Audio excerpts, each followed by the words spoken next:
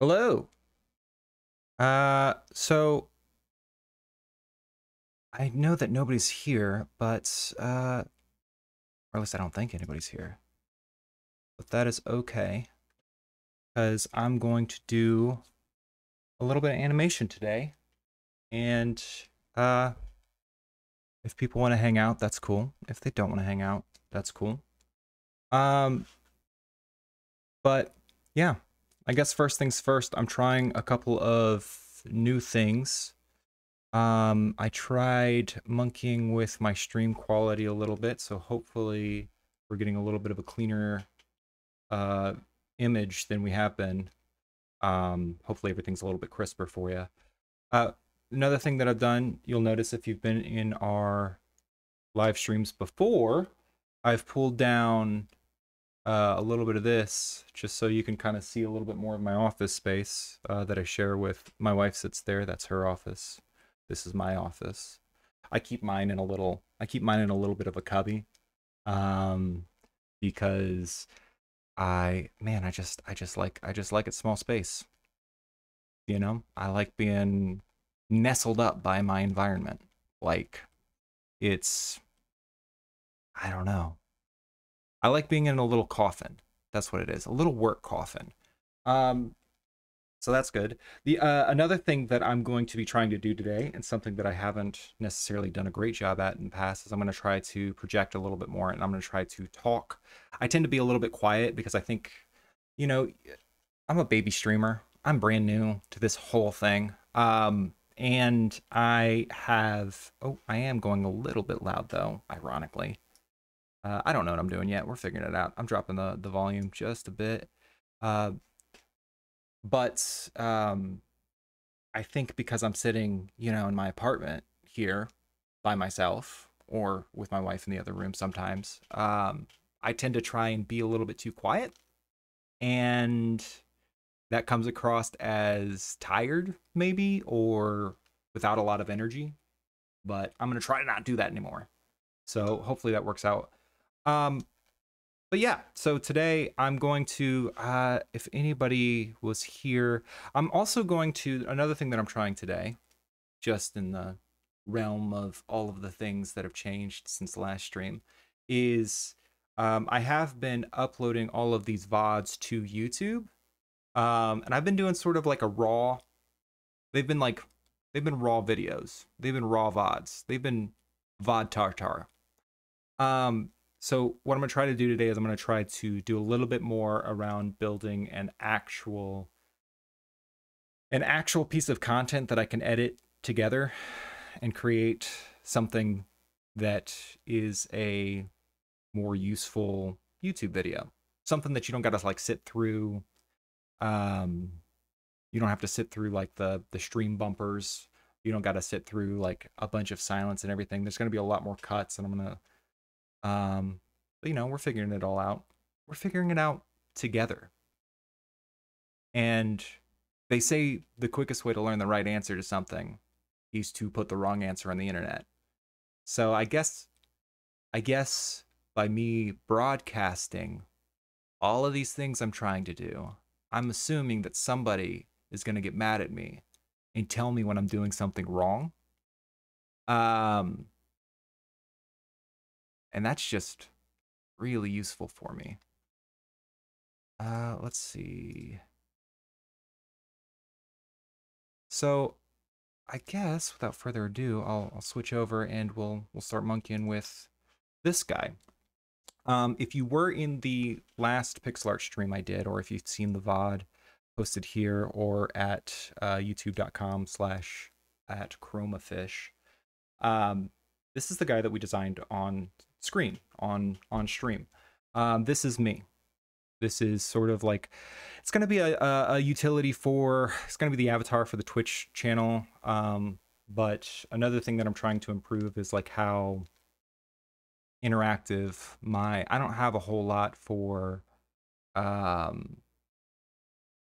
interactivity. I don't show notifications or I don't show alerts when people follow. I don't show alerts when people subscribe or raid or anything like that. Which is a good time to, I guess, do that because I don't have a whole lot of followers or subscribers or raiders. But what I want to do today is we're going to take this guy and we are going to animate him. And I'm going to kind of go through my process of how I like to animate, which I've done a little bit of pixel art animation in the past. I am working on my own game. My process is sort of what I've funged together over my art and design and development career. You know, and if it's useful to somebody, awesome. That would be great. And if it's all tired stuff, then, you know, tell me how much you hate it. But yeah, so we're gonna take this guy and I'm gonna show you a little bit of I guess, what do they do in cooking shows? They put something in the oven beforehand. So I did do one dance off camera here that I want to share with you, so you get kind of an idea of what we're working with here. So this is the target. This is a little 6-loop animation, which I'm just gonna. I really like the way that this came out, but this is just not a 6-loop, a 6-frame loop. Of my boy doing, I feel like, am I dropping frames? Oh, I am. Why am I dropping frames on this? Well, that's not going to be any good. Let me drop my bitrate a little bit further and see if that helps get some of the frames back. I know I was running at a really high CPU. One day I'm going to be good at this. Let's try this. Okay.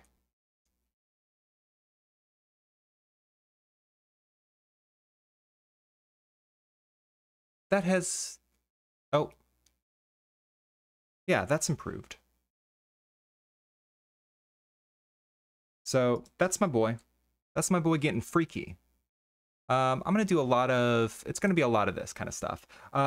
The dance that I want to do today is called flossing. So this one, I'm not sure what I'm going to use each of these for, but like my thought process is I'm going to have like several different little loopable animations that I'll use for like different, maybe they're redeemables, maybe they're alerts, maybe they're, you know, emotes. I don't fully know yet, but we're gonna figure it out on the night.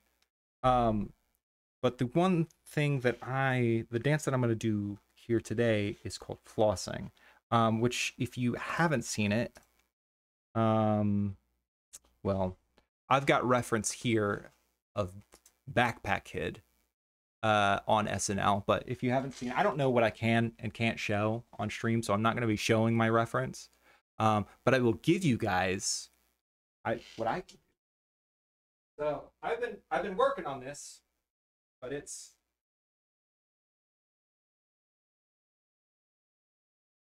this. It's all this. You know?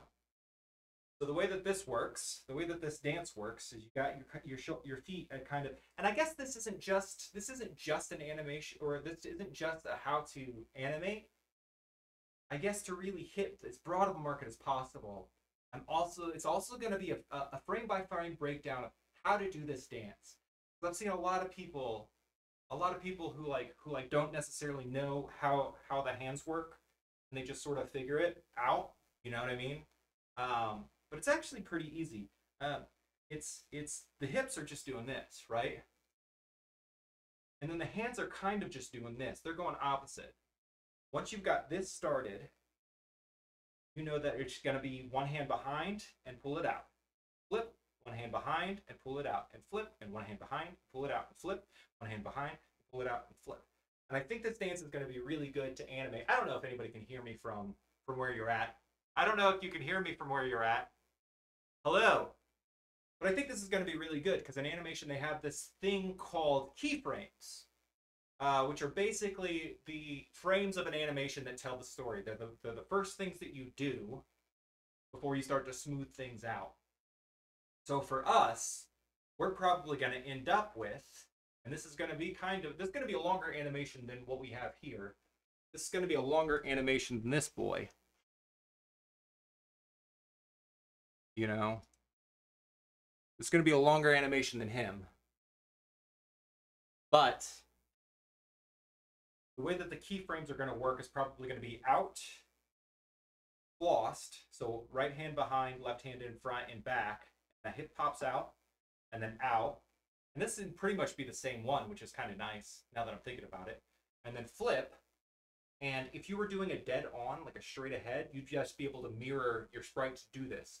We've got this sort of three-quarters shot, which we can't necessarily do that. I know that you can't see me.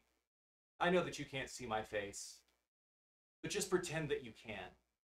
Hi. So yeah, it's going to be one keyframe, one keyframe, one keyframe, and then flipped. One keyframe, one keyframe, one keyframe. And with those 6 keyframes, we're going to sort of build up the pieces of our animation. Let's pop back over. Man, this thing is just eating CPU. Hopefully that's not going to affect me too much.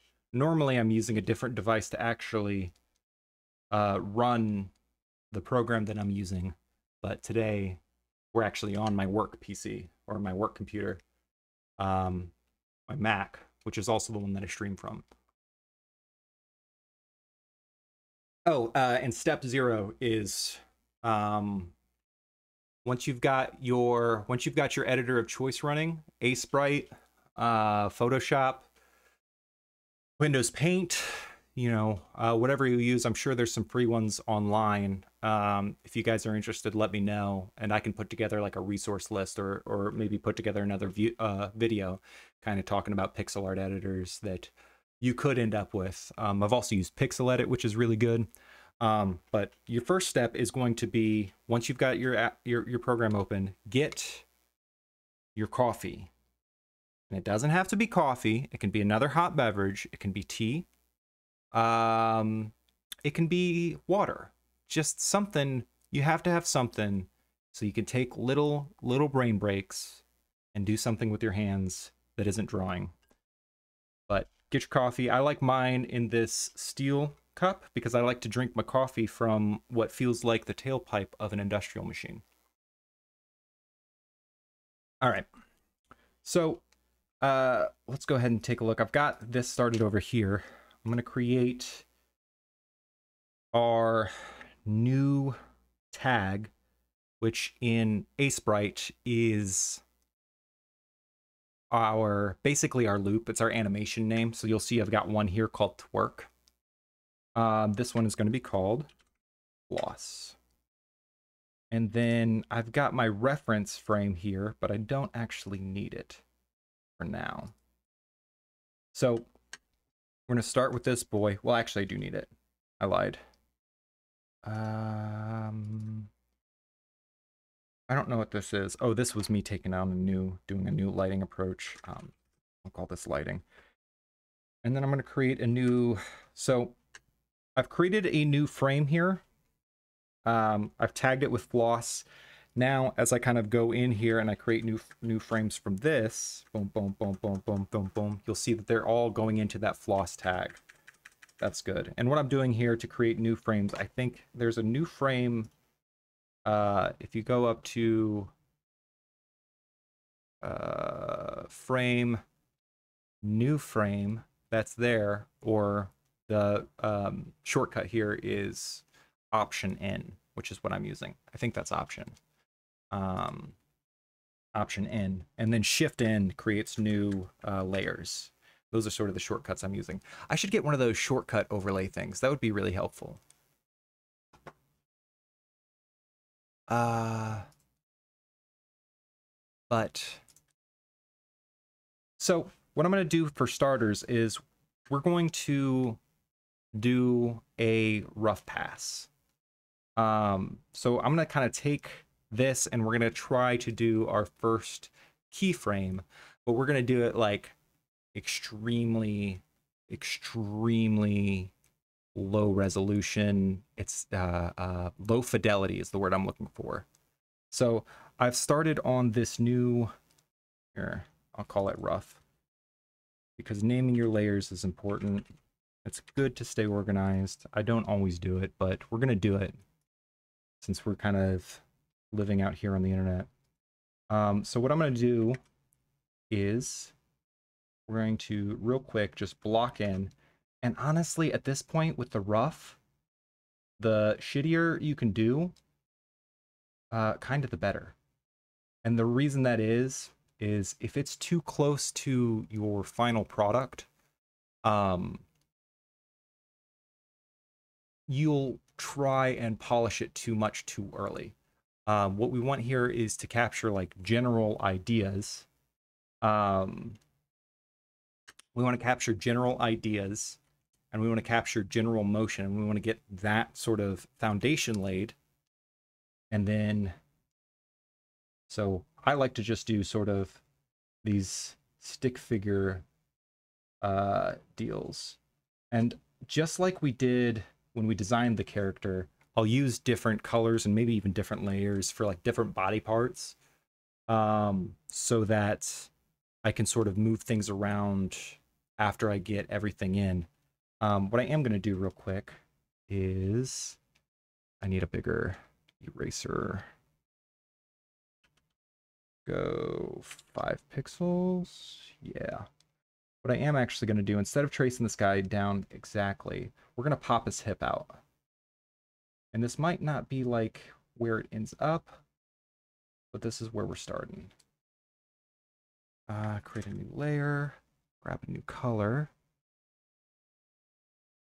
Let's go this blue for the hands. So if hips back, if hips are to the left, hands are to the right.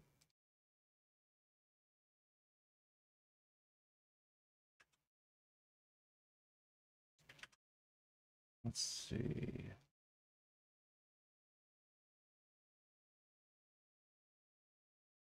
And what's nice about this too, working this rough and this nasty, is our first pass at this rough animation is going to look bad. It's kind of supposed to. I'm gonna drop these down. See, this is why we have them on separate layers. It's kind of supposed to look bad. And then let me see real quick what the head is doing. Actually, let me go ahead and go to Backpack Kid. I'm gonna take a look at how his head moves. So his whole body shifts. Okay. So what I'm seeing on the video, here, go down here, is when his hips go left, you see how my upper body also moved left? So that's going to be that's going to be our guiding star. Where the hips go, this goes. If anything, what kind of makes the dance work, what kind of makes it funny, I think, is just like this perfectly upright top. And I'm doing this like in a sumo squat because, yeah. But this perfectly upright top is just like boom, bam, bam, bam, bam, bam. So it's like the top is kind of doing this bouncing back and forth. I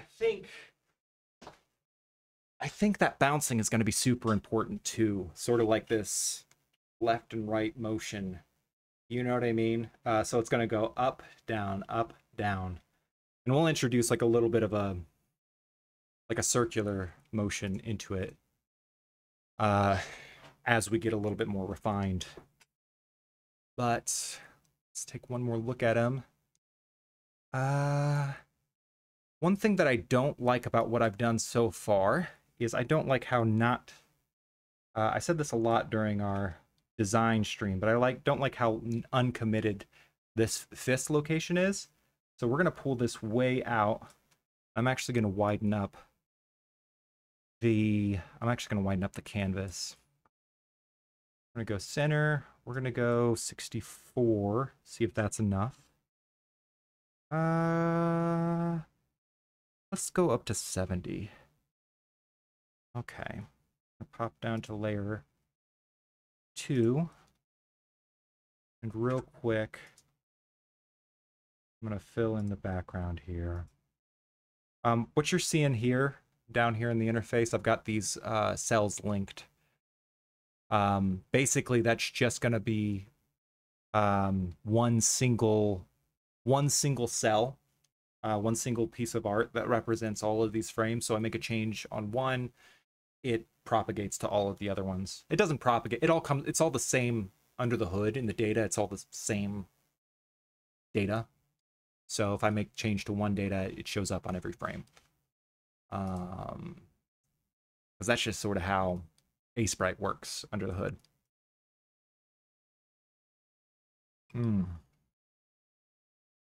All right. Let's keep it going. Sorry, I got excited. Let's see. Fisticuffs. So yeah, I want to bring this out a little bit. We're going to take this. I am gonna, you know what I'm gonna do? I'm gonna take this, I'm gonna create a new layer, and I'm gonna paste it in. Because I think that I'm going to, I can always kind of grab both these layers and move them at the same time, but I think I'm really gonna need to do a lot of like individual little tweaks as I'm animating. Let's go ahead and put the head in. So name, right hand. And this is our right, not his right. Left hand, which is doubly weird for me to say because that is me. Who am I? Feet. Okay. It's that feet content that everybody loves. All right, so we're gonna go ahead and grab. Let's see, what color for the head? Let's do a nice old pink head, because that's kind of the color of his head anyway. So I've got this kind of shift happening here, which means this is going to be over here. The head can even be less detailed because what you'll see is when we get into the refinement stage, I'll basically take this head there and copy it and start using that and moving it around. And then I'll do small little tweaks. You'll kind of see, let me go back and show you the twerk. You'll kind of see how I did that there. So what I did here was I copied the head. I moved him I kind of moved him without changing him. And then I made subtle little tweaks. I started with just moving the glasses. And then eventually I gave a second version of the hat that kind of tips up a little bit. You'll see it right here. See the difference between those two? Down, and then up, just to give it a little bit more life.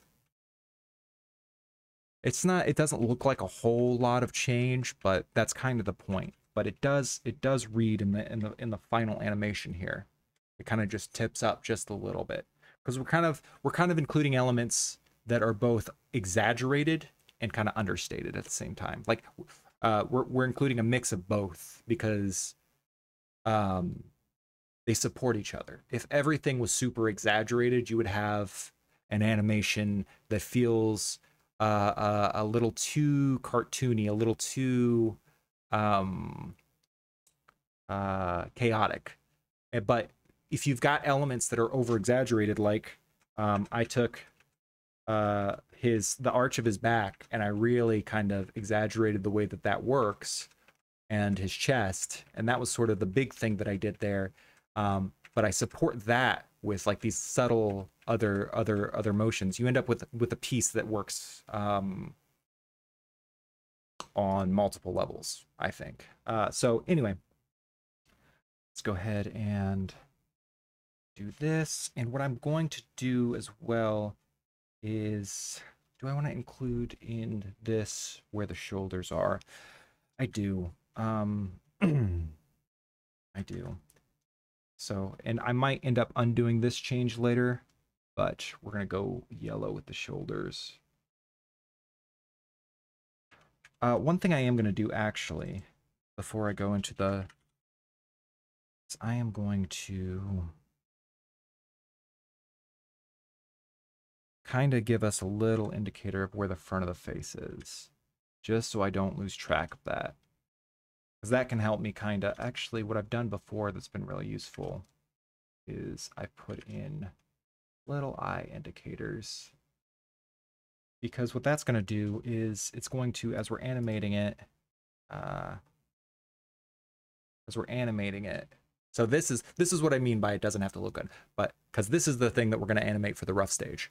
But as we're animating it, kind of getting an idea of which direction everything is facing, because we've got these like really rough blocks, is going to help me, it's going to help us suss out where there are little problems in our animation, right? So let's keep on moving. Let's bring the body back, and then I will go ahead and do shoulders. And this is a lot of it. Again, this is my process. It really works for me. People get mad at me online. I'll be very excited because that means that they've got some information I don't. Everybody does, right? We're gonna move this. We're gonna take this and we're gonna cheat these a little bit over. Hang on one second.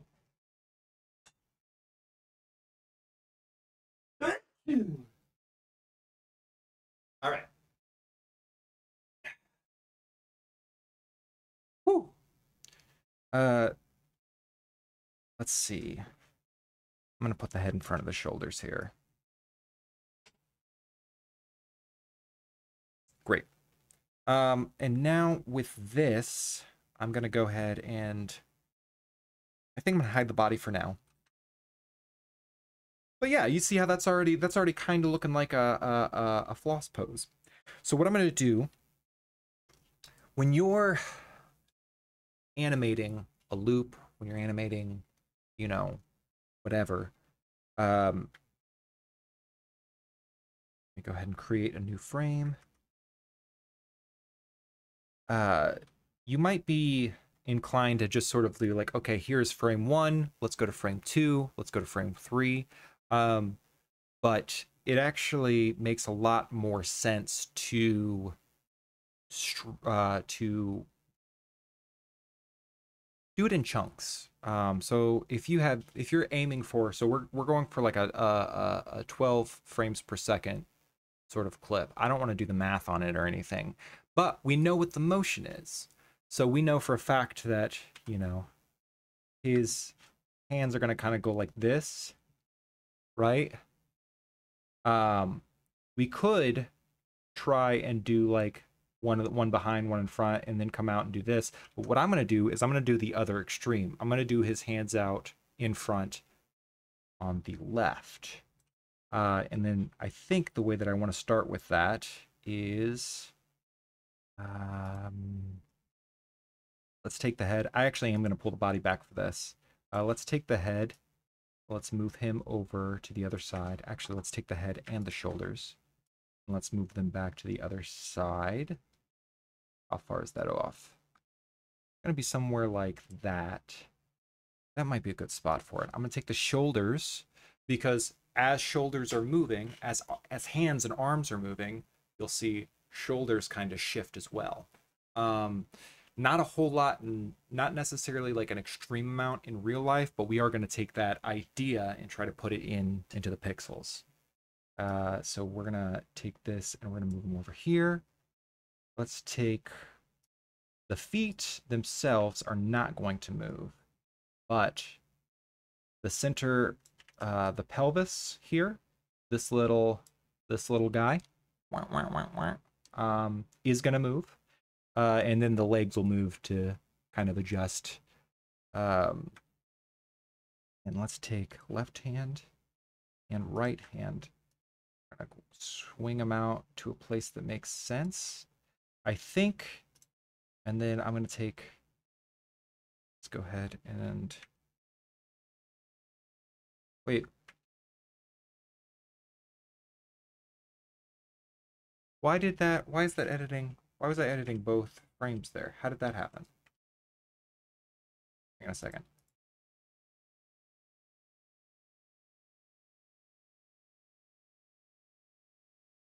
So we've put the shoulders in. Now I'm going to create a new frame, right? So you're telling me right now, this isn't how it's supposed to work, but if I move that down there and I switch over, okay, cool. I don't know what happened just then, but we're going to do some of that work again. Is it because I'm doing it like this? No. Okay, cool. I must have had both selected at the same time. That's my bad. So let's do that again. We're going to shift the head to the other side. Let's see. We're going to cheat the shoulders back, right? Because again, we're going to kind of pretend like they're doing a little bit more movement than necessarily they are. We're going to erase the legs. That's for future us. We're going to take the hands. We're going to shift these over, right? And we are going to pop this up and pop this down. Now what I was trying to do, I think it's going to be 2. I was trying to go back and forth. See, it did it again. It took the hands, and it did both the hands for both the frames. There must be a different way that I am doing the selection that it does not like and does not mean what I think it means. Okay, so we're going to do that, and we're going to take this. And then the last thing I'm going to do is I'm going to go down to feet where the pelvis is. We're going to pop this over. Okay, so I've got this. Let's get rid of the body so we can see a little bit clearer what's going on. Okay, I think, and this is sort of the process, right? So like this gives you an idea of what's happening. Let's pop into the feet and draw these legs in. Let's see, goes to the back right here.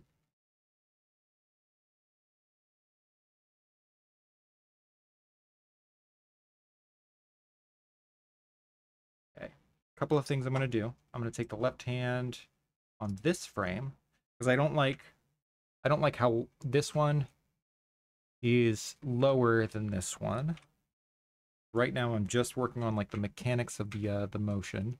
And it's a little bit, they're actually a little bit different sized, but that's okay. I also want to take this whole thing on this frame and I want to cheat it out a little bit more because I think this is different than, I'm going to take this a little bit further.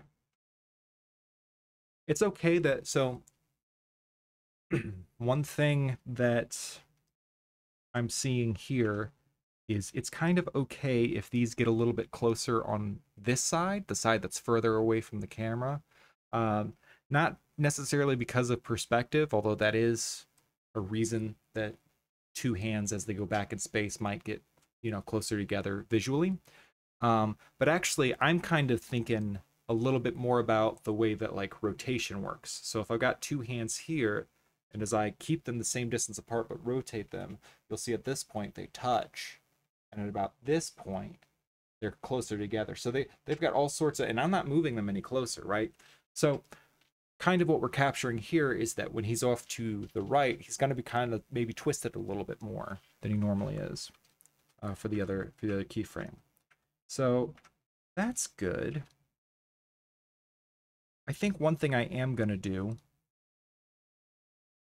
one thing that I would like to make sure that I have room for is, let me take a look at the body again. Yeah, so I thought that's what I did.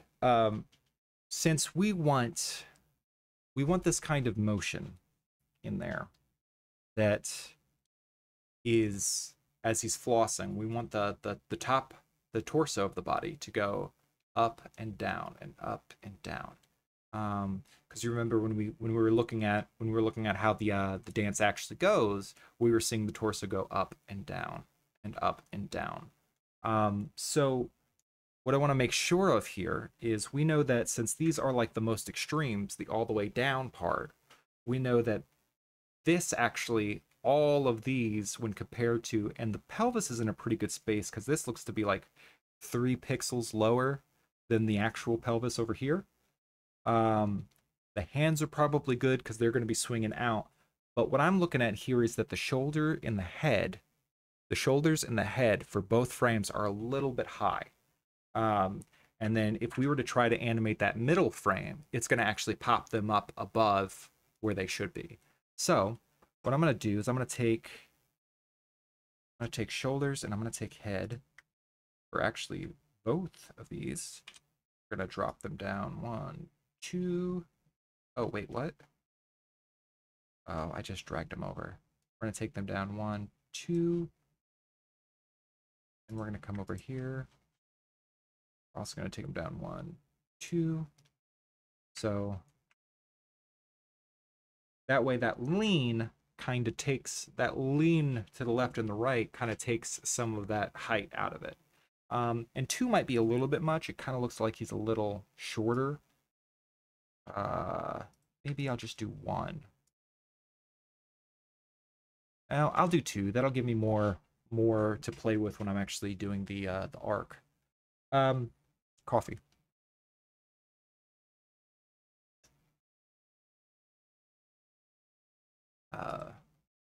Let's see. Thanks to anybody who is lurking. I'm glad to have you here.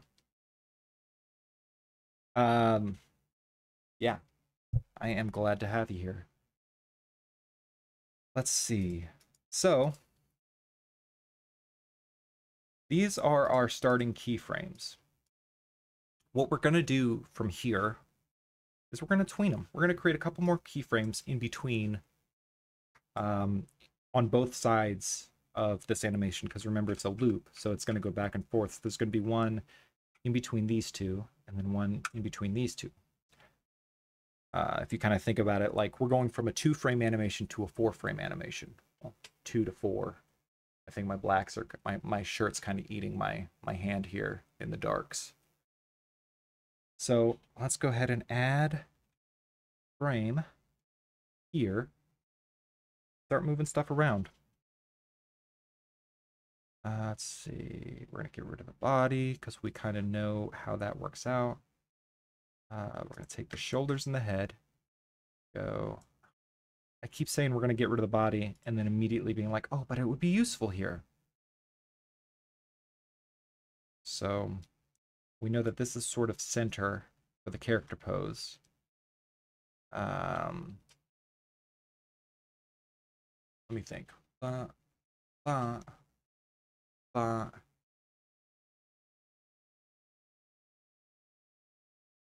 You know what I think? Here's what I'm... You know what I think?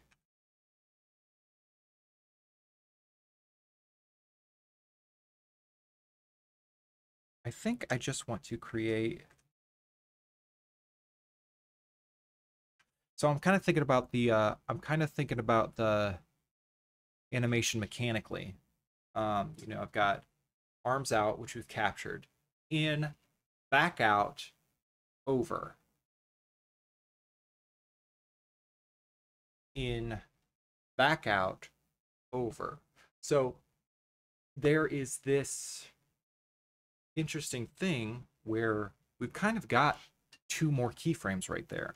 I'm going to go ahead and duplicate this frame here. We're actually going to go from, because we have that, we're going to go directly from a 2-frame animation to a 6-frame. I know that probably, none of that probably makes sense, but let's see what it actually looks like. Let's see. New frame. We're going to duplicate both of these frames. Because, and then I'm going to kind of take, I'm actually going to take these ones. I'm going to just alter him.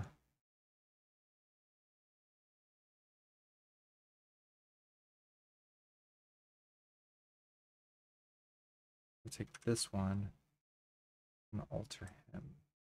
So what I've done here is just a little back and forth. But we can sort of take, we know that, so I've got frame 8, 9, 10, 11, 12, and 13 here. We know that this one is good, this one is good, this one is good, and this one is good. And what I mean by that is, like, these represent the unchanged, like, give it a body again. So this is the start. This is going to be a little bit different because I think this is going to be the floss. So frames 9 and 12 are going to actually represent the floss, where like the body goes between the arms and then pops back out. And then the body goes between the arms and then pops back out. So if we do a small, we do some small tweaks to this, what I think is going to happen, let me take a look at it real quick. I suspect that when you cross over and you do the floss, your body doesn't shift as far over. Oh, there's another interesting thing that's happening too with the shoulders.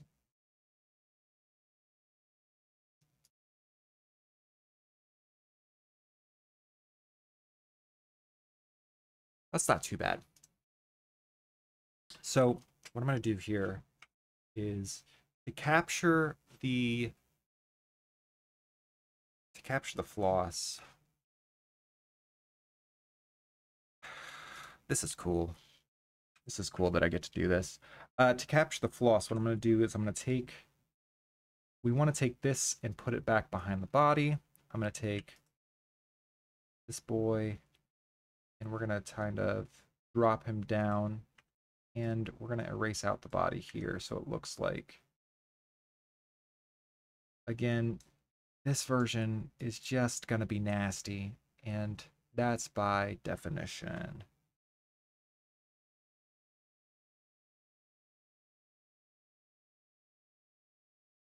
I think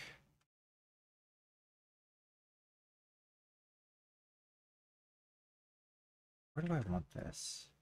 I want it to not go as far, because I want it to be clear.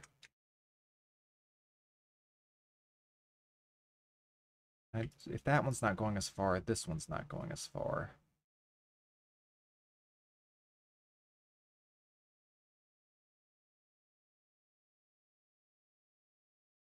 Yeah. Okay. So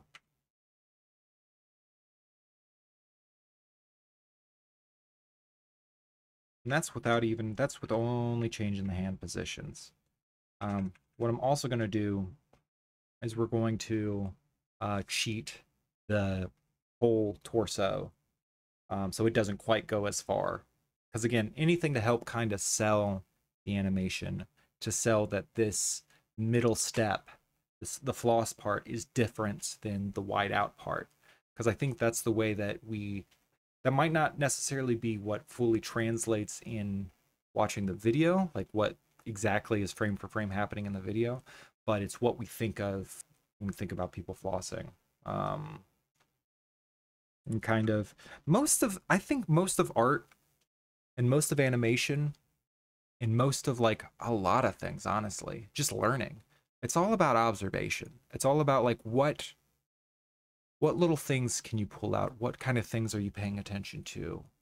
Um, and it's kind of like writing. It's kind of like each one of these. Whenever I get to animate something, and I can kind of go through and I look at a piece of reference or a piece of whatever. It's kind of like I get to write a little bit of a love letter to like, oh, here's this special moment. So I guess this is a love letter to flossing, which is this is what I'm doing. This is what I'm doing with my time today. This is what I'm doing with my time today. And I love it. Because you know what flossing doesn't get? Enough love letters. It just doesn't, you know? So I'm gonna take these and I'm going to actually I'm gonna hold off on that. I'm gonna do the hands on 12 instead. Instead of working on just getting this one perfect, I'm going to do 12. Do the hands in 12. And the reason is I'd like to, every time I do something on 9, I want to mirror it on 12. Again, I wouldn't have to be doing all of this if we were working with a character who's facing you straight on, because baby, you get to just flip the canvas, and that is huge. In fact, if you're playing like a lot of old school RPGs, or if you're playing like platformers where the character goes right and then goes left, even if the character jumps like Mario, he's in Link, and characters in old school games, they're ambidextrous, because when they're going right, they're going to use their, if they use their backhand, their left hand to swing the sword, well, when they flip it around, they're going to use their backhand to swing the sword. And baby, while they switched sides, while they turned around, you know they switched that sword hand, which is really incredible. Like, it's quite a feat. If anything, it's a little showboaty. Like, oh, Ganon, I'm gonna take you out, and it doesn't. I'm gonna use my offhand. I'm gonna beat you up with my left hand. Oh wait, no, Link is left-handed canonically. I'm gonna beat you up with my right hand. So that's all. All of the Legend of Zelda, at least pre 3D graphics, is it's all about. It's just Link stunting on people, and that's okay. That's good. Sometimes you got to stunt. Sometimes stunting makes you more confident and lets you do better in your day to day. Not that I would know. Let's keep going. Okay, so we're going to mirror these choices. All right, we're going to take this, we're going to pull it down. I think more of the hand is going to be hidden this way. Sometimes,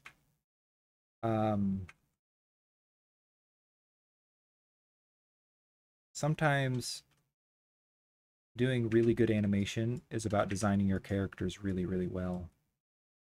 And sometimes that design process means that you don't do a character that is cut at a, you make the call to have a flat dead-on character. A lot of people think that design is like the art of it, but it's actually, I think it's more mechanical than that. Sometimes the design is like coming up with a solution that best fits your use case. So in some ways, what I've done here by making that choice is bad design. But we are okay with that. And the reason that we're okay with that, oh, this is going to be good. Okay, this needs to come in a little bit more. And down.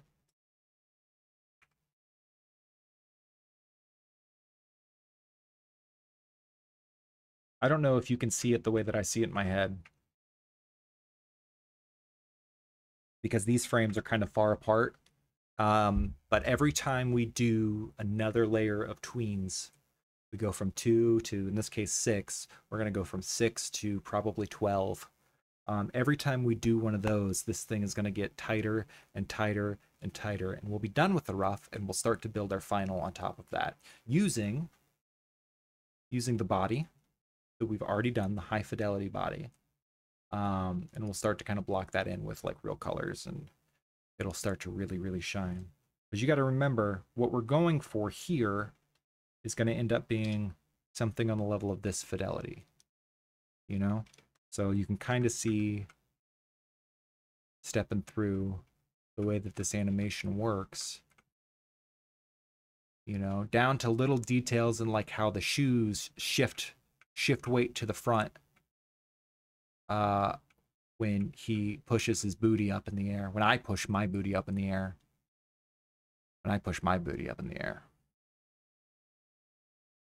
you know. It's important to know that in this case, with the technique that I'm using as a tenured twerker, a lot of that booty pop and that booty power, it come from the toe. You know, you push that toe deep into the earth and you absorb the earth's power, and then that's what pops out the butt. So that's good to know. Flossing, different technique entirely. But flossing is not about the energy that you pull from the earth. Flossing is about the energy that you brought with you in your backpack, if you weren't aware. I don't have a backpack in this piece, so we're gonna have to make do with what I've smuggled under my sweater. We're gonna have to make do with that energy, the stuff that I keep deep in my chest meat. Okay. Let's do some more tweens. All right, so this is going to be exciting because I think this is going to be where things start to make a lot more sense, and start reading visually. There's a point where, and it's my favorite point of doing an animation, or really like even a digital art piece, where it stops reading like lines and garbage and starts becoming like you can start to see your brain starts auto-completing and seeing the piece behind it. That doesn't make any sense to you. Well, maybe it does. So there's like a part where you stop asking the question of how do I make this piece look more like the thing, and you start saying, how do I make this thing look less like my piece, like less like my drawing? And you start removing problems instead of adding to it. I don't know if that makes any sense. But as we get more refined here, even in this rough stage, we will get there, which is very exciting. So this is going to be where we introduce our middle stage. I'm going to grab the head and the shoulders, not the knees, not the toes. I have screwed up my view here. Pop this up. I remember it was 2 down. I think that's about right. Now we're going to pull them over just a little bit more. Okay. Yep. Let's see. We are going to take the feet. Let me make sure I didn't screw up the other. Good. See that little bounce right there? That little pop, pop, pop, pop, pop, pop, pop, pop. That's the sound. Bet you didn't know flossing had a sound. Why would you want to know that? Let's see, we're going to take this. We're going to take this kinda out. Kinda out. See how that feels.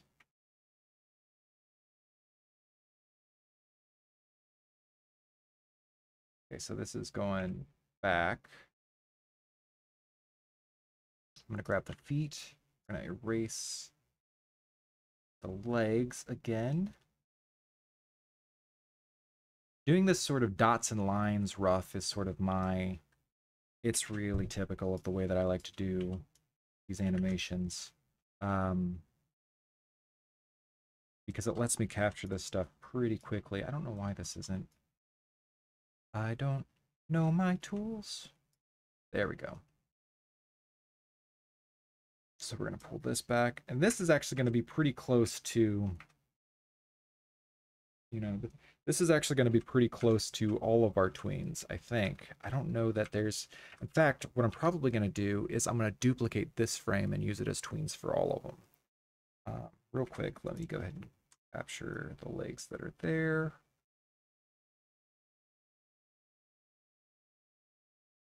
I'm going to get rid of the body for now because I think this might be a cool reveal. So let's see, create. We're going to create a new frame. Layer bodies hidden. There we go. 1, 2.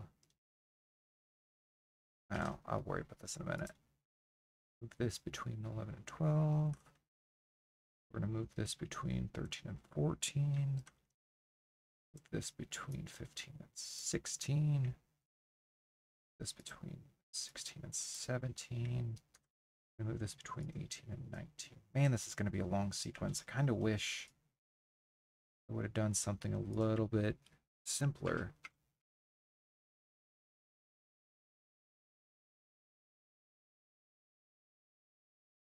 But yeah, you seeing that? We're not fully there yet, but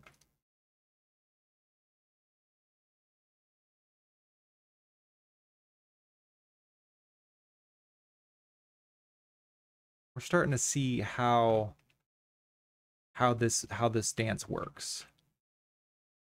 You got a little bit of bounce in the hip, you got a little bit of bounce in the upper body. Let's see, what else do we need here? This might be enough to get started. This might be enough to get started on the next step. I think it's going to be enough to get started on the next step. Man, I wish I would have done the twerk for this, because this is... What is this, 12 frames? 1, 2, 3, 4, 5, 6, 7, 8, 9, 10, 11, 12. Yeah, that's 12 frames, and I know that we're going to have to tween again, just judging from how far we are.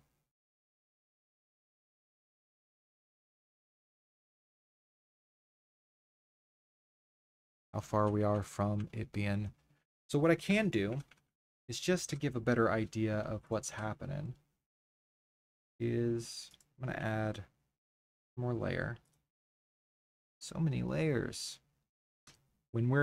Before we go on to the next step, what I'll do is I'll smash all of these layers for the rough that we used for constructing the rough down to 1, so it's a little bit more sane.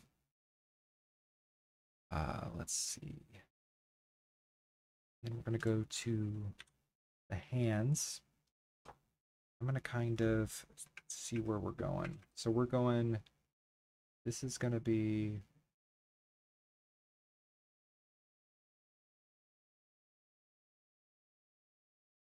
This will help us kind of figure out... Do I want to go... I think I want to cheat this out a little bit.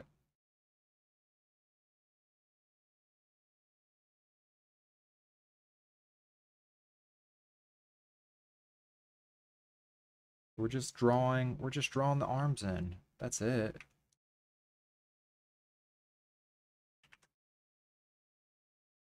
It's okay to get a little bit of a bend in there. I might end up taking the bend out because this is actually pretty close, so this would have to be bent. This doesn't feel right though. This step can kind of... Well, I'm glad that we're doing this before laying in anything in, because this step can kind of reveal little issues that we've got.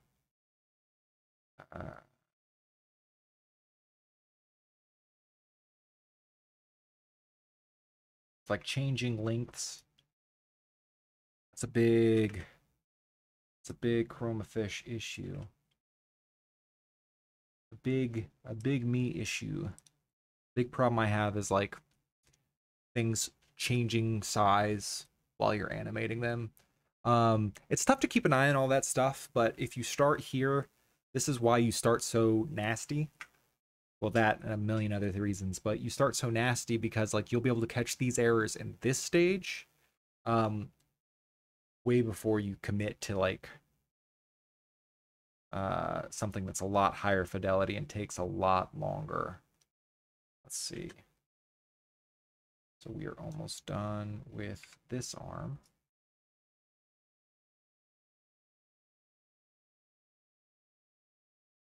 Okay.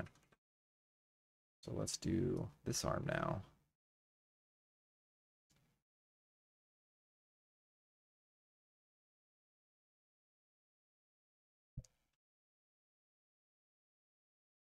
We're just connecting some limbs. Just connecting our limbs with some lines.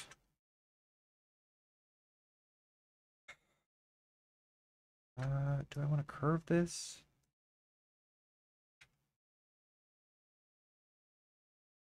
One of the things in this character design that I've got this big old chunky sweater in it. And the reason that I do that is because instead of worrying about where the elbow is, which it's okay to have elbows in your art, but I really wanted to get like a like an Adventure Time or a Muppets kind of wiggly noodle arm. You know what I mean? Um, because I think that's a lot. It's a lot more fun than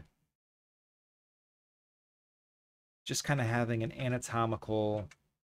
I can get lost in like if I'm given too much opportunity to have,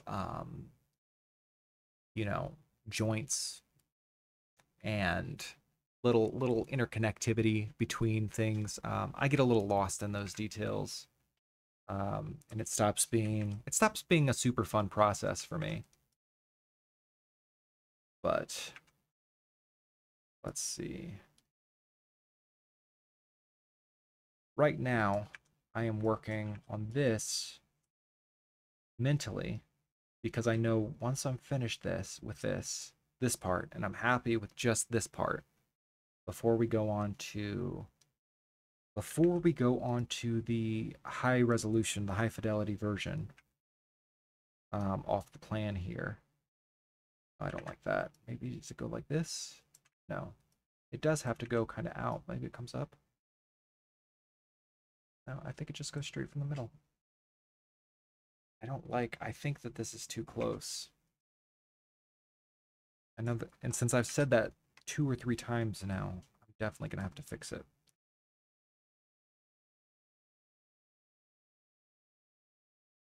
So, but here's the doesn't look like a whole lot yet. There's all sorts of little fun things that we can do to sort of add life into it. Get it out of being so robotic. Okay, so take this. No, start with this. Take this. We're gonna move that out a little bit. Switch over to this.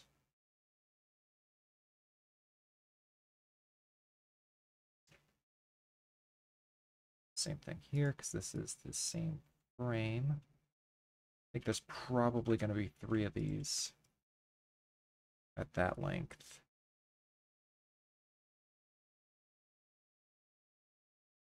Oh, there was only 2. At the right spot? Not quite.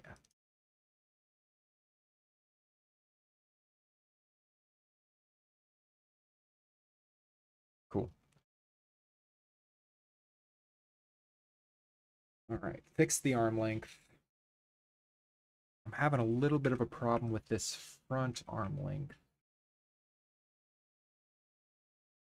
That's okay. I also don't like this backhand. I think the backhand's over too far here. We're gonna fix some of that.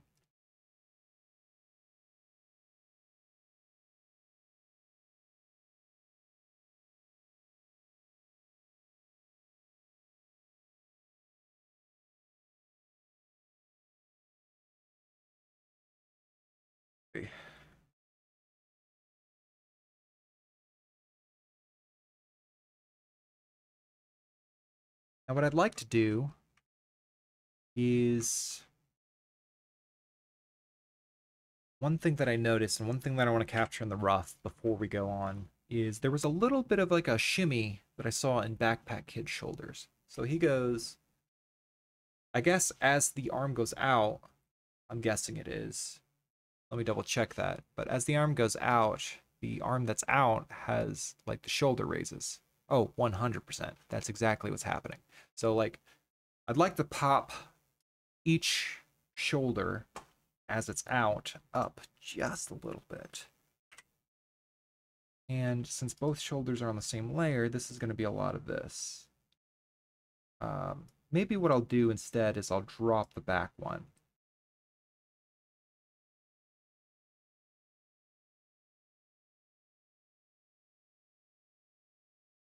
I think what I'll do is I'll drop the back one for every step. The one that's being dragged. I'll drop the back one for every drag.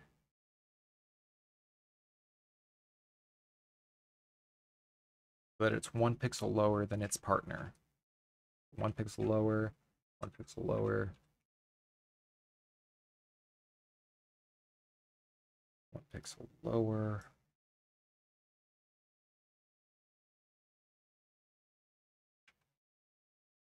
Yep, and then we're back at the beginning where we've already done it.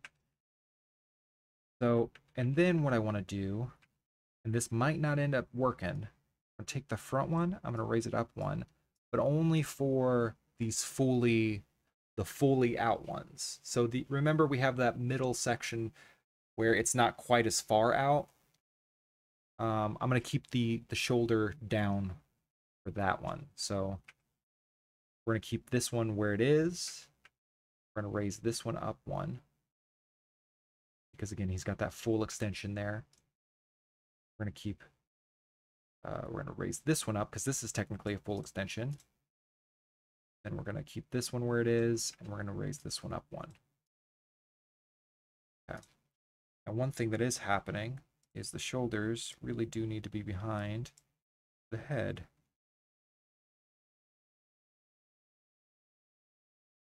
So you don't even necessarily see that in this as much, but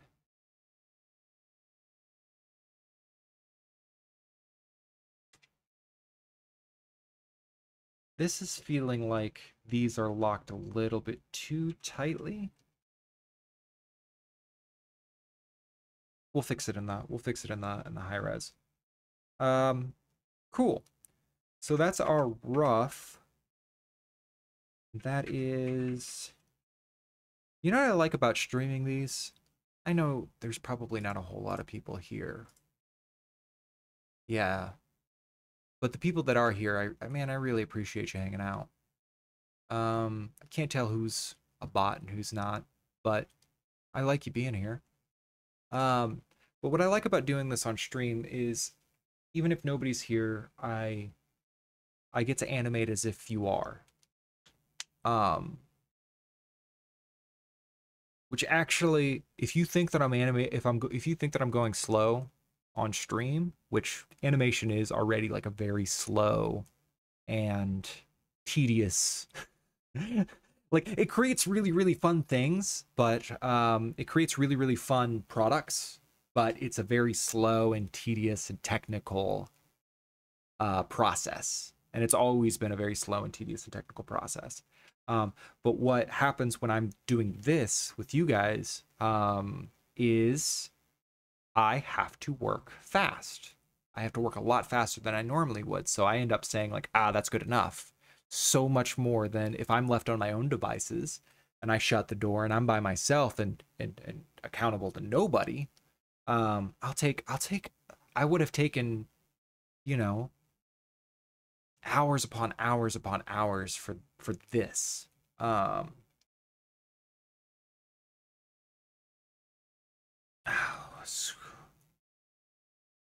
Got my reward here. So that is step 1. That's the rough. It's not pretty, but it's not called a pretty. It's called a rough. I think it was named by a dog. So we've got here our boy. And our boy is, gosh, he's just happy to be here. Let's do a couple of things and start working on the polish. Um, sorry, not the polish. We're going to work on the high fidelity version. So I'm going to take all of this for starters. What is this? What's this? That's the arms.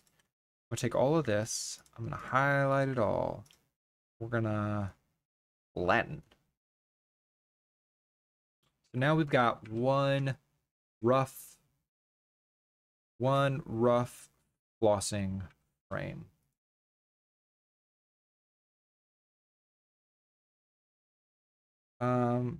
Great. I like that a lot. And then I've got some stuff for the I've got a couple of extra layers here for the twerk that I could probably reuse. But I'm not going to, because I'm addicted to creating new layers, and by the time I'm finished with these freaking documents, they end up just absolutely slammed. So let's do what we talked about earlier. Let's go ahead and copy off the head. Boop. Get rid of the body. Copy him right into, whoa. Copy the head. Boop, boop. Go over here. Okay. Again, I copied the whole body. I don't know how to use my tools. This is a case where it's like a, I guess it's gonna be able to do as I say, not as I do kind of thing, because like, get to know your tools. Like, if you're doing any kind of content, if you're doing any kind of art, and you're especially digitally, you know, it's not as simple as, I mean, I guess it's true for analog art too. Get to know your tools, figure out how the program works. Because otherwise, don't be like me, folks. All right. So I'm gonna copy this, and we're actually gonna copy it into all of these. Because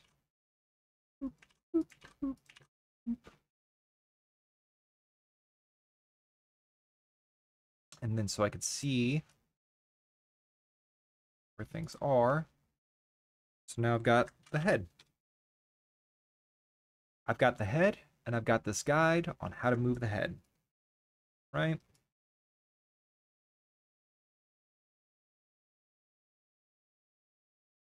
Which is a pretty cool. That one's already in the right spot somehow. That one's already in the right spot somehow. Great. So that's that.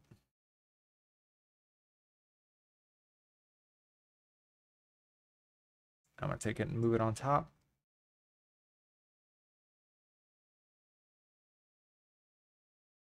This is kind of like, I guess, seeing how the puppet is made or the animatronic is made. You know, all the robot parts underneath. It's kind of what we got going on here. This is the Five Nights at Freddy's version of me. I am running low on coffee. I'm gonna have to get more in a minute. All right. So let's grab hands. Let's catch hands.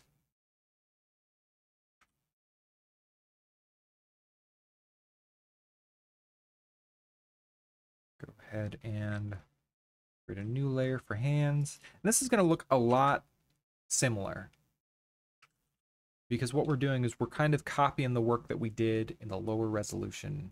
We copied the speed work, the speed paint job that we did. And we're going to draw over our low resolution version with this, with the colors that we have. And we're going to start refining those shapes, and we're going to start refining, and we're going to put in some extra details. So a lot of this is going to feel like rework, but it's not. What we've done in the rough stage, if we were to try to make those high level pose decisions at the same time as these needly shaped decisions, we would have ended up in sort of a feedback loop of like, well, is that pose? Is that shape? Is that pose? Is that shape? We've made pose decisions. Let's do shape. I really like animating. Um, and I like this step especially because I think I mentioned it before. It's kind of, there's a mindless part to it where you just sort of zen out and you got a good time. You have a good time. That's all this is. We're having a good time.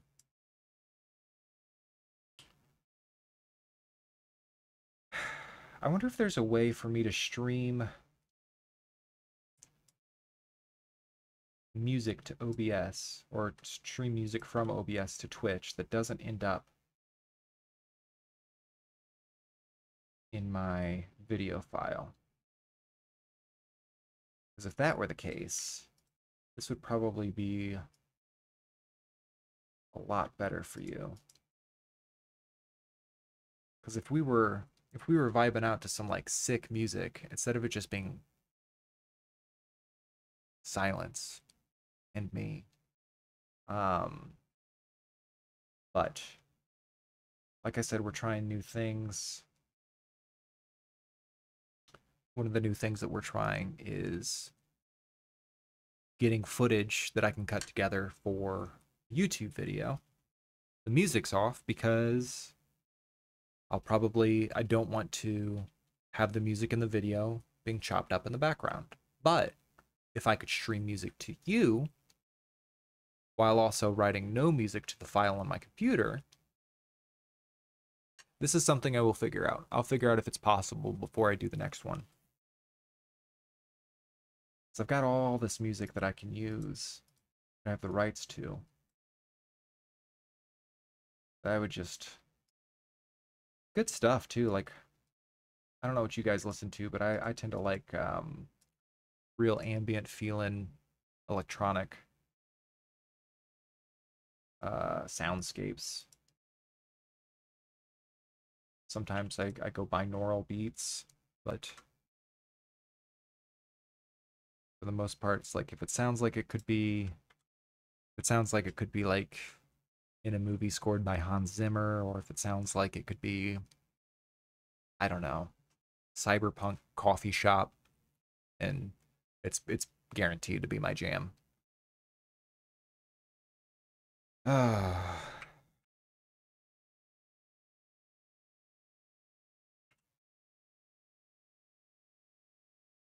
please go ahead and go here with them. Actually,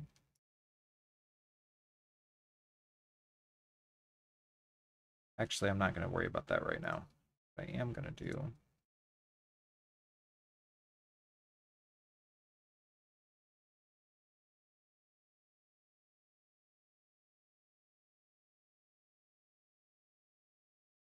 I'm going to get the next color. I'm going to get the curtain shoes color.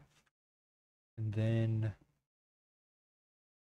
another thing that I would do if I knew my program a little bit better, if I was a little bit more comfortable in it, is I would have this would already be a palette. And I probably should have done that beforehand. But what I keep doing is turning on my reference character design and sampling colors from them, which is a fine way to do it, you know. But I've got a palette tool over here behind here. I've got a palette tool back here, right there, that I'm not even using because none of the colors that I actually have in my piece are in the palette.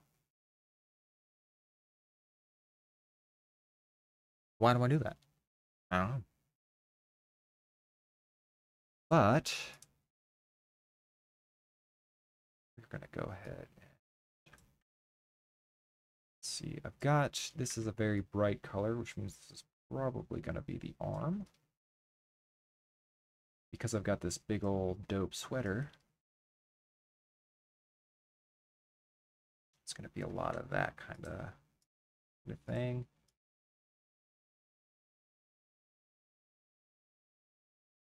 And then let's grab the body again and get that darker color. One thing, little pixel art life hack is if you want, so I have two color, I use like primarily, this is the 2 pixels up, right? Yeah, because this is fully extended. So I have primarily two colors for every like I have a light and I have a shadow for every blob of color. That's a me thing. That's not the right way to do it, but it's not a wrong way to do it, and that's good enough for me. Um, ooh, this is the first time.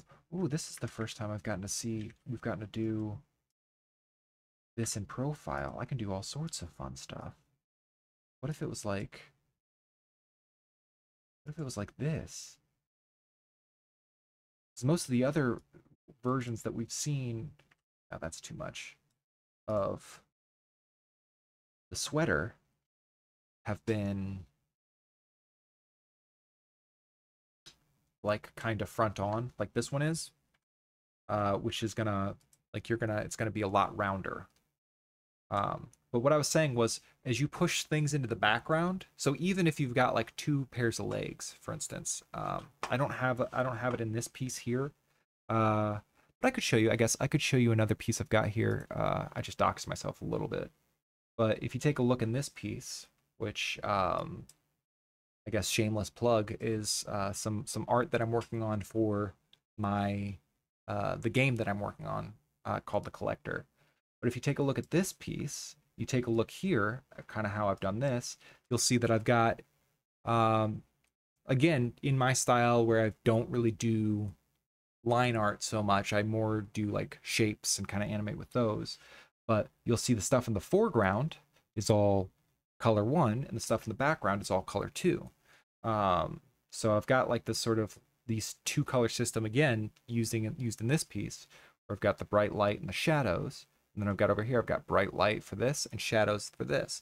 So the shadow can be used to um, indicate light source, but it can also be used in pixel art to indicate depth from the camera. So like stuff that's further back in space.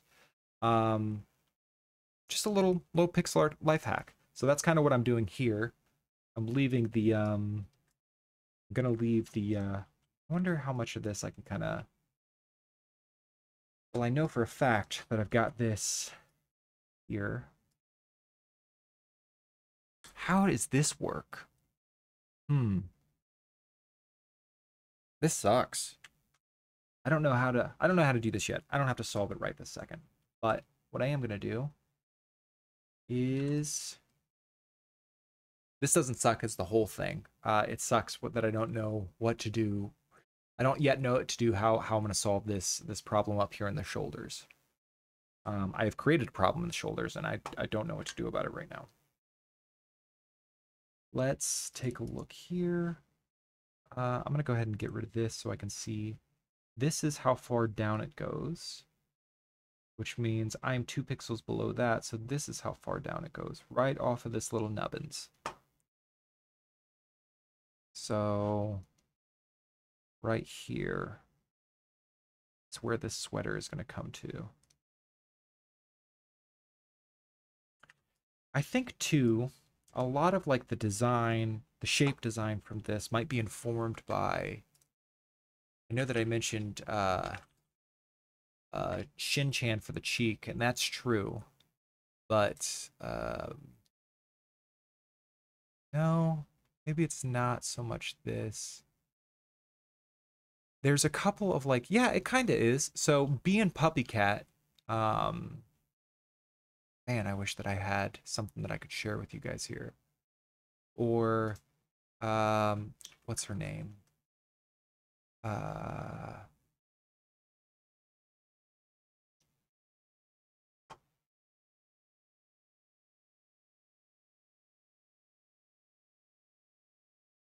I wish I could come up with it, but there's this kind of like puffy, sweaty girl or puffy sweater girl cartoon aesthetic. And actually, uh, Steven Universe is kind of in that same style, I would say, where you've got that sort of chunky sweater. Chunky sweater. Oh, this is actually, now that I'm looking at it, it's a very Steven Universe kind of crack at it. So it's this, that's sort of the informing a lot of the shape decisions that I make with the sweater, with you know, the face. Um, it's kind of my reference point for this particular sprite. Um,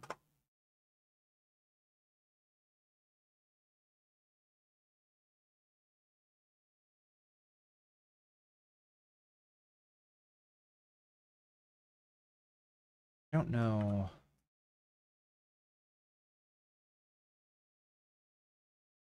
Let's see. Let's go ahead and switch back to body. Take a look. So this is small on the mid, big on the sleeve is sort of the way that I've communicated this before. And this feels like I'm going a little bit big on the mid and small on the sleeve. Well, it's more like I've brought them a little bit too close together. I've kind of, so we're gonna go ahead and fix a little bit of that. Oh, that feels right. That's good. That's good. And then maybe I can kind of fatten this up a little bit.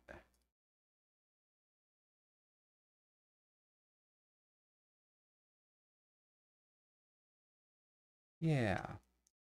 Thing about pixel art, man, is that just small changes make a world of difference. I don't like that this is, so what I'm going to do is I'm going to pop this hip. I don't like that this is sort of tangenting. Again, so tangent is a word I learned from Drawfee, which if you want a show that's going to get you really inspired to draw, go watch those guys. Like their drawing plus improv combination. Um, honestly, like I wasn't drawing. I used to go to art school way back in the day.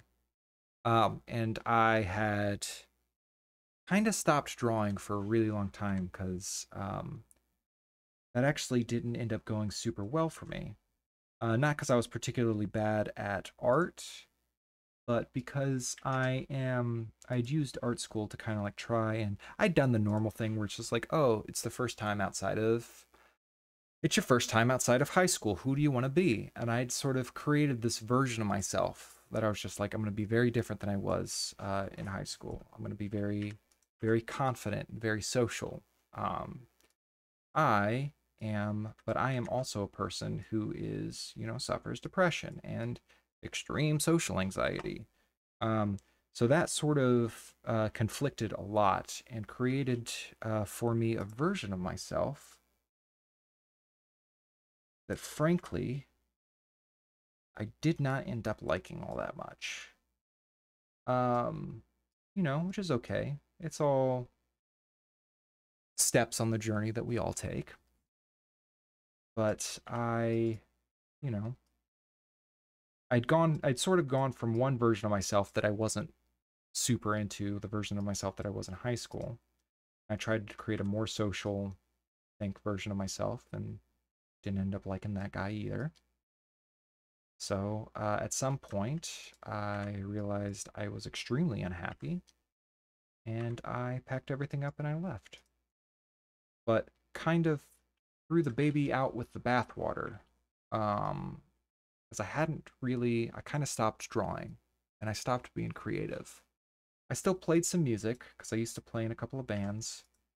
Um, Not great, but good enough for where we were and good enough for how old we were to have some fun.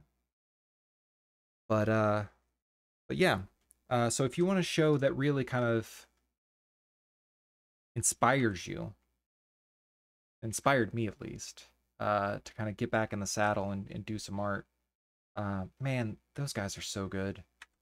They're so watchable.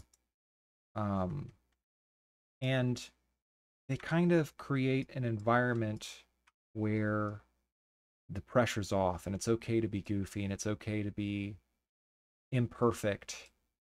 And they're very supportive of each other and sort of in that sense, which I think comes from both being creatives and being like they come from like a comedy background. I think they were part of like college humor back in the day. Um, and maybe some other things, but then when college humor I think went, I don't know the details of it, but at some point Drawfee sort of broke off and became its own thing and became these four friends. um but because they've got that sort of comedy background and because they've got all of that improv training, which is also a very like improv training, I'm speaking out my butt here, but improv training is sort of a very forgiving and loving space because it has to be, because it's like freaking, it's, doing comedy on its own is a very scary and threatening thing to go up in front of people. And, most people aren't super chill when things aren't going well. But to do that in a group setting where you've got nothing prepared, is even riskier. So like they create a very accepting and open environment to the point where like, you know, I am trying to use concepts like yes and um, to just better connect with people and just be a better friend, be a more supportive husband. But but yeah, if you wanna watch a program that if you wanna watch a show that really is just a lot of fun. Sorry that I overanalyzed it there, but if you want to watch a show that's just a lot of fun, just I highly recommend Drawfee. And I probably will again, over and over and over again. But yeah, that's where I learned about tangents. Speaking of tangents, I just went off on one. Okay.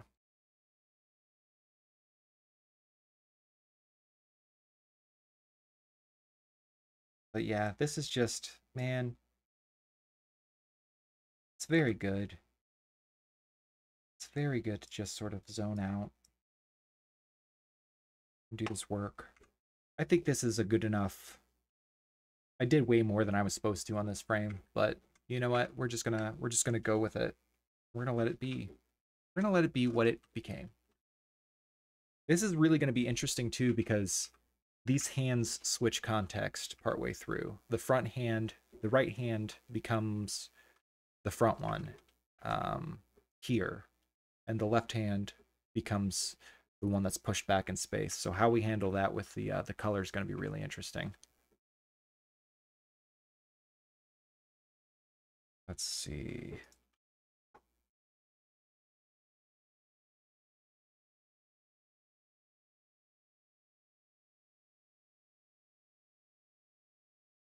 Man, I am going to edit the crap out of these VODs. Gonna be so much downtime. That's all right. It's all part of the learning process. I hope if you're hanging out with me, if you're lurking, to my one viewer, I hope that you're having a good day. I hope that you're having a great new year. And I really hope, that you do something creative soon. That's what I hope for you. All right. So I got this. I'm going to copy this. We're going to take this and we're going to put it over. We've got these duplicate frames. Boop. And we're going to save ourselves some work. I'm also going to take this, and it doesn't match over here at all, but that doesn't mean we can't use some of the work we've done. Because what does match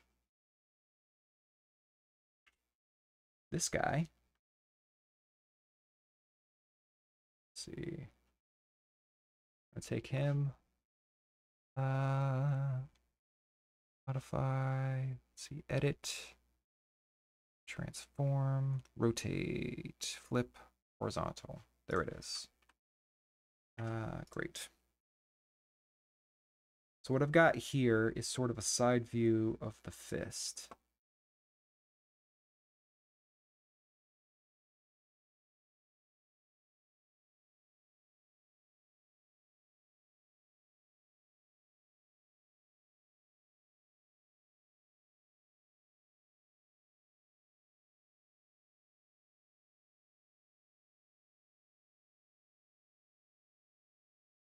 So that's sort of what we're looking at there is like that. There's not a whole lot of detail in it because we don't have, like, we just don't have the detail to play with. We've got a very low resolution image here. But hopefully when we come back and do some shadows, I'll be able to hint at some thingies. And then once we get to that point, let's see, I'm going to take this also. Actually going to break it off. Delete this for now. We're also going to take you and we're going to flip you horizontally. Oh, and look at that. You fit right there. Work smarter, not harder. As my wife would say, chess, not checkers. Let's see. Probably shouldn't have deleted those colors. I need them immediately. Okay. So this is... You'll see that I started doing this and then I realized like how bad that felt. And I switched to basically the middle frame between this loop. So you've got like sort of 8 to 14. I've got 5 frames in between those two. And then 14 back to 8, I've got another 5 frames between those two. I'm going to continue working in sort of like this tween way, where I'm picking the frames in the middle and then kind of working to increase my resolution of the animation from there. Not like the physical resolution, but, you know, the animation, the temporal resolution, which doesn't mean anything. The number of frames. Increasing the number of frames. All right, let's see. I'm still going to reference this to make this work. We're going to kind of come over here. See how close we got. Well, I didn't get it in one, but I actually don't hate what I did.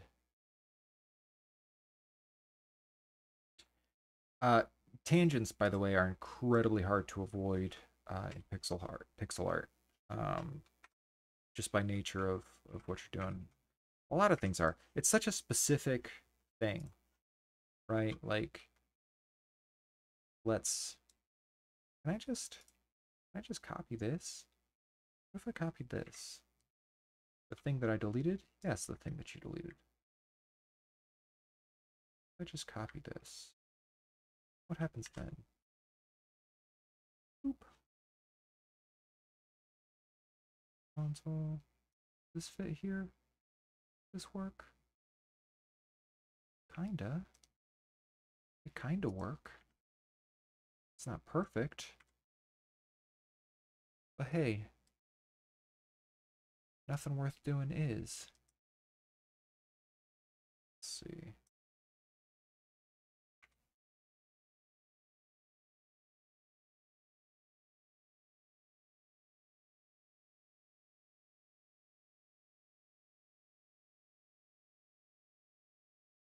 All right.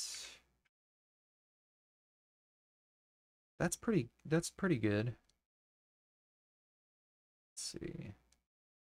And let's go ahead and create I think it's going to be right about here. And actually, because of the way he's turned, I don't have to draw as much of it. Is it just that?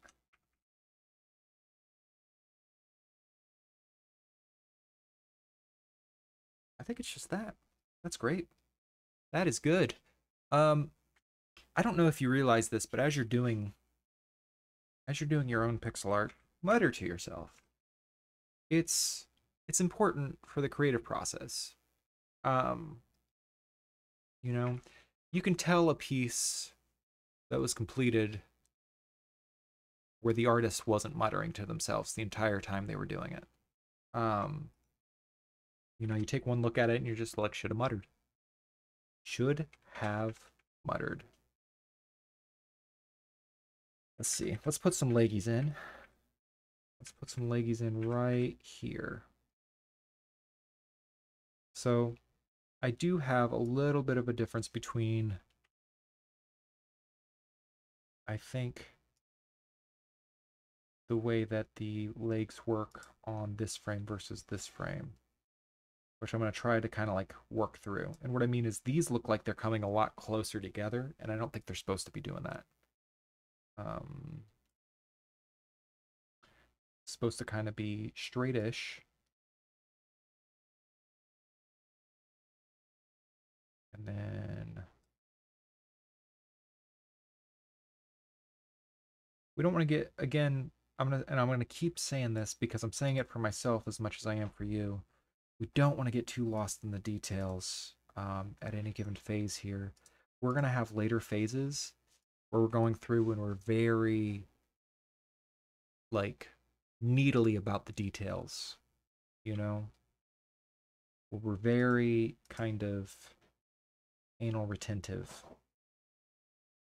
I don't know is a word that I'll get flagged for using. Reminds me of one time that when I was a kid, my mom got really mad at me for using the word asinine. Um, like it's not a swear word. She's like, where do you think the word comes from? But I was right. I was right, Mom. Look at me now.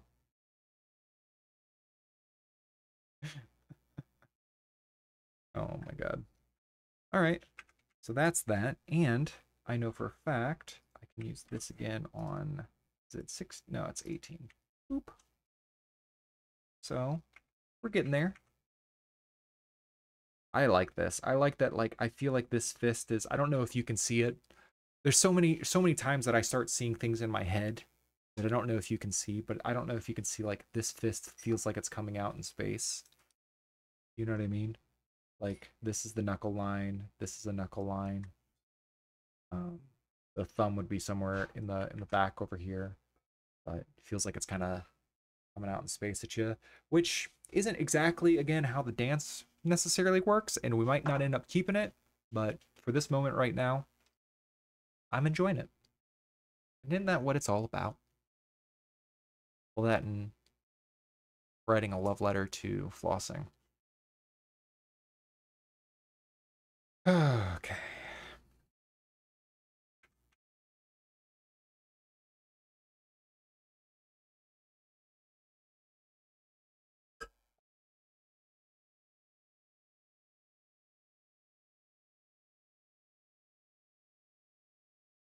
Okay. Let's do some of these middle graphics here. So I'm gonna draw some new fists right on 10. We're gonna do 10 and we're gonna do 16 next. In interest of like doing middle out, and this will become clearer why if I delete this frame. So you can see that we've got all of our matching frames here. We've got these four on 8, 12, 14, and 18. So to me, it makes sense to work on 16 and 10 next, the ones that are in the middle.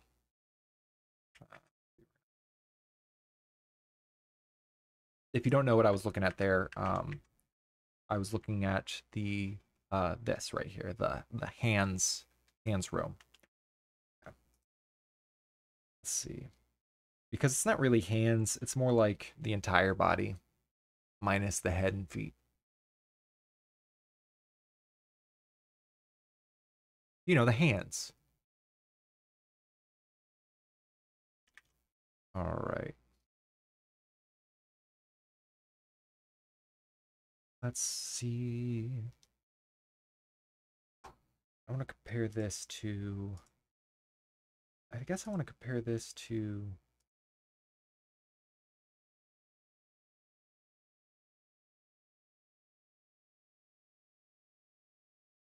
so we're doing 10, and I want to compare it to 14 because it's going to be kind of a softer version of that. So we're going to kind of come out here. We're going to,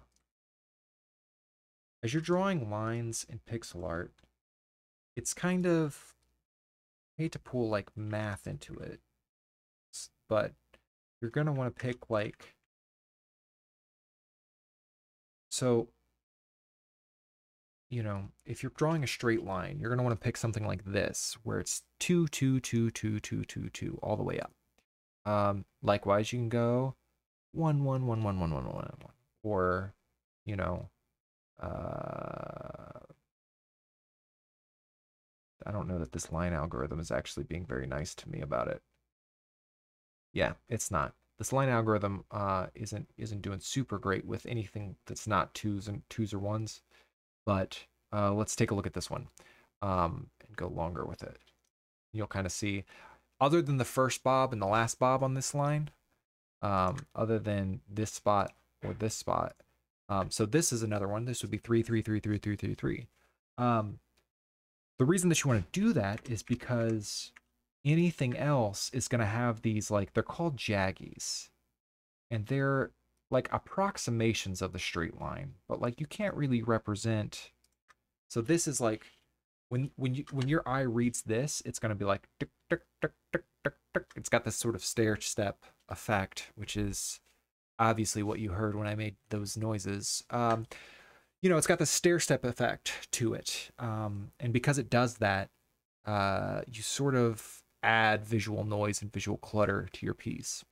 Um, so when you're doing a straight line, you're going to want to try to favor twos, threes, fours, ones. And then when you're doing a curve, um, you know, this will be actually a really good example of it. But if you're doing a curve, and let's go ahead and go pixel perfect with it, and I draw this curve around. A curve can have jaggies too, because a curve is going to want to change kind of gradually over time. So you've got this one's like 5 pixels high right here is this segment, and then you've got 3, and then you've got 2, 2. Oh, surprise, there's a 1, and then another 2. You can make this curve look smoother by just doing this, you know? And then you could start to take a look and you'd be like, okay, well, where are other places where things maybe could look a little smoother? Well, I've got a 5 down to a 3 here, and I go 2, 2, 2. What if I had the 5 down to a 4, down to a 3? Let's go 2, 1, 1, 2. And you can really start to kind of massage the curve. This kind of goes out a little bit further than I want, so what I would probably do is take everything here and just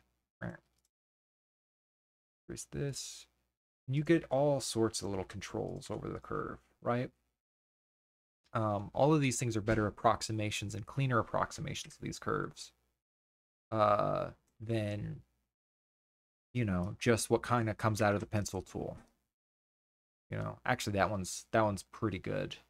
But it doesn't happen all the time like that. Oh, yeah. There's jaggies and places that you can simplify. This is actually doing, this pixel perfect algorithm is actually doing pretty good.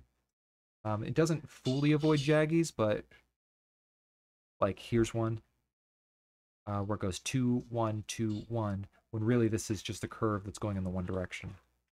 Um, but yeah, that's a lot of what this process is. It's just like cleaning up stuff as you go.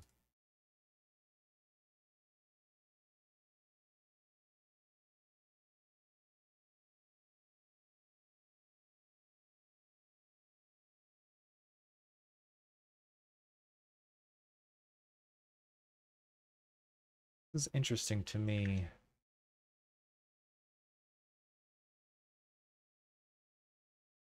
doing? Sorry, my brain is restarting a little bit.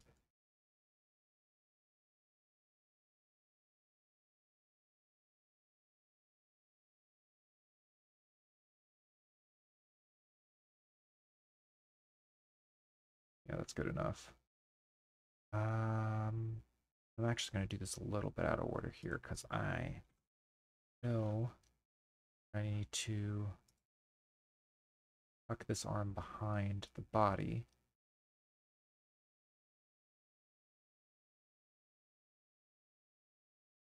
So I'm going to go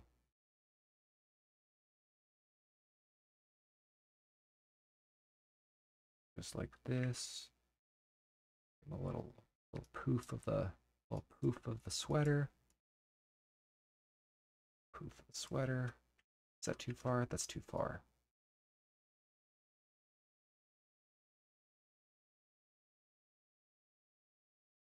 So this is where I was saying it's going to start getting interesting because I've got to figure out how to transition my foreground color into the background color. I don't know if that makes any sense yet, but you know, I've got this guy, which like I said, I've been using to push stuff back into space. Um, well, here I've got a great example of something going back into space. The arm behind. The arm behind the butt. Taken out of context, this frame kind of looks like I'm picking a wedgie. Which is good.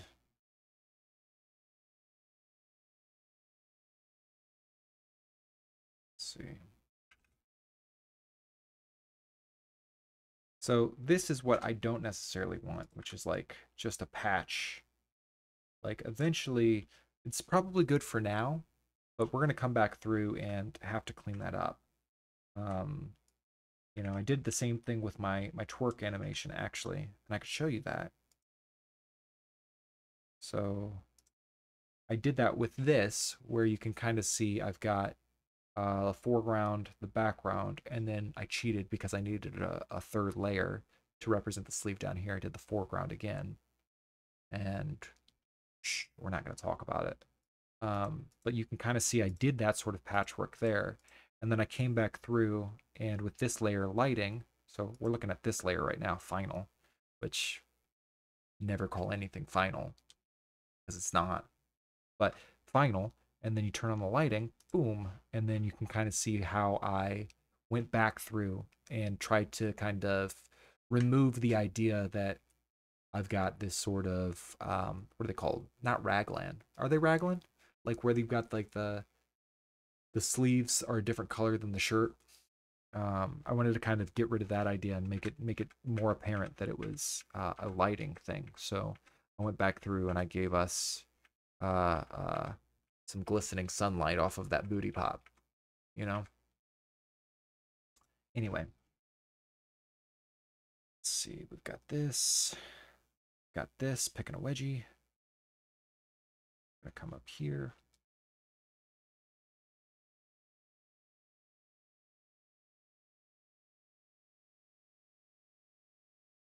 So if this swings out and goes, this has got to be kind of in front.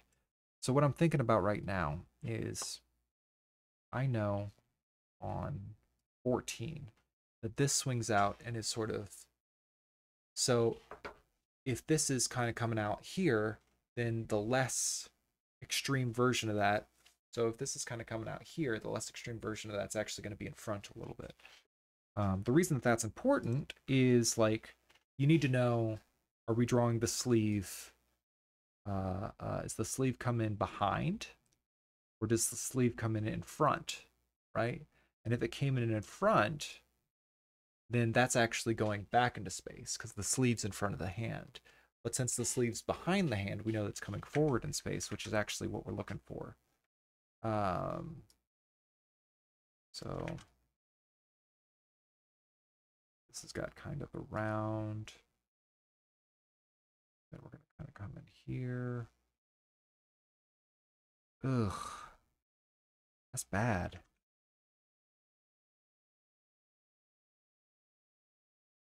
Why is this so short here? Let me do something I should have done a while ago. And I'm gonna go ahead and flip the canvas and see if I can start to make sense of where things are going wrong. Okay.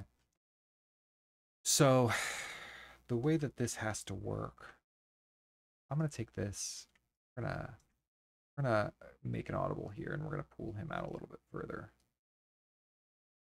Let me make sure that it doesn't go. Yeah. Okay, cool. It needs to stay in a little bit from this one, and it needs to stay down, which I think we've done a good job of here. Let's see.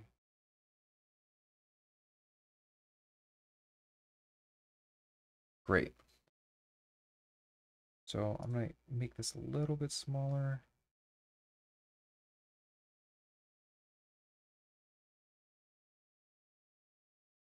And we're going to try this again.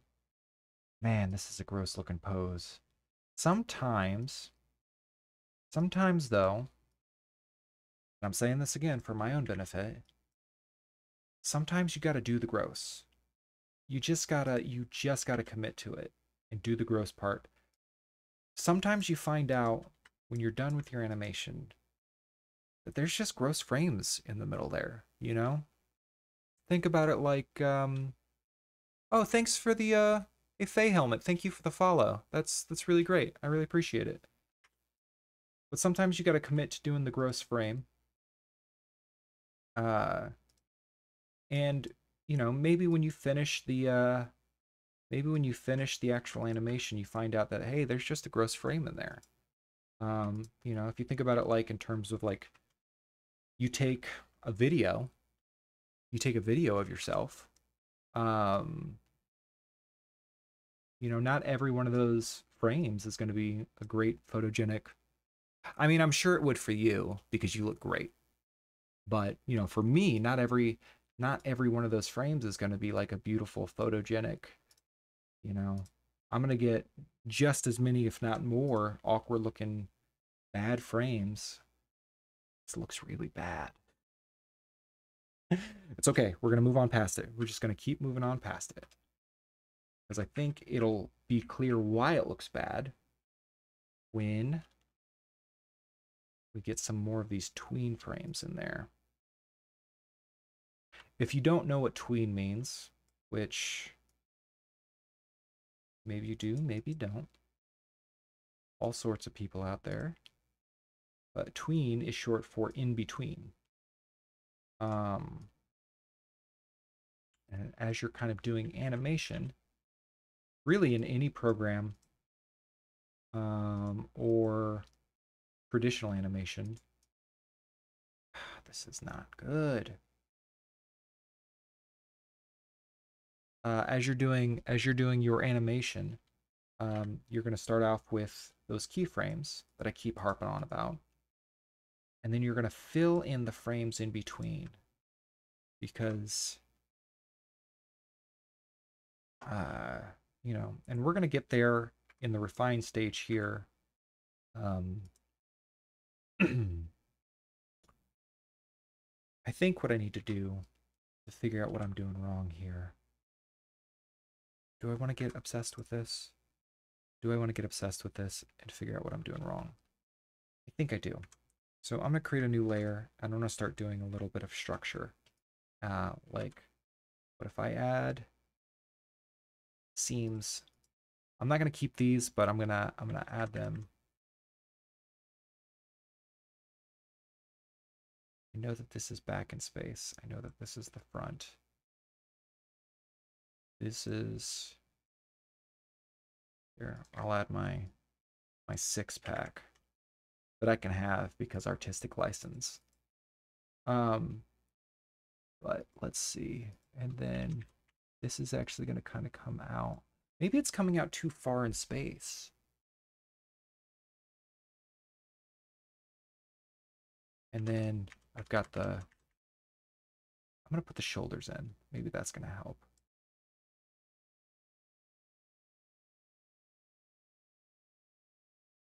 I think that did help me. So what I'm trying to do is I'm trying to get my brain to see, because I can see the problem. I can see that there's a problem, but I don't know what the problem is. I don't necessarily know how to solve the problem. So I am, oh, I'm on the wrong layer here. I'm on my structure layer there. But so what I'm doing is just doing anything that I can to try and make the problem make sense to me. And I think what I've decided just now is that I'm not actually looking at this as far out in space as I want as I think I am. I think I want this to be much more of a side view. You know? Maybe that's it.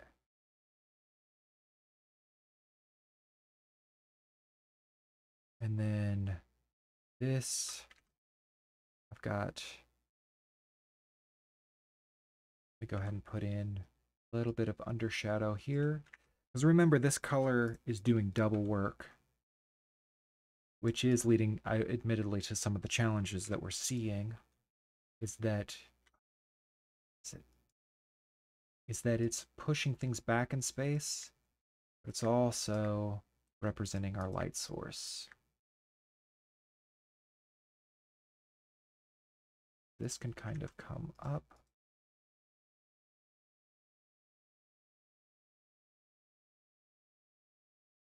This should kind of,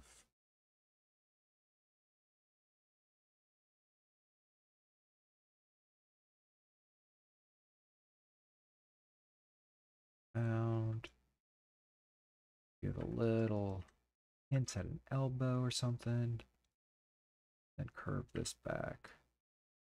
Then I will take the darker of the two colors, the two skin tone colors, and kind of hint at a wedgie picking hand. Great. Awesome. Let's see.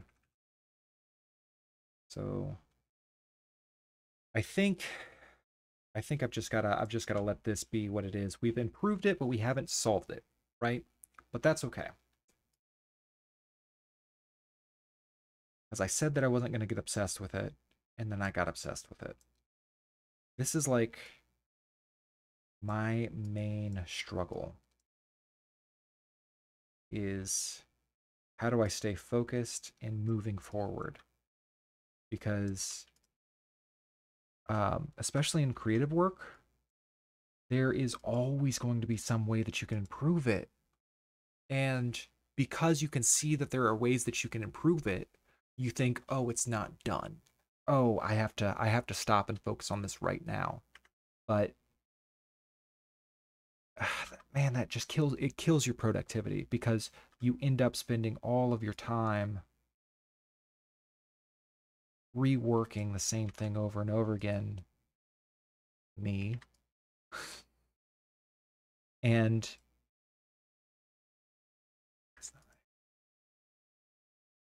sometimes you don't even finish the piece, you know? Let's see. I feel like I've changed thicknesses on the legs, but that's good enough for now. Let's go ahead and get rid of the...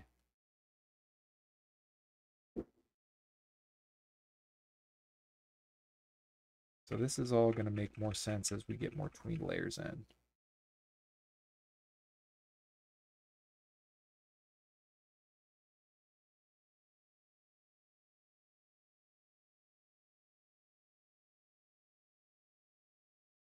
Okay. So, let's see. Can I reuse any of this frame for this frame? And I think the answer is probably. So I've got this hand out here that looks to be at a similar angle to this hand here. So I'm going to start with this. We're going to copy it. We're going to paste it right here. I'm going to go ahead and we're going to flip it. Because again, work smarter, not harder. Don't flip canvas. I need to flip the selection. Transform, flip horizontal.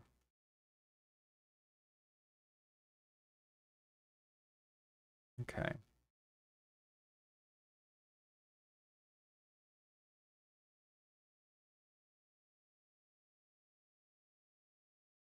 So I am going to cheat this back a little bit to represent the angle that he's turned at, but that's okay. And then we're going to use this as our starting point. I am going to erase a lot of this stuff down here, so it's not really relevant to the angle that we're working at. I am going to change. So this is now the back, and this is the front. And sort of the way that I indicate front versus back, I pull this in front here. Oh, sorry. I'm going to go ahead and put both of my colors. I'm going to use both my primary and my secondary color here. So I got quick little shortcuts. But the way that I indicate the front of the body versus the back of the body, and it's actually like a pretty, it's not standard, but it's a typical thing that you'll see kind of in animation and cartoons and comics. But back, especially like if you're doing like a pooch, like you're doing like I've got a sweater here, so that's a pooch. I got a pooch anyway. You know, it's where I keep my extra cookies. But you do small pooch on back near the butt and bigger pooch on the front. You'll kind of see how I've done that already here. Well, yeah, so I'll get a little bit of a bounce out here. Could even maybe go bigger with it if I really want to exaggerate it, but just small on the back, and he's got a little bit of a lean back here and bigger on the front. So more round, more let's see if we can kind of get a little bit of that going over here. This is, let's see, small and soft.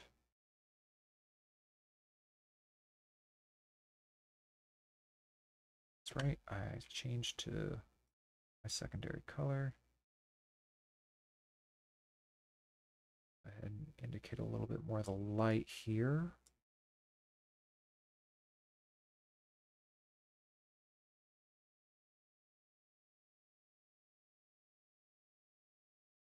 This is good. This is good. We're getting somewhere. Let me hide this for now. Actually,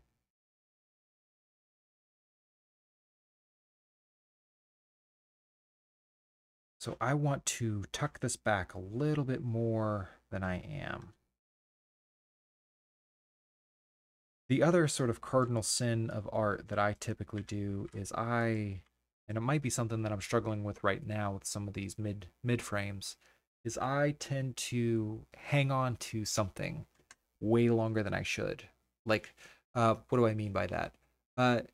So I tend to, if I've got a piece of this that's not working, if I've got a particular pose or an attempt to do to represent something, and it doesn't work, um, you got to be comfortable deleting it.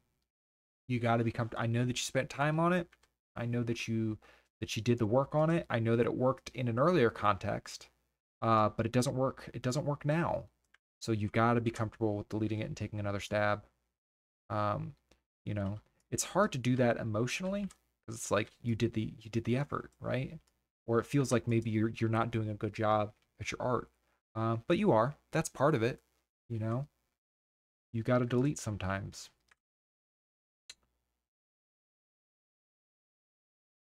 How's that looking? I get a little bit of a top light there. That looks right. That looks right-ish, right enough. Let's see. So you can kind of see how I'm going to go ahead and give us a little bit more of a room here. So I'm kind of hinting at, even though you can't see X, kind of trying to figure out how to hint at a little bit of that chest meat. Yeah, I like that. So bump, bump.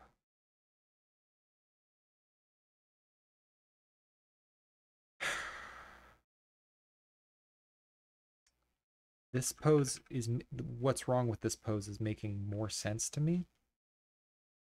And I think it actually has less to do with this arm. Maybe more to do with this arm. Because this needs to actually come out here and be in front. Which means this is going to pop out a little bit more.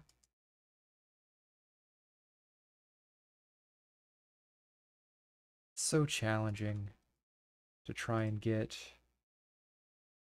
I just want to create a shadow over here. So what we're trying to do right now is fool the brain into thinking that this shoulder is in front, right? Because that's what we want.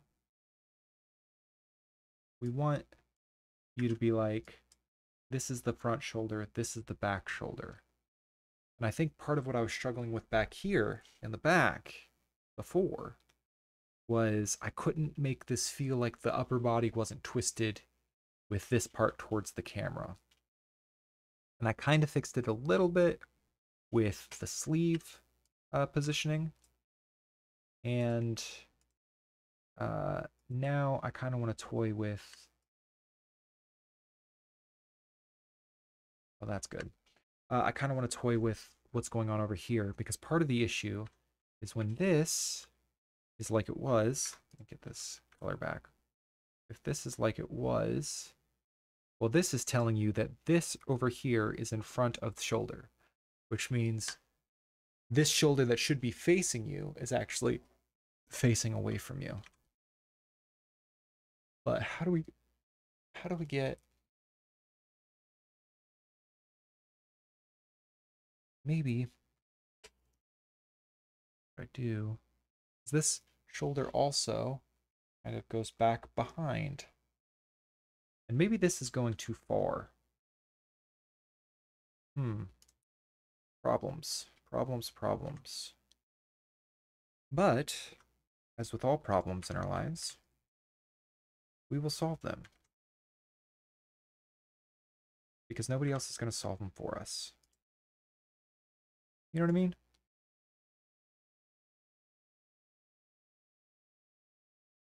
There's a special kind of power, like personal power, that comes from knowing that you can solve the problems as they come to you.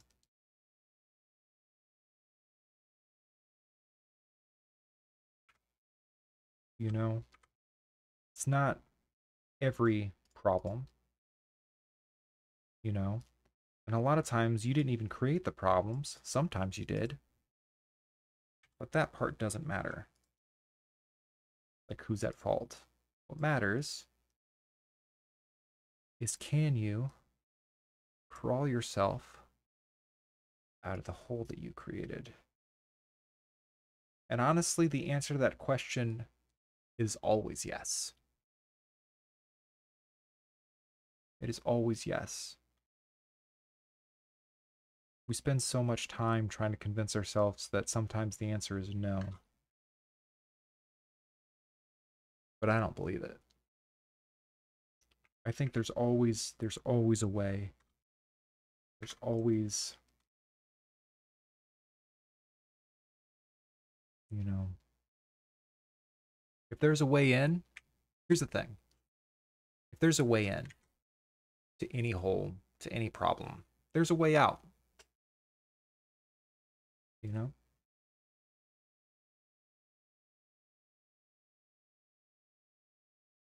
This is getting good. Let me go ahead and put the legs in here. Get them leggies. Leggy!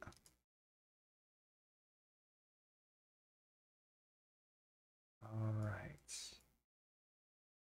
Leggy, leggy, leggy, leggy, leggy, leggy, leggy, leggy, leggy, blind.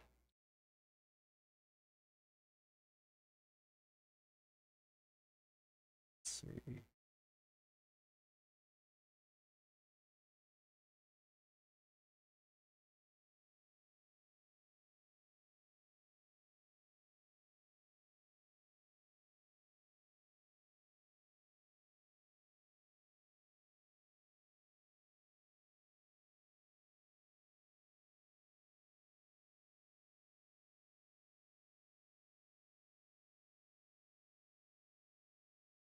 All right. I went silent there because I'm so focused. It's important to get the leggies. I got to get rid of this pixel perfect algorithm. I can't. It's erasing my line. It's erasing pixels as I see them. I think it's good for line art, but when you're doing like a lot of this fill and block stuff, it just doesn't work because it's just jumping up and it's not meant to, right? Like your program might not even have a pixel perfect algorithm on it, and that is okay because you know what? It's not, what do they say? It's not the arrow, it's the hunter.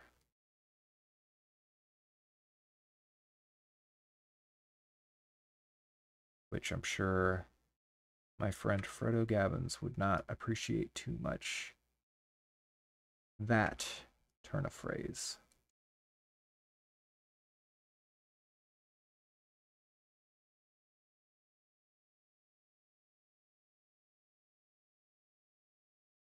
Let's see.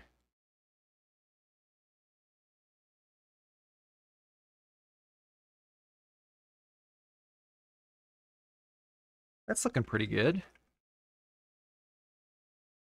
It's starting to look like something. It'll be really satisfying to see the whole thing kind of when we and we're almost there. Uh, you know, we are so I checked the clock a little bit just to kind of give you an idea of how long each of these steps took.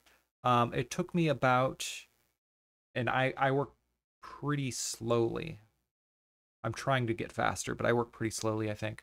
But it took about an hour to do this underlayer and to kind of get that to a point where it sort of communicated what we're trying to communicate. And so far it has taken a little over an hour, maybe an hour 10, to do the head and the hands. And I'm giving these updates because viewer, because I'm also, releasing this on. I'll also be releasing this on YouTube, so it'll be all cut up, and those people won't have gone through all of the suffering that you did. But you saw it. You saw it live. Let's see. So I like this pose. Oh, wait a minute. These are all exactly the same. Oh, this is gonna be good. So we really like. I was thinking, oh, we're only about halfway done, right? Because we've got to fill in all the tweens here. But we're like 90% of the way there, baby. We're 90% of the way there because once we finish copying this one out, check this out. We just go burp, and look, this go in, this go in, this go in, this go in, this go in. Look at that. And then we'll be able to kind of see it minus the boots. We'll get the boots in there. But the boots I do a lot like the head, where I copy it in and then I kind of slice it up, because I don't like the boots like changing shapes a bunch. So it's a lot easier for me to kind of work with. It's a lot easier to work with because when I'm thinking about this shape here, things that are like really important bookmarks in this whole piece is the head and the feet, and everything else in the middle is sort of like can be squished, can be moved around, but especially because the feet are planted on this pose in the floss that we're animating, um it'll be better to copy and paste the static one in and then just sort of cut it up and kind of move it around, and then fix it from there.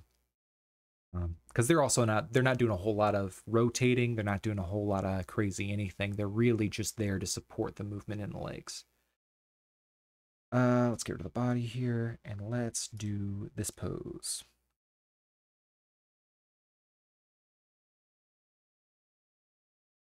Oh, thank you. Jandra says, I like your dance. Jandrali. Am I saying that right?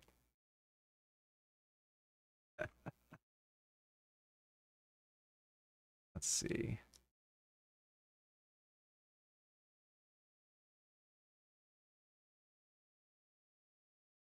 So let's go.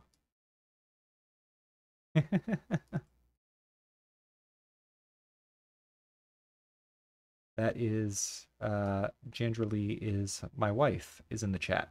So everybody be nice. Be nice to my wife. Tell her hello and that she looks very pretty today because she does.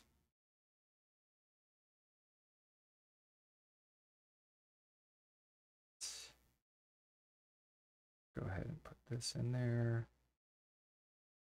I don't like, there's something strange that has happened here with the shoulders. Look at this. So this one, the shoulders are way down here, and I keep trying to hike them way up. This is part of what I'm struggling with. We'll fix it. We'll fix it after we handle. Where did I start doing this work? Uh-oh. I have made a mistake.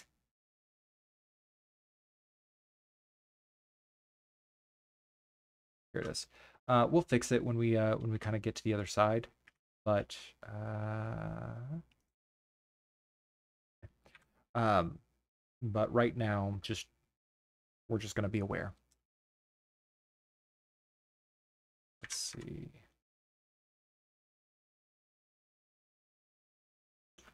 I've got this color here, which is actually going to come right about here.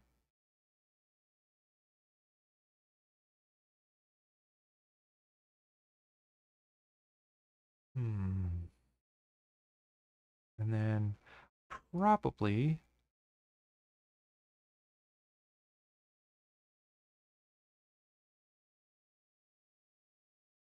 so this is interesting because this is where I think our big transition is going to happen of like the foreground and the background color. I'm sorry, I'm looking ahead and I should just be drawing this pose. Oh man.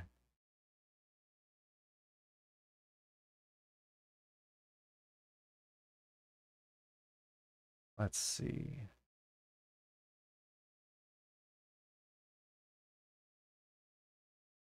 So for the millionth time, just keep moving forward. Just keep drawing. It's process, right? I don't have like a super well defined process. I mean, I guess I do. I guess I'm constantly trying to define it. Um, but they say kind of all the best, I would say like success literature is it talks about the importance of process over overall. And what that means is like, there's something to be said for kind of getting in here and just putting stuff where you know that they need to be and doing it what I would call intuitively. There's not a whole lot of process to that. And I think by kind of defining and giving these steps names, you've got the rough step, you've got the keyframe step. These are all definitions of your process. This isn't right. And if you've got that nailed down, if you've got a starting point, it doesn't have to be perfect. And it doesn't have to work in all situations. But if you've got a starting point, you've got something that you can iterate on. And you've got something that you can make better. Just like we're starting this piece by roughing it in and then refining it and refining it and refining it.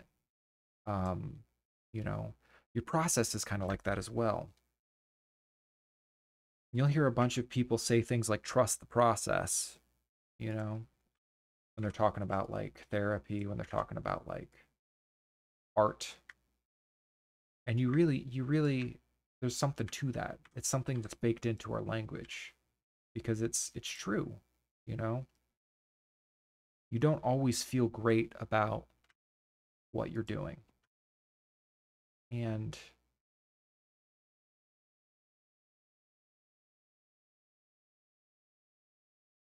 you don't always feel good about like the current, step of what you're looking like. Like I don't feel great about this piece right now.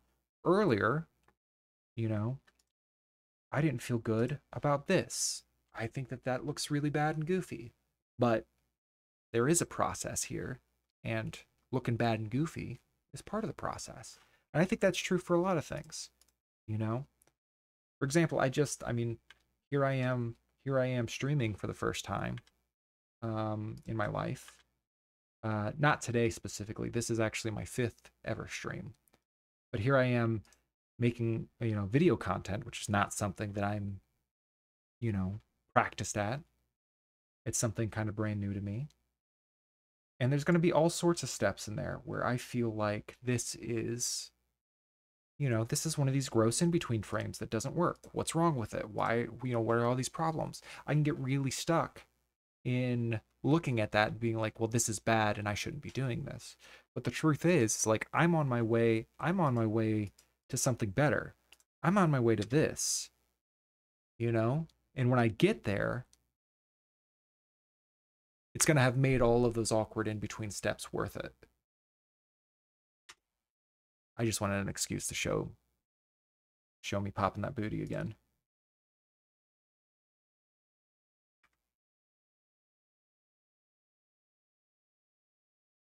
But yeah, so wherever you are right now, dear viewer, don't sweat it. You're an in-between right now. You're a tweened frame. That's what you are. That's what we all are.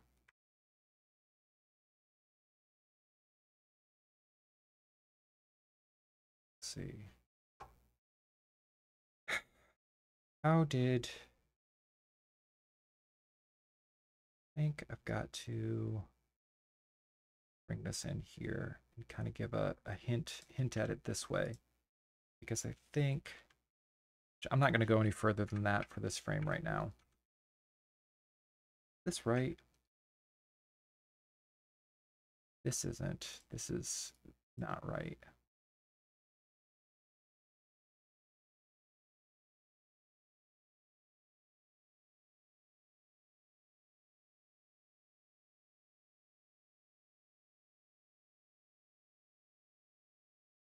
Okay.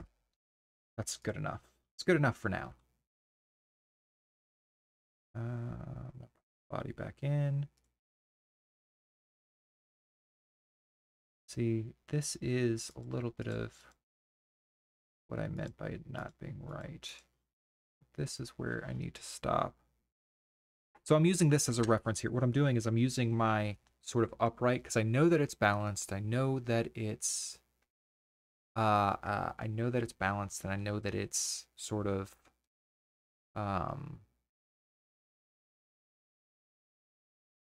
symmetrical in its sort of 3/4 turn. So I'm using this to sort of sanity check this quicker frame that I did.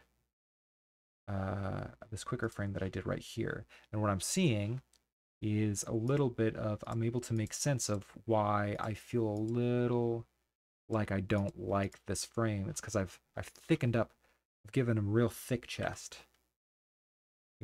So let me cut this in. We're going to kind of come down here. And this is actually going to go boop, like that. And that's going to be sort of the basis of where that goes. I can actually cut this arm a little bit more.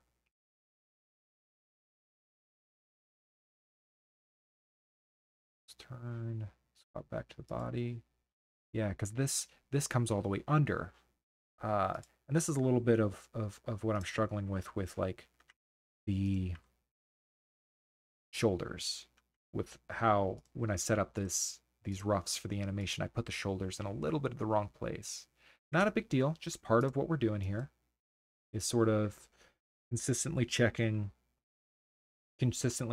like, where are we in the pose, where are we in the animation, does everything make sense, does everything read the way that we want it to. So I think this is a little bit more of what I want. Oh yeah, and that actually tweens a lot better between these two frames. Look at that. Let me get rid of some of the noise and kind of show you what I mean.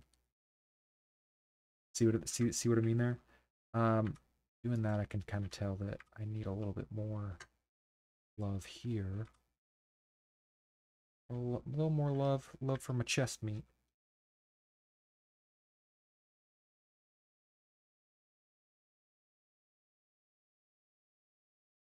Yeah, this is good. This is good. And I'll come back through. We'll come back through later and we'll come back through later and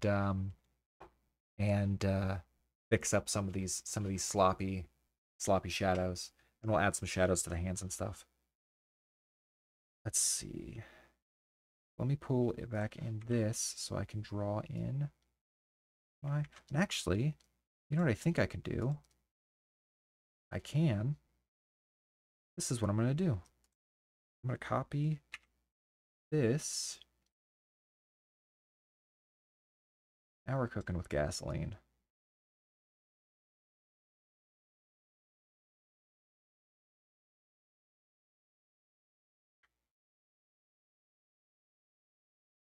So we're going to copy that.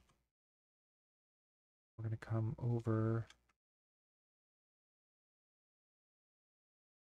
to this frame.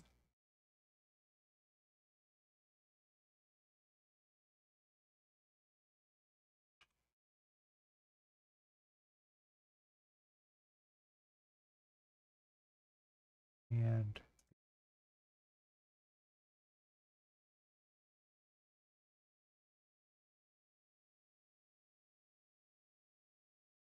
oh no, it's this frame, isn't it? Yeah. And paste it in. Yep, that's right. I'm going to pull back some of the... Actually, why don't I just do it smart and create a new layer for... So what I'm struggling with there is the art that I've copied has overlaps with the art that I want to copy it onto. And I really just want to copy it under. So I'm going to create a new layer, copy it in, and we're going to merge that down. Merge down. Great.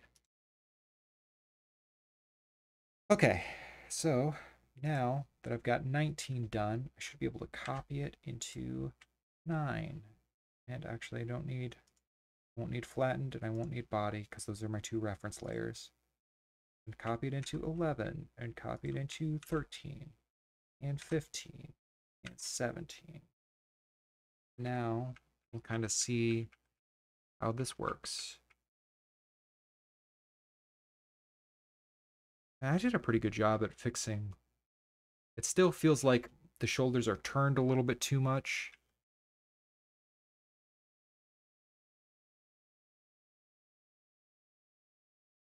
But we'll get there.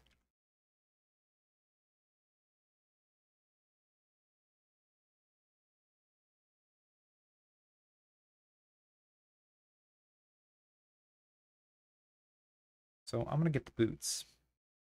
Let's get the boots. We're gonna copy these boots in, and we're gonna do exactly what I said. I'm gonna put them on this new layer here. We are going to basically take them, and we're just gonna do this with them. And we're gonna start to animate them like this. This is a technique for moving stuff around that you'll see a lot in, like, there are some games and professional pixel artists who use this a lot to sort of sort out where uh, things should go. But you'll see this as the basis of, like, there's a game called Metal Slug, which is actually a really beautifully animated game. It sort of does a lot of, they do a lot of uh, this sort of drag and tweak and slide around. I should have copied on the boots into every frame before doing this. Well, all right. So I'm going to come over here to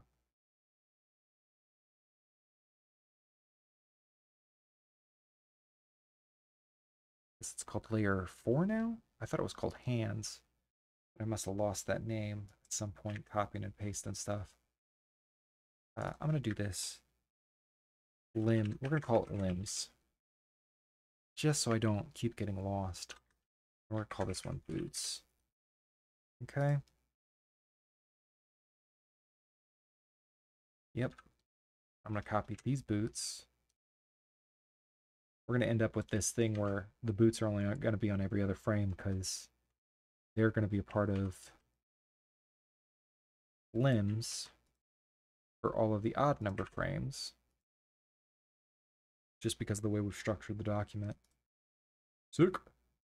All right, so now I'm going to take this and we're going to kind of shift it back. Take this and shift it back. I think that this can go away now. I think I want a little extra weight. So, see what we did there? Just a little bit of... I think what I'd like to do here, too, is indicate a little bit more of the curve and push a little bit of weight into the toe. How do I do that? Good question. You're the one making the video. Okay. So go to limbs. We're going to erase this. I think, is it like that? Is it just like that? No, that's not it. I think maybe it's, first off, I did those in the wrong layer. Okay. I'll tell you what, we're not going to worry about that for now. That's like a minute little detail. It'll be really good for like polishing, but we don't necessarily need that in this step. Do I need to pull this back another one?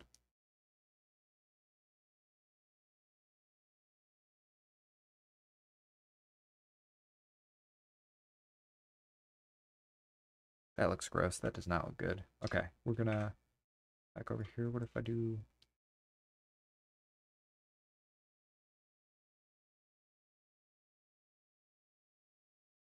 Now, the nice thing about the boots is I think they kind of go back and forth and do a lot of the same stuff. So, let's see. So I'm going to copy this boot over to here. And I'm going to try it here. And that kind of works. I'll copy this boot. I'll try it over here. I'll try it over here. And those aren't perfect, but they are a start. Yeah. Okay. So I'm actually gonna make them perfect because I like the idea of so when you're doing animation for pixel art, you can have different frame rates. And actually this happens a lot in like anime, and it happens a lot in other programs as well. You can have you know who's a really good example of this is Into the Spider-Verse. You can have art that happens. You can have different animations in your composition, in your scene, that happened at different frame rates. Into the Spider-Verse is pretty famous for doing 12 FPS, which is called animating on the twos, because normally movies are animated or are shown at a frame rate of 24 frames per second. We're going to be targeting 12 FPS on this particular one. Right now we're rocking 10 FPS because that's the 10 frames per second. That's what FPS stands for. Because the default frame duration is 0.1 second, or 100 milliseconds. But we can have, and it happens in anime a lot. Anime? What a strange way to emphasize that. It happens in anime a lot, and it happens in games a lot, and it happens in a lot of really, really, really cool media. But they'll do like the background will move at 24 frames a second or 60 frames a second or something, but you'll have these other pieces, these other puppets, these other parts of the whole composition that are 12 frames a second, 4 frames a second. Anime cuts them down really, really low because they do this sort of tweening, and they'll only like punch in This is why like you get so much of anime where like the head is stationary and the mouth, like especially older anime, the mouth just kind of moves like really, really, really fast. Um, it's because they created the keyframe for the body and then they animated just the mouth, or they've just, you know. So this is something that we can kind of take advantage of here in what we're doing, and we can sort of keep the boots animating at, oh, I guess since we're at 10 frames a second, this would drop the boots down to 5 frames a second. Not 5 frames a second. No, I guess I'm not changing frame rate here at all. Um, the frame rate's still 10 frames a second, but the loop length for our in our case is 4. So we went from a loop of what, 12 to a loop of 4 that happens 3 times. Is that right? 2, 3, 4. 1, 2, 3, 4. Yeah. So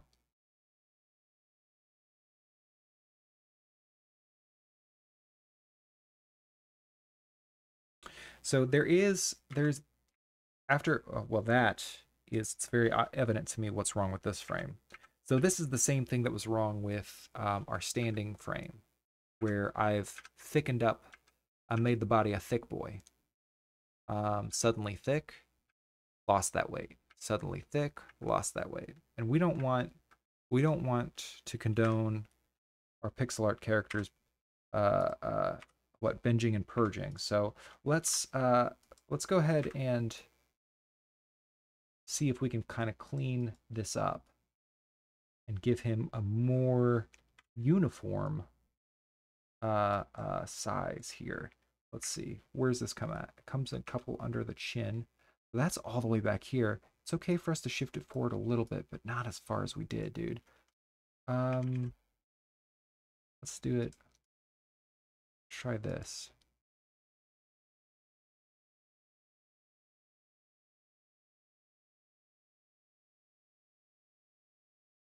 And then because of all that, I can actually take this and cut the shoulder in a little bit more.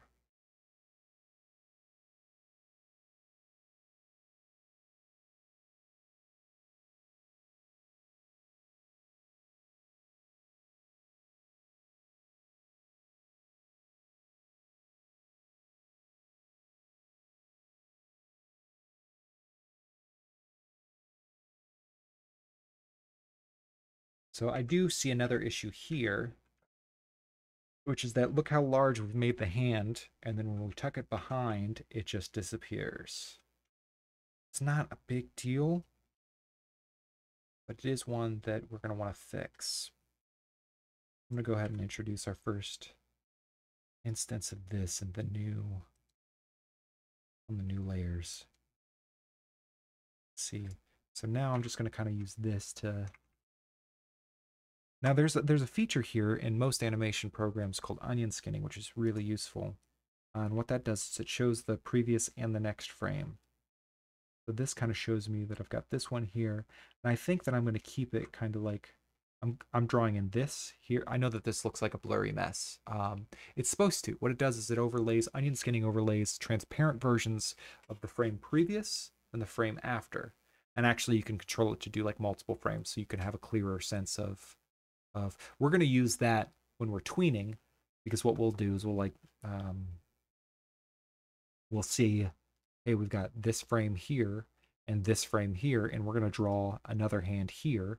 And it's just really useful to use the onion frames to, or the onion skins to see what's going on there.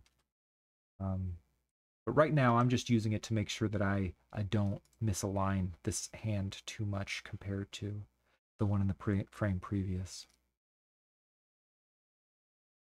All right, so if that hand is there, probably come over here and drop in a little extra chunk sweater.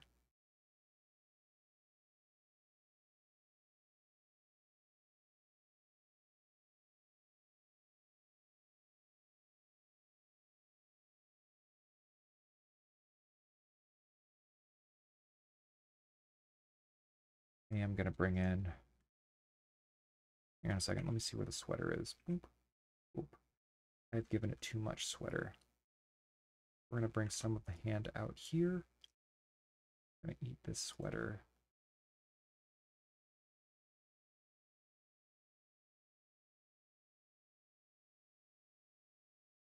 Yeah, and that actually kind of mirrors what we did over here. So it wasn't the first bit of that color, because we had already made that decision once. That's good. That's a little indicator that we're making consistent decisions. Consistency is kind of important because when you're animating or when you're doing any art, really, you're kind of agreeing on a shared language between you and the viewer. Um, you know, so yeah, this is good. This is a great start. Um, one thing that I don't care for.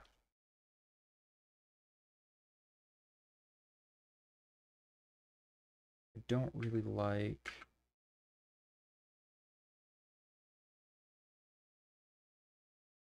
I got distracted. Hang on one second. Okay. This frame? This frame? I think so. Here's what I'm going to do. I'm going to bring that. Go ahead and drop that in. We're going to take a look. I think this one also thickens them up. Does. Man, I really wanted to be a thick boy today. And I am a thick boy. You know, I like the occasional snack. Who doesn't? Let's see. Is that better? That's too low. That's too high. On baby bear. That's just right. Okay.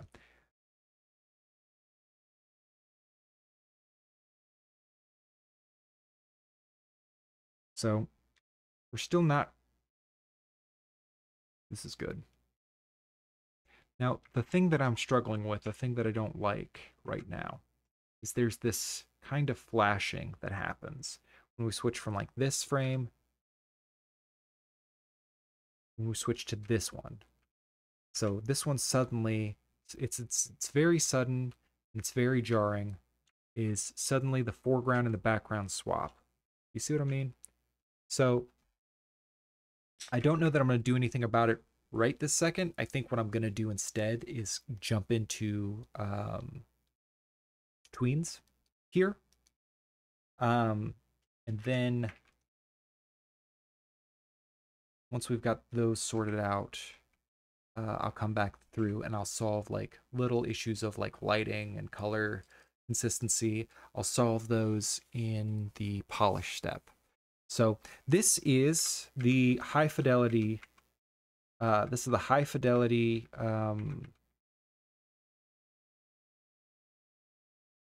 This is the high fidelity keyframe step. Got there. We got there in one.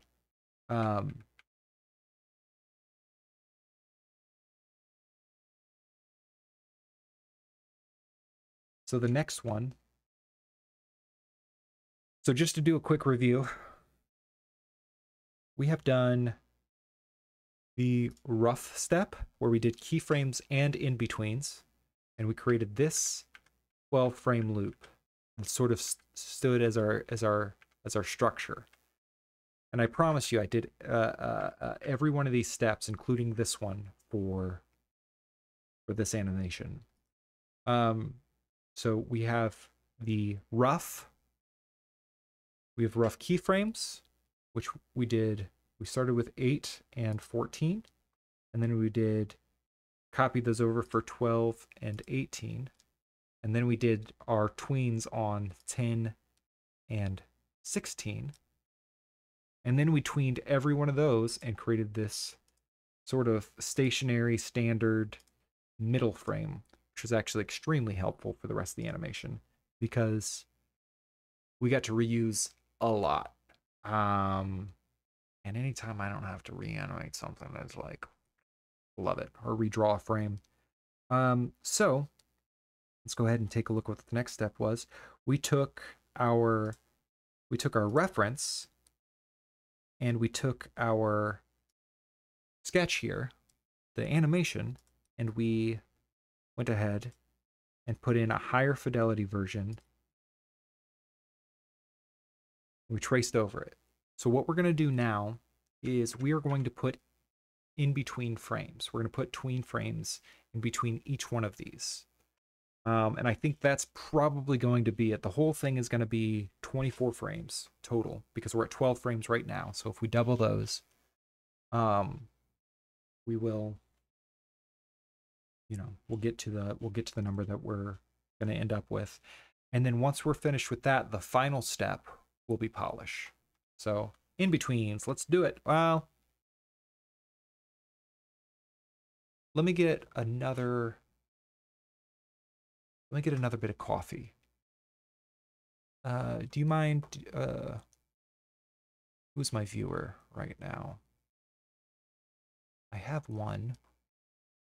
By the way, I don't know who you are, but thank you for hanging out. You roll.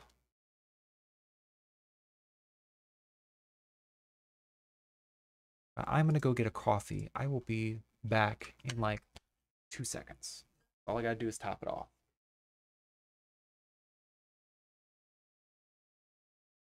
Let me, no, I'm not gonna leave you. Right back. I'm just getting some coffee. Just topping it off.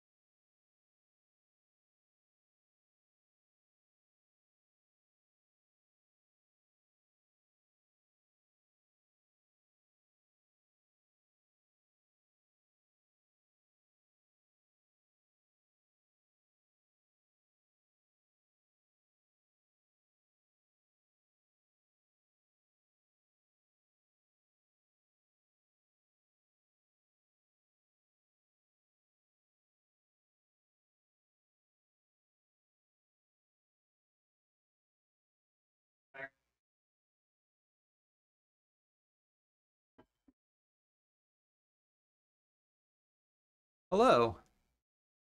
Oh, I left to go get some coffee and somehow I gained a viewer. Thank you. Welcome. Um, so, again, steps we went through so far. We roughed in some keyframes. We roughed in some in-betweens by making this gross guy. And then we took our reference and we copied and pasted him onto that gross guy. And we created something that's a little bit better, but it's still not there. So what we're going to do, we're going to do some high fidelity in-betweens. This is where the animation starts to really get sold. It starts to really sell itself, right? Let's see. So let's create a new one of these. Let's go ahead and turn on onion skinning. And let's just start drawing in-betweens. So we've got this guy here, which is going to be kind of coming at this angle. So now there's a couple of things that we could do here for in-betweening. I'm going to start by just doing the in-between frame, but there's another really, it's like one of my favorite things to do, especially in pixel art, because when you're working with like low resolution and low frame rate images, any chance that you have to like embed extra information is one that you should take advantage of. So what we're gonna, one of those ways is called smear frames. And I'm not going to do that right this second. Well, I'll kind of give you an idea. So normally, like, oh, I would draw the fist. It would be here in between because you've got this one, which is the previous frame, this one here, which maybe you can see is the next frame, and then I've got this one, which is kind of right in the middle. And actually, typically, you're going to want to avoid doing it like linearly right in the middle because there's all sorts of, we know for a fact that, for example, that this is going to go up and then back down, right? It's going to go up and then back down. So it's going to actually come up here and stop and change direction. So what I'm going to do is I'm going to take this and I'm going to make it closer to that. And that's going to kind of, it's called easing in other programs. I don't know if that's the actual animation term or if that's a technical term. But basically what you're doing is you're hinting at a couple of things. One, you're hinting at the changing of the speed of the thing that you're animating, and two, you're hinting at like the changing of the direction. So maybe this is going kind of back in space instead of just straight up to it. But a smear frame is another tool that you might use, where instead of just drawing the thing, you draw kind of a motion blurred version of the thing. There's a couple of different ways to do it. You could draw, you know, let me get a different tool here, a lasso tool. So if you wanted to do it like kind of a Marvel versus Capcom Captain America way, you might draw, you know, multiple frames on top of one another. So you would have like on this one frame, this is hard to kind of communicate what, but you might do something like, you know, something like this.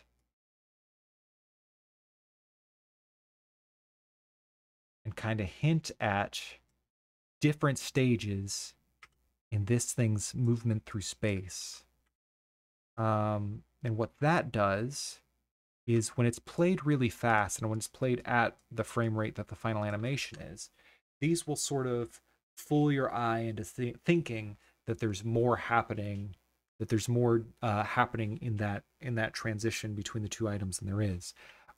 Not the way that I usually do things. The way that I like to do smear frames is where it gets its name, which is by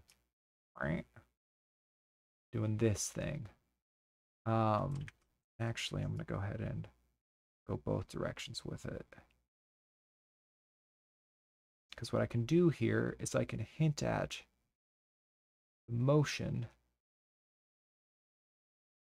So let's get rid of the onion skin so you can kind of see.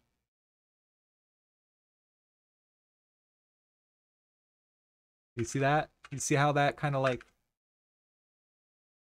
looks like it's like wiping back.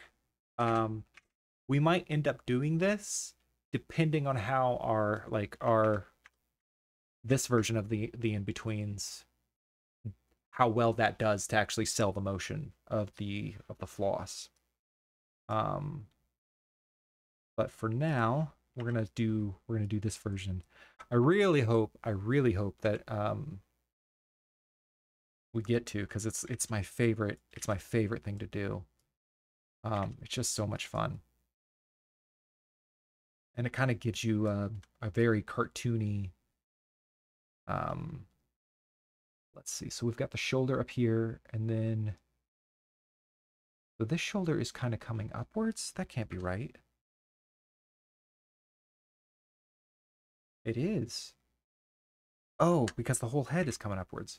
Well, let's do this. I have more information here than I have in the thing, so I'm going to go ahead and merge all three of those layers so that when I'm onion skinning, I get all three layers of information. That makes it a little bit noisier, but it also helps us. So you see we got the two heads there. I'm going to kind of put this.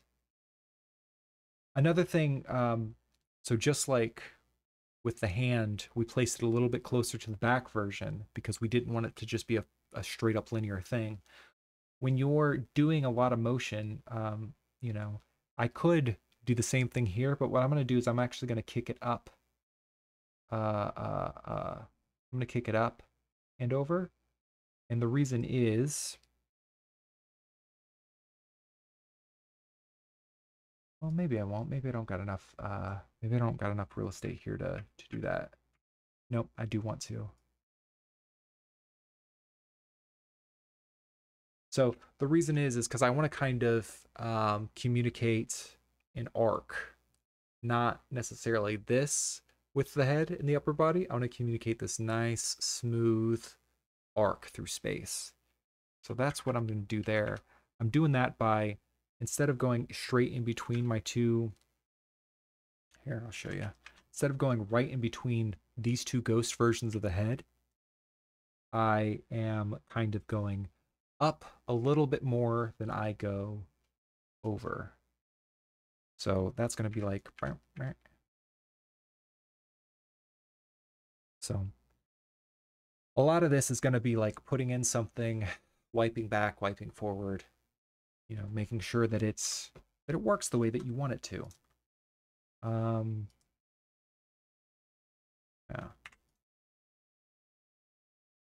But as we do this, it starts to come alive, and it's really special. Yeah, I've got a problem there. I need to get, I guess I need to get some of this data. Copy. Paste.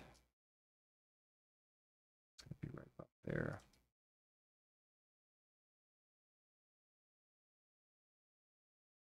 Okay, I'm going to turn off the onion skin for now because I have some lines that I can just connect. And those weren't necessarily helping me.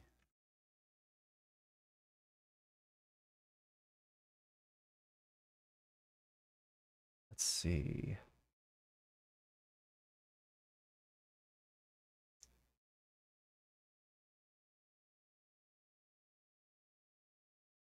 That kind of comes down pretty far. And then, great. That's going to do something like this.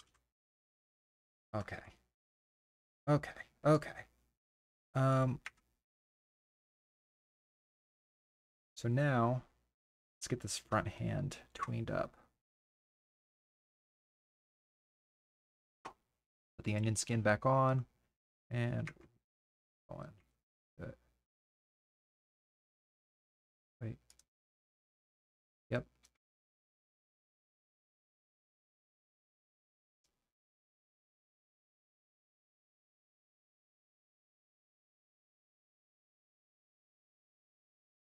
Okay. I've got one hand here. You can kind of see. Sorry, it took me a little bit of time to be able to parse what I'm looking at. I've got one hand here, and I've got one hand down here. This is a lot like this one. It's going to be closer to the up position than the down position.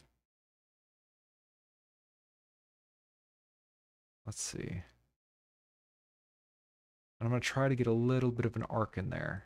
So where it's going down and to the right. So this actually might be where we do the smear frame, because this is the biggest spot of motion, or it will be.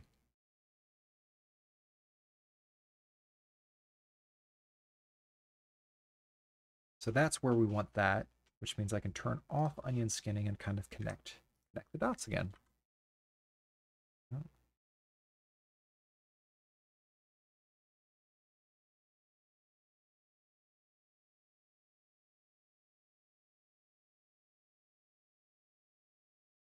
Also going to force us to have to deal with our issue of the vibrating colors changing. Okay. I need to correct. This is in the right spot, but it's just not the right shape. This is kind of, you get knuckle, and I want to kind of flatten that out a little bit more. I need to go smaller with this now. I'm doing detailed work. I need to be able to do single pixel erasers. Let's see. This is it. This is it.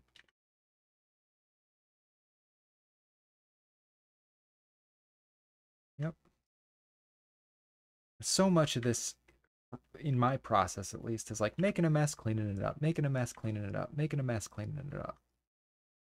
I guess that's why it's sort of meditative. I really hope this is helpful for somebody or fun to watch. I imagine it's less fun for the stream just because. Okay, so now we've got this shoulder, which is going to go from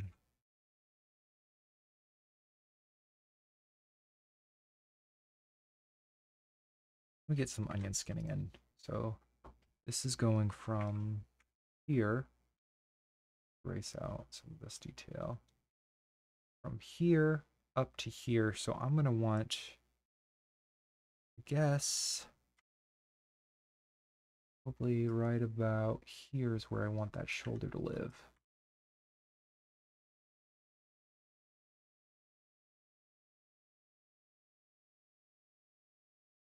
Yeah, yeah. There we go. That secondary color. Turn off onion skinning again. Onion skinning for me, it's like you turn it on, you find where you have to, you find where you got to make your cut, you find where you got to, make your mark, and then you turn it back off because it's just going to get in your way. Once you've made the decision, you got to make sure that you're working with, that's not great, but this is where we're at. So that's better. We're gonna bring this in, and we're gonna bring it up, right? Because that's going up. And I actually might just cheat it away because there's just like, for me, when I start getting into a spot where I've got like an island, here I'll show you. When I've got like an island or two, some small bit of information that I'm trying to communicate, which is right here. I'm trying to communicate, oh, the sweater behind the sleeve. I'm like, is that super valuable for this pose? No, it's not. So instead, I'm going to worry about the overall shape and simplifying it. So what I'm doing there is I'm getting rid of the extra data that's not helping sell the pose. So let's see. Got this. I like this little punch. This needs work though. I think I was supposed to work on this earlier and I just never did. So let's see how that works. That's pretty good. Oh, that's good. I do need to give it an extra one of these. Yeah, this is good. All right, so let's see, where am I at with this? We are going to bring out a little more. So I don't have the information in really either one of these frames to make this call. This does not show me. Well, let me tell you what call I'm making. I have here the back side of the shirt, which is enveloped in shadow right now, so it's hard to see. In this frame, it's behind the foreground fist. In this frame, it's behind the foreground arm, the other arm. But it needs to go somewhere in here because you'll see kind of like how it looks like I've lost a little bit of mass in here. So I'm going to just start putting in pixel until this feels right to me. And that's it. That's my process here. I'm not doing anything other than that than trying like, well, does it go here? Does it go here? There's so much of it, like especially as I get into like this phase where it's just like, does this work? Does this work? Can I do this? You know what I mean? Um, we're gonna give this a little bit extra meat.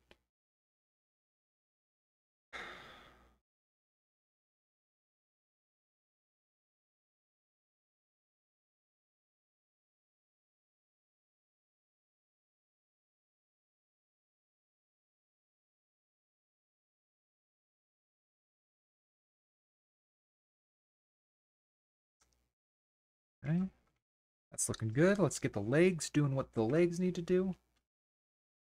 Let's see. We'll probably do this with onion skinning again. Let's see. We know that this is leg 1.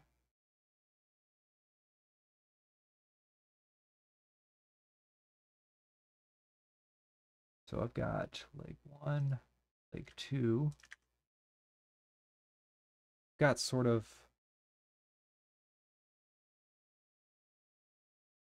real. I know this is noisy and hard to see, but this is what I'm actually working with here.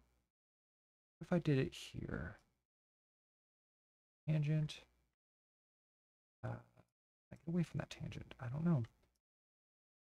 This, so this is going to be somewhere in here for sure.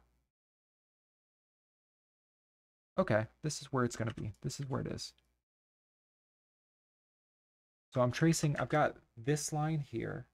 I've got this line here that I'm trying to kind of like in between. So let's see what we've got. Let's see what that looks like. Something like that. We're going to get rid of these because these are also going to go away. And then we'll also tween the boots, but because of the way that we're tweening the boots, it's going to be a lot simpler to get somewhere really quick with them. Yeah, look at that. That looks like an in-between, doesn't it? Doesn't it? Let's see. So let's do the other one. Let's do draw on the onion skin. Going in between, here's this leg here, this leg here. So I'm going to probably draw this one right about there.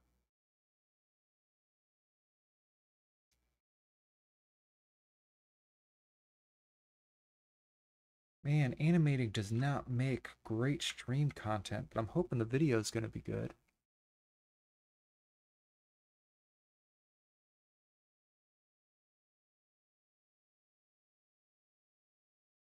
Let's see.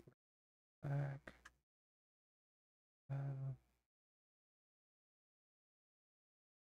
Actually, I might leave that boot in its spot and just pop this one.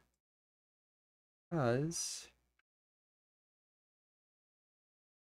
it's kind of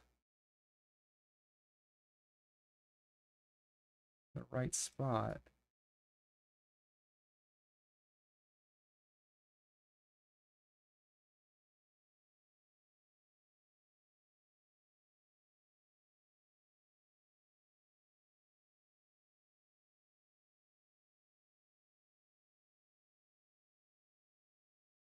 There's that hard switch, you know, between that front arm and the back arm that we're really, I just don't know. I don't know yet what we're going to do about it. It's hurting my ears. I don't actually need this on. I can't hear anything in there. Oof. So let's see. Yeah, that's a good looking tween. Please don't take that out of context. All right, let's add a new frame.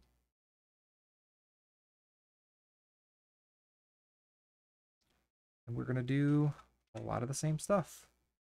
Go ahead and get rid of this. Oh, what? There we go. Let's get rid of this. Just to make our lives a little easier. Okay, cool.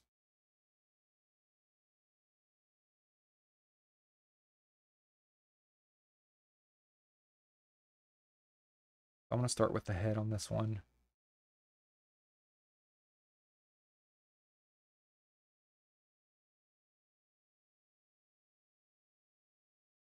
Turn on onion skinning. Grab that head. And let's take a look. So this one, I think I can make a pretty similar decision to last time. Here's the down position, you know. Here's the up position. I think, if I remember correctly, we went up 2 and then over maybe 2.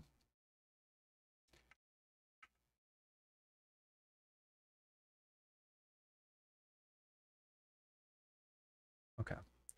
So here's kind of the motion that we're capturing.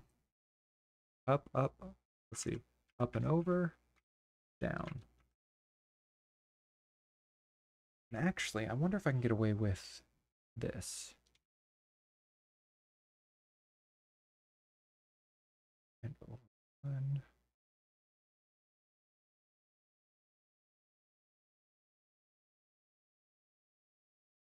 So this is me just being finicky and trying to give a little bit more life into the animation, because what I don't like right now is I had a very much like it pops up and it pops over. Like there's almost like a feeling to it, and I want to kind of indicate a little bit more of a curve. I don't feel like I'm doing a great job of doing that yet. I'm going to take this, I'll take this, which is all my head parts. Bring that down.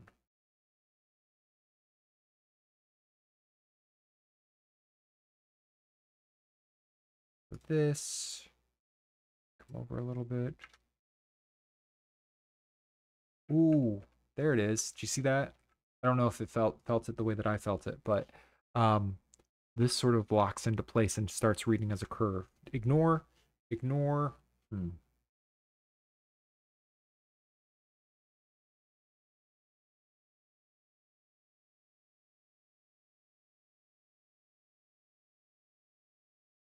Let's see.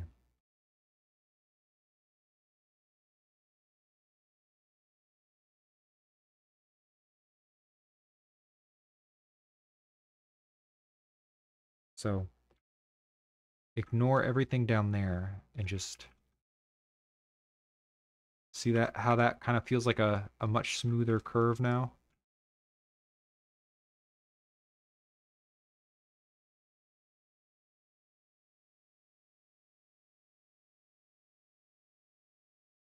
Is this one in the right spot?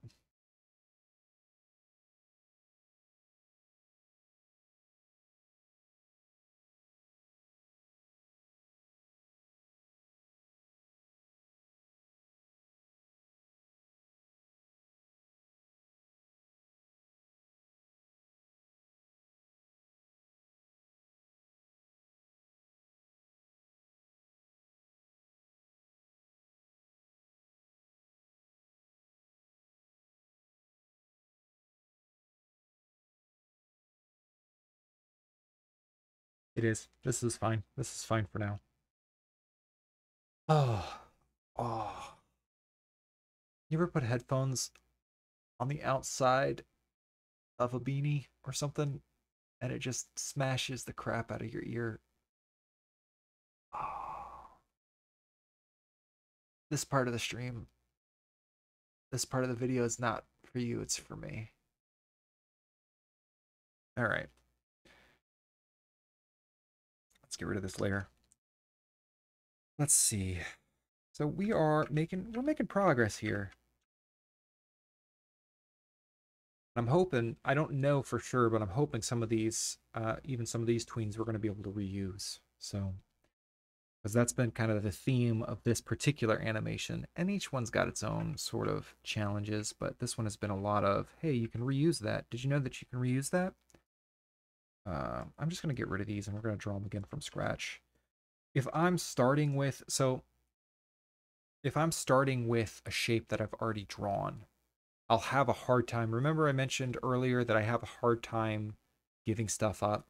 If I'm starting with a shape, the reason that I do it with the head and I do it with the feet in this particular animation because they're very like, what do I want to say? I kind of want to say that they're iconic for this animation. Without the head and if the head and the feet look kind of right, you can get away with little errors in the rest of the body.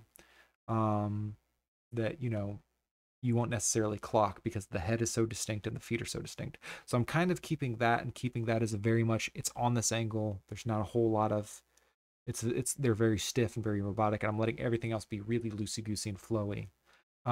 If I left the fists in the way that I did and I left them matching these fists, I'm gonna lose some of that flowy, redrawn quality to it that I really want to keep. That like so like you'll see here, I've done a lot of the same thing. I've copied and pasted the head, and I did a little bit of work in there. Um,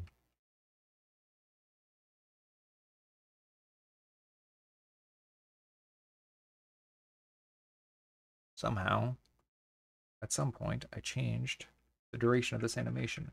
But I did a little bit of the work in there, but I redrew the limbs. Um, and then I actually ended up having to work against that in the hands. And I ended up bringing a lot more back and like the copy and paste structure in the hands because they were kind of planted on the knees. But like for the body, for the back, for the legs, for the sweater, all of that's redrawn per frame. And that's kind of gives it a little bit more of its life, kind of that balance between redrawn art and copied and pasted art. So there's a balance that you gotta reach with it. But since the hands are rotating, since the hands are moving freely, and there's such a big part of this, I want to make sure that I've got a lot of life in them. Let's go. Let's see. So again, this is a frame where they're stopping and changing directions. So, ooh, here's a bit of a challenge. This front one, interesting. So this front frame goes behind. Behind. And the thing is this leg actually shifts left. The reason that's interesting, I actually need to fix. Whoa, hang on a second. How did that get past me? This is a problem.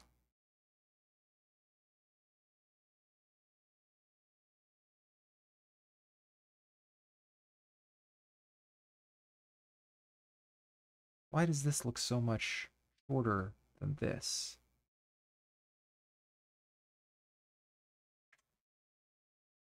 Sorry, give me a second.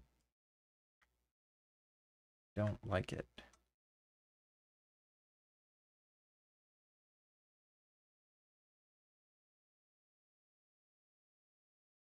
Let's see. Sometimes you don't get to choose when you notice things.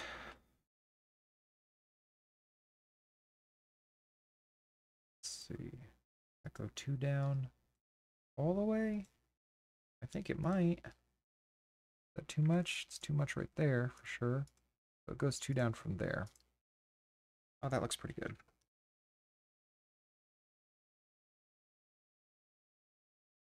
Okay.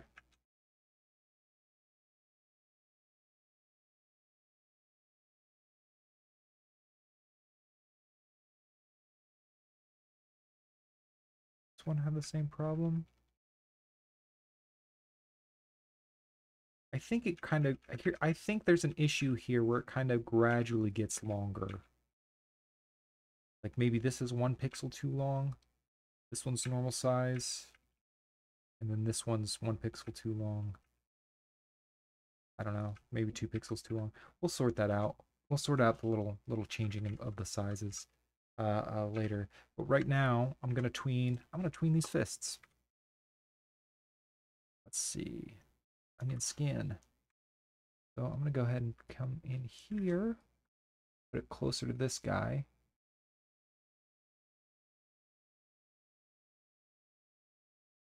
Actually, there's so when I talk about like the quality of redrawing frames, when you're taking a look at like there's certain games that create an entire art style out of it. So the puzzle game Baba Is You, that jitter that happens in like for Baba and for like basically everything in it, gives that game so much life and so much character. And that's done by taking one static frame and I don't know if they hand drawed the jitter, hand drew, hand drawed. I don't know if they hand drew the jitter or if it's like a shader effect that kind of like will randomly offset art by like a pixel. I imagine they probably hand drew it because I think it's like 3 or 4 frames per item. Um, but then again, if it was an effect, that would be a lot quicker and cheaper to do for their art team or artist, um, as it probably is. So they probably wound up doing that, but that gives it so much more life. And I've seen a lot of cases where they do the same sort of wobble or jitter for text. And sometimes it'll be pixel art, or sometimes it'll be like the game Night in the Woods. If you take a look at how they handle like speech bubbles and text in there, they also have this sort of redrawn per frame aesthetic in them, which again lends a lot of life to the piece. Just another really beautiful game. Let's see. So let's see. We've got this down here, and we got this up here. So I actually need to pull the hand out and back to sell that it's going around. I think this is too far down.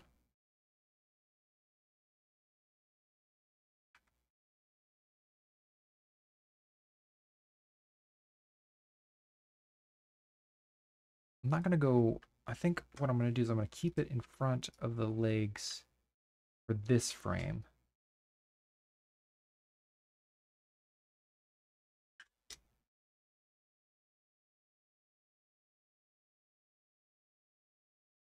And this is actually, oh, this is going to be pretty easy for these legs because they kind of only give me one option for tweening, which you gotta love it.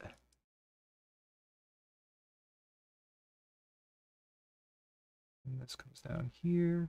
So this isn't even like, I'm not even making decisions here. This is just me color by numbers, basically. You know what I mean? The decisions are there. They're in between. You maybe can't see what I'm seeing super clear, but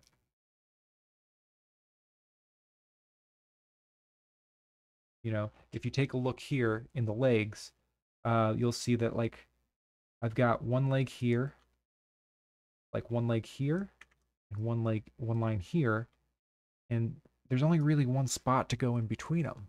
You know what I mean? So when I say that that decision is kind of made for me, that's what I mean. I don't have to think about and decide where that line goes. It has a home. And that's a beautiful thing. You know, there's so many lines out there without homes.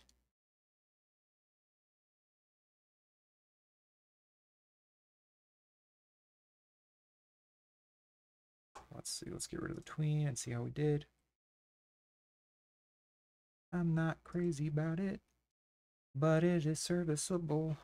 All right. You look at that. It's already smooth. It's already starting to smooth out. Oh man, I can't wait to see this thing in action. Also, every time we tween, because we're not actually, at least in this program, um, we're not changing the duration of the frames. So every time we tween, we're doubling the length of the total loop. So we started out, and not just in frames, but in like time. Um, so we started out at 100 frames a loop, two keyframes, or 100 milliseconds a frame. 100 frames a loop. 100 milliseconds a frame with 2 keyframes in the loop. That's a 200 millisecond loop. And we jumped up to 6. That's a 600 millisecond loop, 3 times as long. And we went up to 12. That's a 1.2 second loop. This is going to end up being 2.4 before we like start fudging with durations and figuring out like how we want this thing to actually run.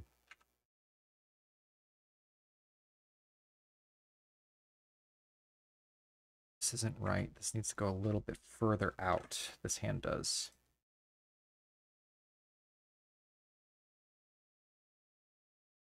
See how that looks.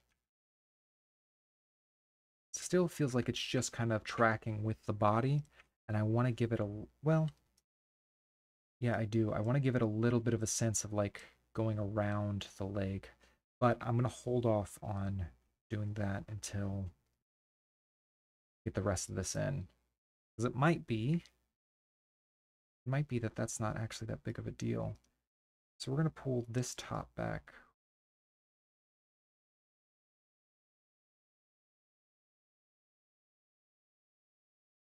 And that's going to be sort of our basis for filling in the rest of these gaps. I think that's it. Doesn't take much, you know? Like, does it read like the same boots? For that.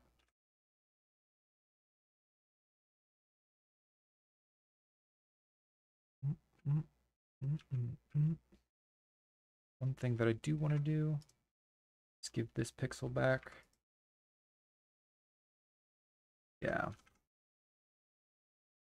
That's nice.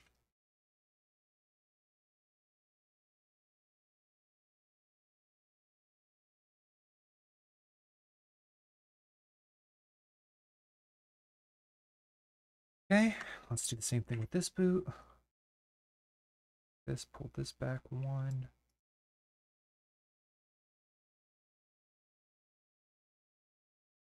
Maybe I don't want to. Let's see. Maybe. So this is going to be a little bit of a different way of tweening. I'm taking a look at the shapes that I'm moving between, which is this one, and I'm looking at this this left boot here. But it's this one and it's this one. And so what I'm seeing here is a couple of pieces of motion. One, the tongue is moving one to the left, like the top of the boot there is moving one to the left. Two is that we got this is kind of cheating up. So I've got one opportunity here, and this is where I'm going to do like really needly tweening work. But I've got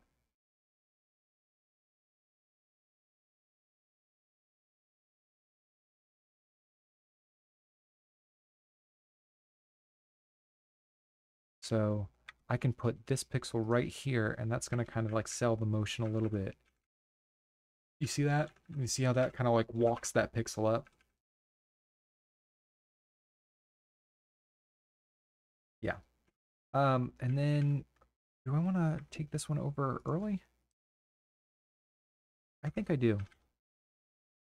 So I've got, oop. And then what I'm probably going to do is take this, disappear it. At some point, this is going to be too much. And we'll kind of figure out what that is when we get there. Oh, that's good. Does anything else need to go? Yeah, there it is. I think that's it. So not a whole lot there, but just enough to give it a little bit of a... Because these two frames were so close together that like really I just have to pop a couple of pixels here and there to really give it the idea that it's carrying the motion forward.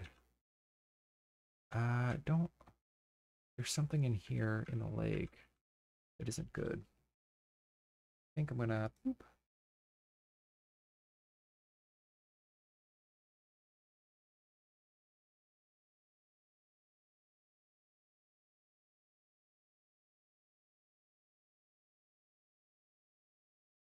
And you could see, like, as we're kind of doing this, as we're going through, you could see where I am kind of going and undoing some decisions that we made earlier. And that's okay because you don't have the context, especially when you're in the keyframe stage, you don't have all of the context of the animation. So, like, when we put something new in, you know, it might make something else not make sense. And we just got to kind of keep massaging it and just making it better. Let's see. Okay.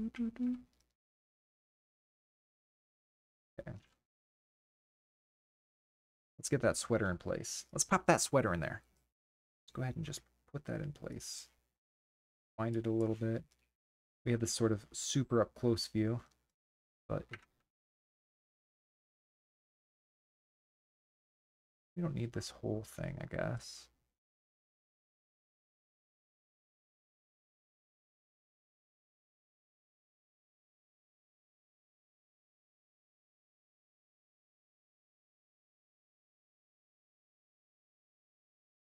See, I think what I'm going to do here, how I'm going to handle this sort of transition from front to back, is I'm going to tuck half of this into shadow. Let's see what that does. Ooh, that kind of sells it a little bit. You know what I mean? It doesn't have like the form or the hint at what's happening with the actual hand yet, so there's still work to be done. But it does push it back into space. And that's not nothing.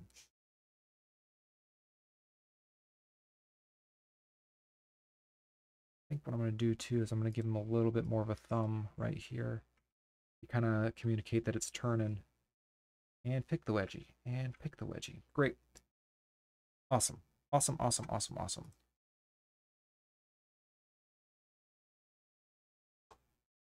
Let's see. Throw on that dang onion skin.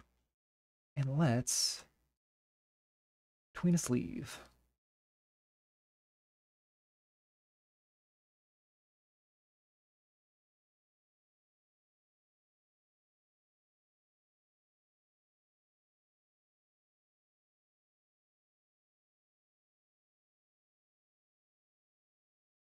So we've got here and here. This needs to come right about here, I think, to really give us the idea that it's rotating back in space.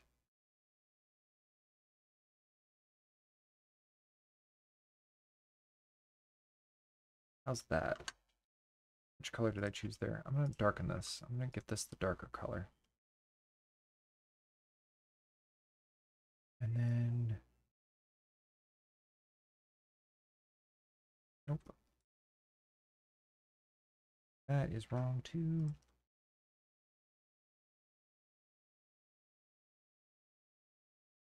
know, when I talk about like getting to know your tools, like one of the first things that I would recommend learning is how to set a primary and a secondary color, and then how to like shortcut swap between them.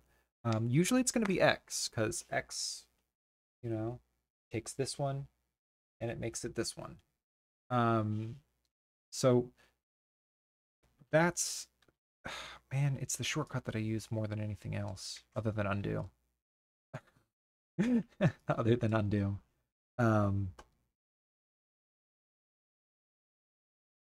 see. Ooh, this is going to be a good one. It's going to be a good one because this is a, you see how like, you see how I've got this line here that just sort of like, it goes from here to here and it rotates around like here. I guess the only reason I'm saying it's going to be a good one is because I like that. But I do. And that's important. So make sure we get that pivot in there. Go ahead and drop this right about there. Okay.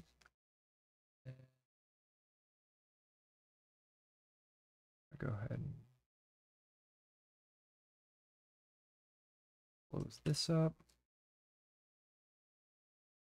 So off and take a look and see what we've done. Did I mess up? I did.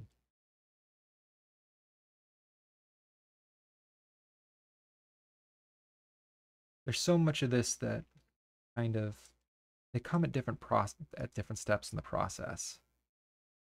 And I know that you can tell because in this video, like you hear me continuing to wrestle with myself, being like, that doesn't happen yet. This is how I hold myself accountable. I'm doing this sort of work. I probably shouldn't be doing this like this. Let's see. Oh, yeah. That makes this obvious. This issue.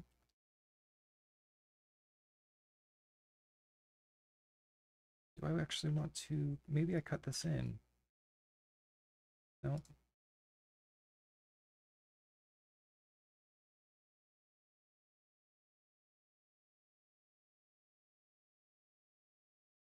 I know I just did like undo, redo, basically, but part of it.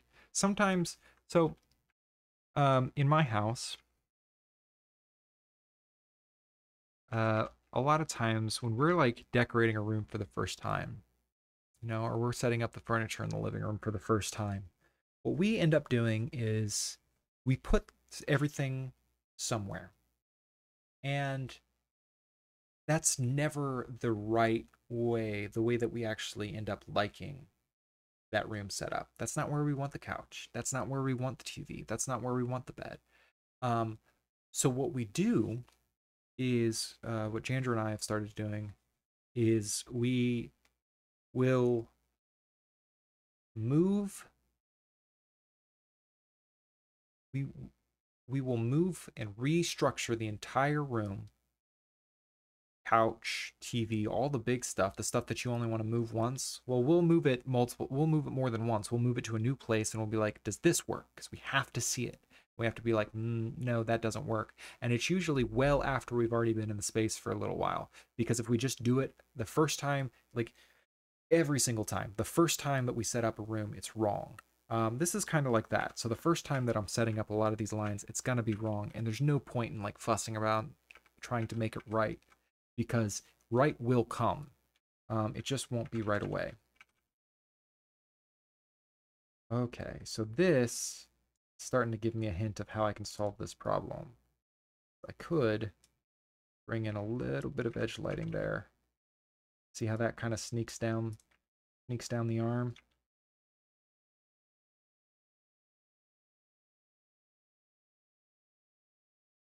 It doesn't need to be this far in the light though. Maybe that's part of what mistake is.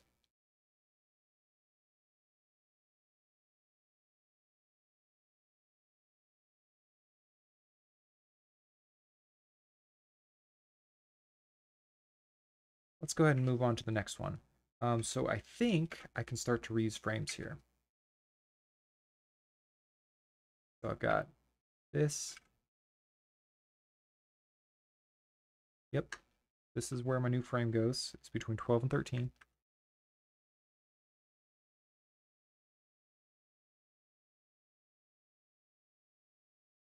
And what I'm going to do is I'm going to copy 11. We're going to see what that looks like.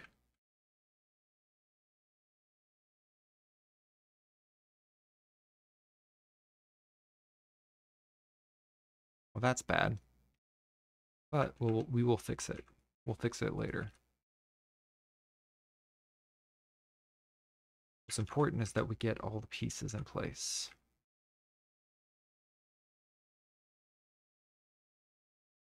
I just want to fix it now. Just want to fix it now.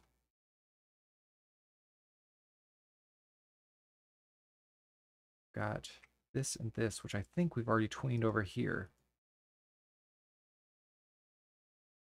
15 and 8, and I actually modified 8. Modify 15 in the same way. And then 9. 9 can go between 15 and 16.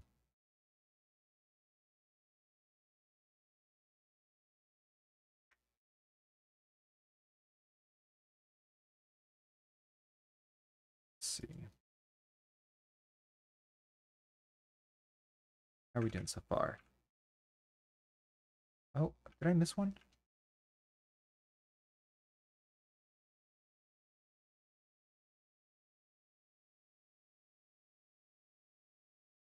I did. I think it's another copy and paste job. So we're going to do this, and we're going to go 9.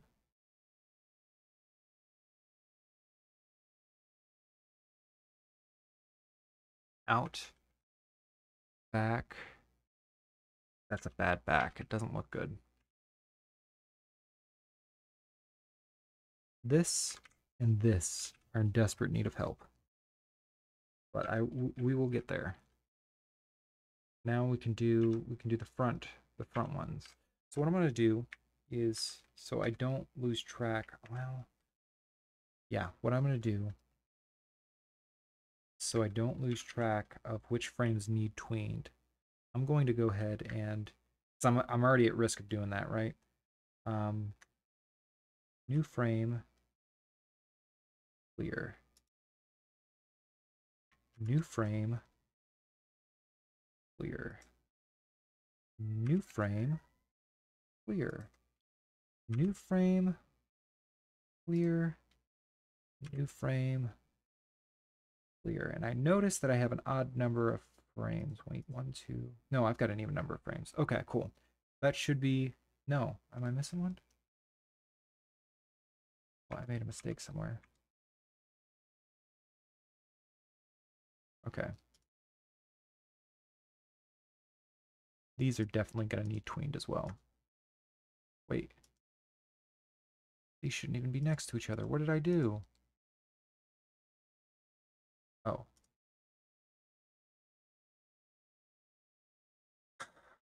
Okay.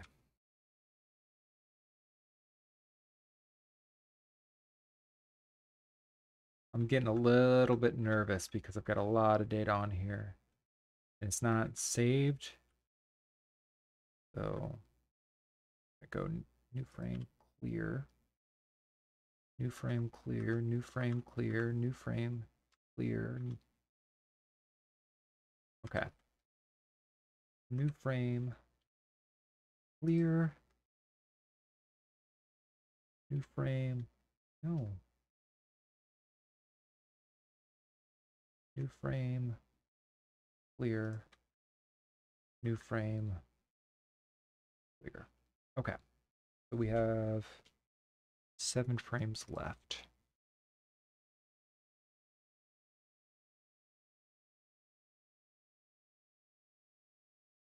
So good, good, good, good. And actually, if I, yeah, this frame actually gets copied over here. I thought so, because I was like, we did the whole one side, so I should only have 6 frames left.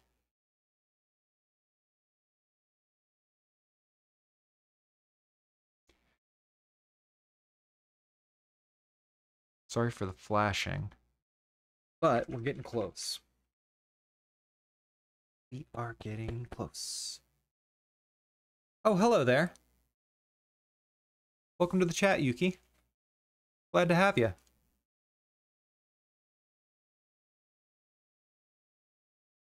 All right, so now let's just do the same process on the other side. And then when we're done, we'll fix frames like really bad frames like this one. Because I know I said earlier that sometimes you just have ugly in between frames, but this is not. This is wrong. Let's see. Let's grab the head and let's take that and copy it into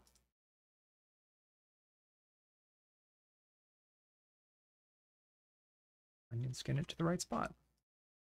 Let's see. So I'm kind of wondering,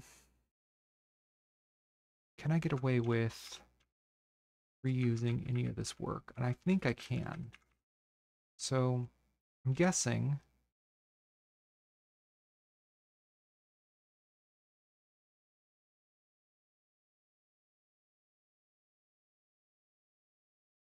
okay. So we need to go near the left side. So it's up 2 and right 2 is the decision I've already made. This goes.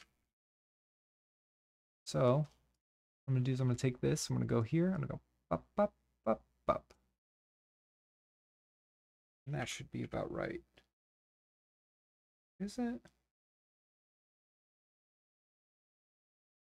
Nope. Right there. That's it. Accidentally went up 3. Or I accidentally count the wrong. It doesn't matter. This is the right spot. I feel it. I feel it in my bones.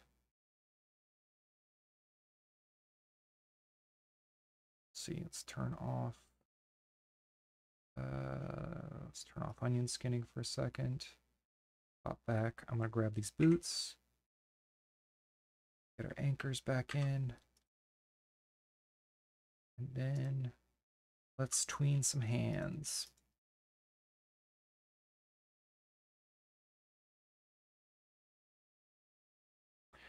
All right. So we've done a lot of this before. Gosh, yeah, we've done a lot of this before. I'm gonna grab some art from these other frames. We're gonna bring them in. Work smarter, not harder. We've made these decisions. Flip horizontal. Bring them in. I think that's probably going to be like that, right? Oh. No, it's a little bit further in. It doesn't have to be exact, but I guess I really want to... Oh, actually, no, I like where it's at. Because it's still got a little bit of that arc, and the angle of the knuckles is helping to sell the arc, right?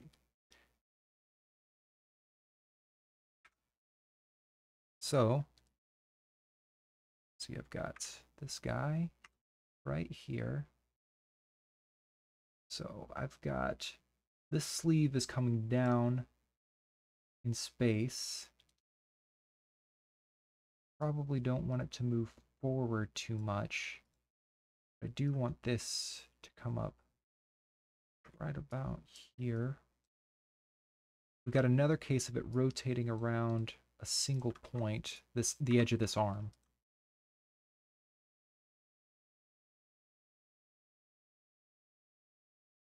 And then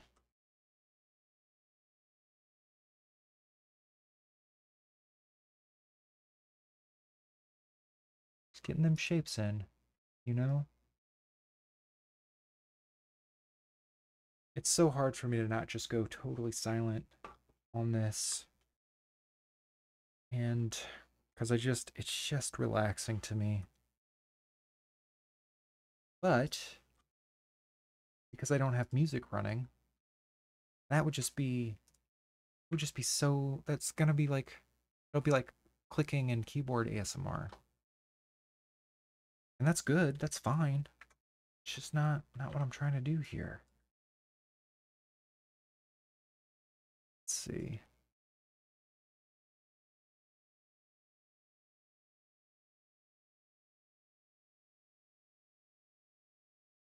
I don't know if you guys have New Year's resolutions or anything, but I hope if you're watching this video that being more creative is in there. Let's see, so I've got this one here and then this one here. So I'm going to pull somewhere in the middle right about here.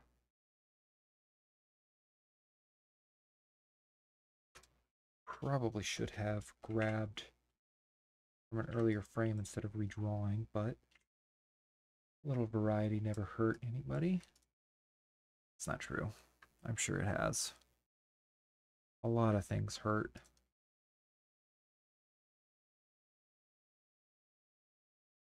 Let's see.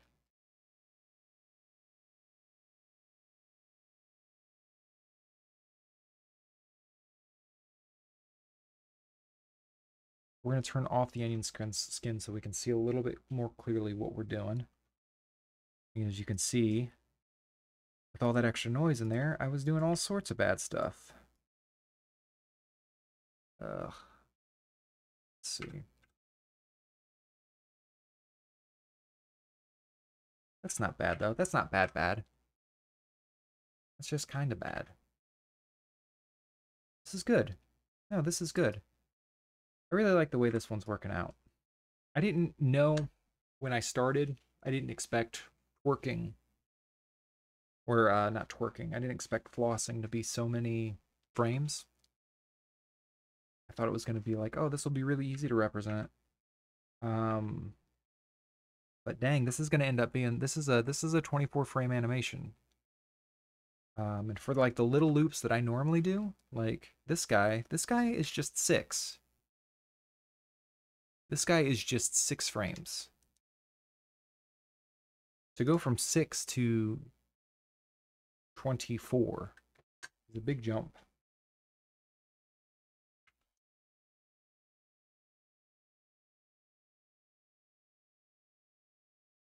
Let's see. I think that's good enough. Comes to like the sleeves. I'm not going to worry too much about. Sorry about that. I think I'm not going to worry too much about like the minutia of the sleeves for that one. And I'm going to get to the legs. Because I really want to start putting this thing to bed.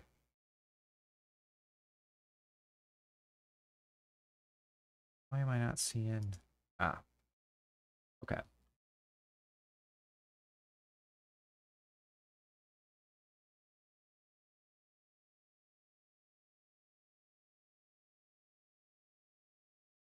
Let's see. Again, just drawing lines in between the other 2 lines that I see here. Paint by numbers.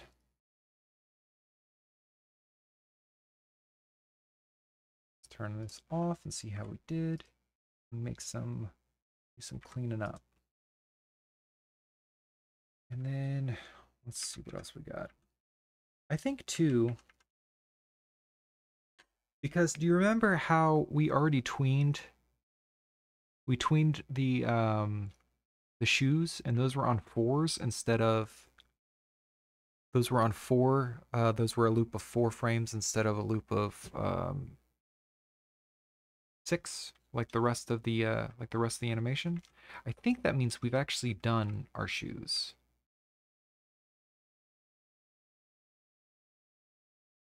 What do I mean by that? I mean, so this is actually this frame.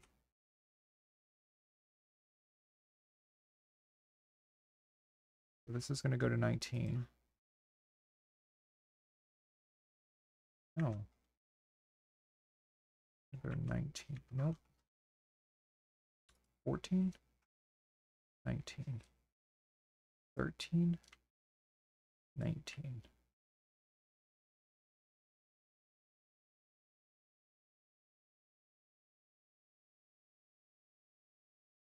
Yep.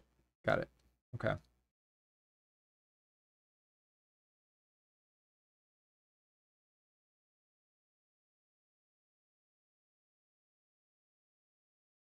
See what I mean? So this is the frame from 13 that we're reusing in 19 here, for the shoes at least. And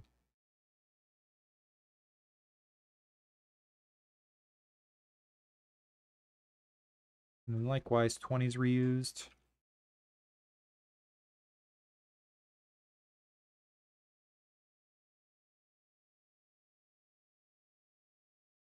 Let's see how we're doing so far.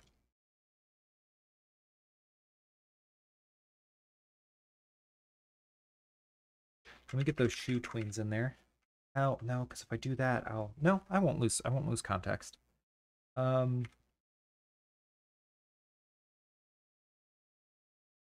So I think I'm actually going to paste the same.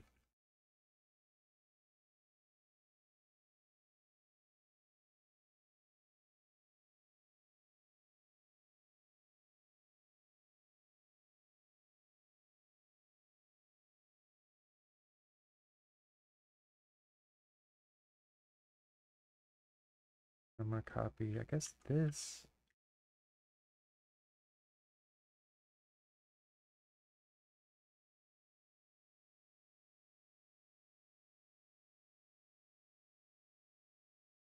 Right. So I think I'd like to get a different version of. Is there a different version? There's not. I don't like that that front shoe stays static for these frames. You know? The one on the right, which I can fix, but I'm just not going to right now. So this is what I need now. Fill up these 2 frames. So, yeah, there it is. let's get the head in there. Sort of in the interest of keeping things simple and keeping things quick, which nothing in this animation has been simple or quick yet.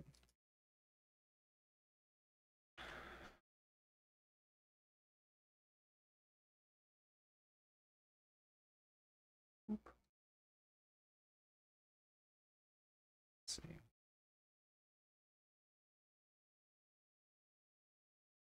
If I remember correctly, this goes up.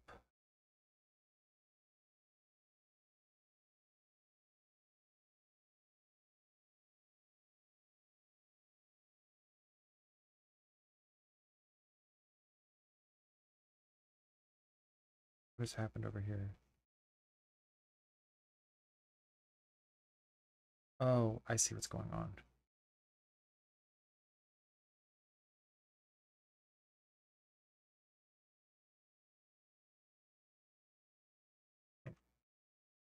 Oh. So what I'm doing back here is I'm accidentally selecting the whole frame, and Ace Bright is a little rough with me when I do that, and it starts to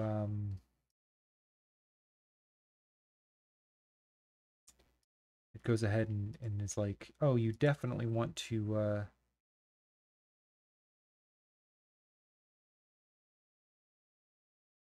23 equivalent 15. Okay. So when I accidentally select the frame instead of the cell, it'll try and move. It was grabbing some of the background and moving that across, but it wasn't giving me like a visual update that that's what was happening until I went back to that frame off another one. So it's just some of the idiosyncrasies of the tool. Let's see. I'm actually going to, because I know this is where this needs to be with this frame. I know this is where this needs to be for this frame, at least for now. I'm going to introduce some like circular motion into a lot of this stuff, a lot of these parts, because another way that you can add a lot of life to one of these animations is instead of just going kind of like forward and back and forward and back, you kind of do a little bit of like, you can do infinity symbols, you can do like slight circles, and these are all things you can see. I'll show you again, 6 frames, super helpful to, I'm glad that I did this beforehand, but you'll see like if you take a look at the head goes back and up, and it does sort of like this circle, while the butt does the same kind of thing, but they kind of do it offset from one another, and that gives it a lot of life. But you'll see too, um, the hands kind of come up, and then they do their own very oblong. Instead of just doing a perfect line up and back, which can be very robotic, um, you know, they do this slight circle, just the smallest, and it just adds a whole lot of natural to the cool. We're very close, guys. All right. Let's tween up some hands. Let's tween up some hands.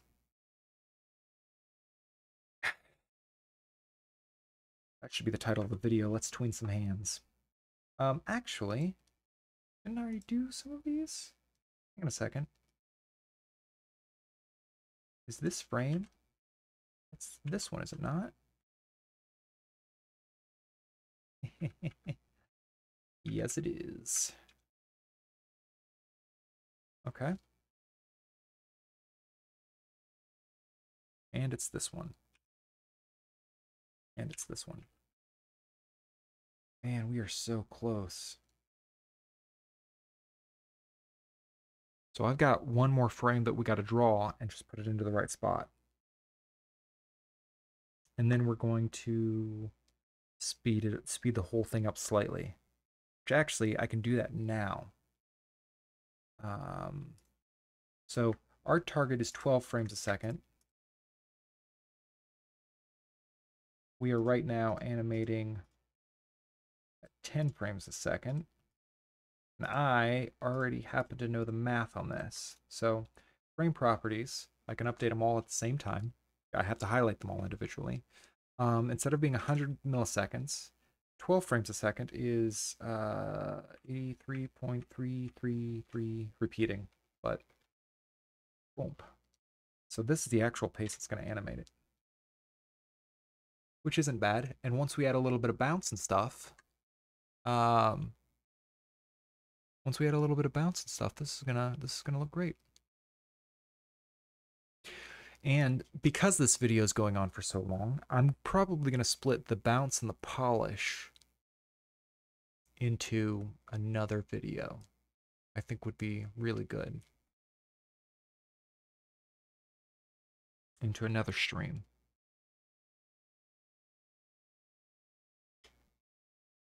Let's get rid of this.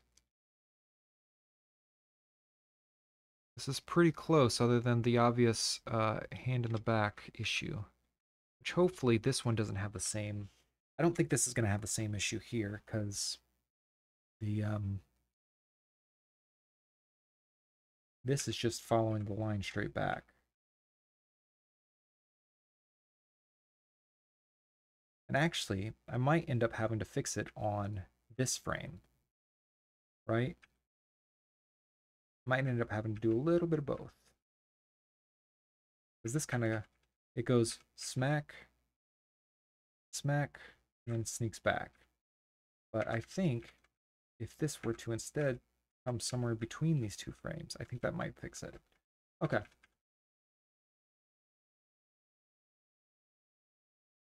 So we're going to go ahead and we're going to onion frame this.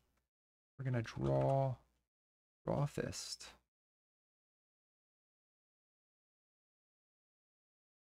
That's going to go right about there. This one, I'm going to go right about here.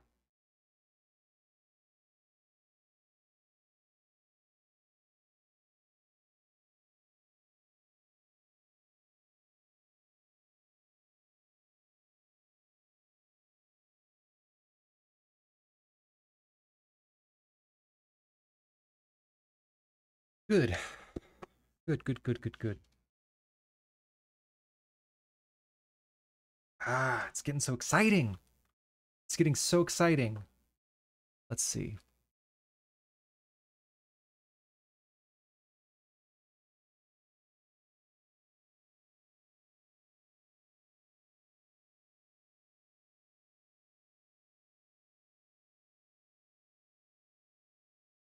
I'm going to actually come in here and see if I can do this a little bit faster with this. Okay. Probably should have been using it the whole time. Brought it out. I kind of forgot that I had it. Let's see. This is probably going to go something like that, right? And then this is definitely going to, we're going to get rid of the onion framing.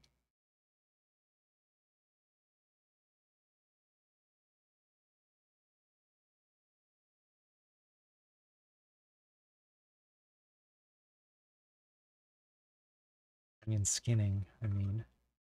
Straw and the leggies. Oh, this is so much faster. I should have been doing this for the whole video.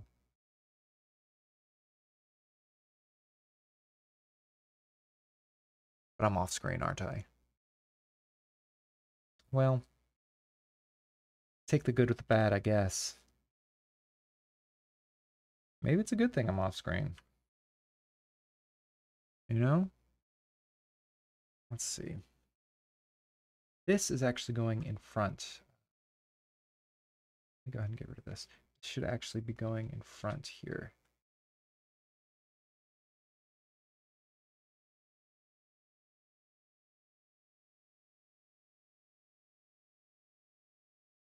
So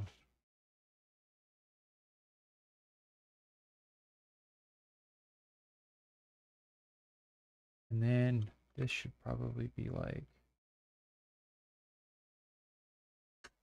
see.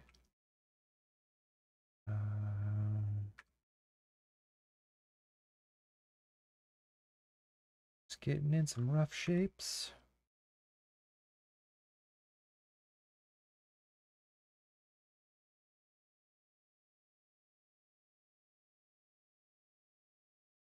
Let's see.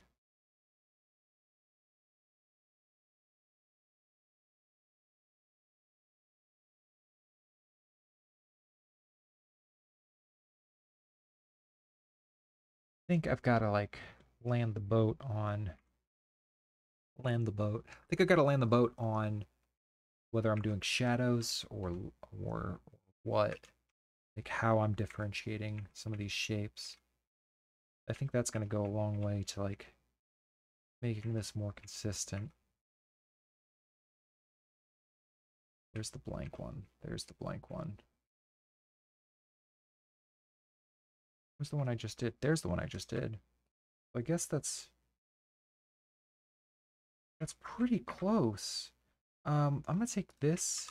I'm gonna copy it over to the blank one. And there's something. Not sure that it fully reads like a floss yet. I think part of the issue is that left hand going behind. It's this part, this little reach around, this little cheeky reach around. And what I need to do is I need to take this frame and do some surgery.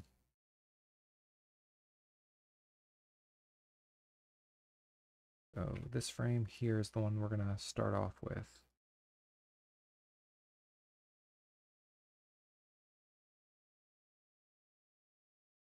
Actually, maybe this one too?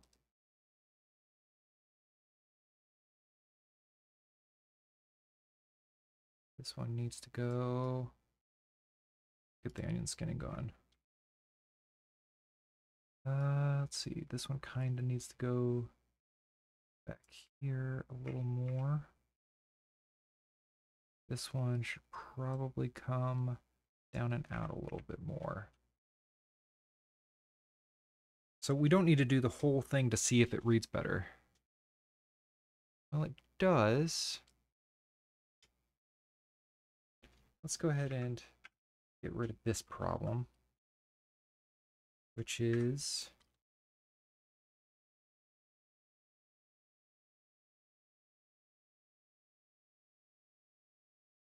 what if I just don't try and explain it? Is that an option? You get what I mean? Like, so here I'm trying to be like, here's where the sleeve is and here's where the torso is. But what if I just don't? What if I don't do that? Like, we're talking about...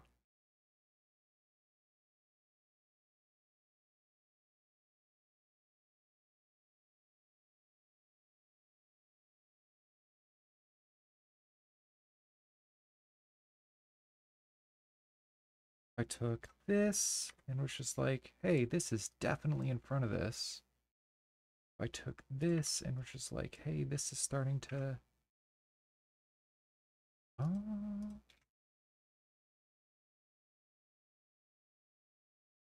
there's something to this. So just a different take on the same problem, just a different solution to the same problem. I had to throw away some decisions to make it work. Let's go ahead and back to trying to, back to trying to use the mouse. Let's see.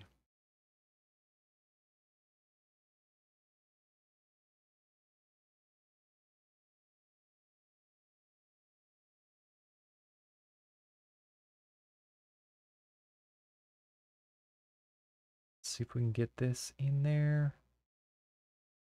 Is that right? I think that's it. And then I'm gonna go ahead and fix the leg.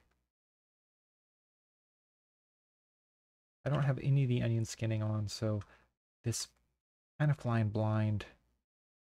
Let's see how we did. That didn't really help me out.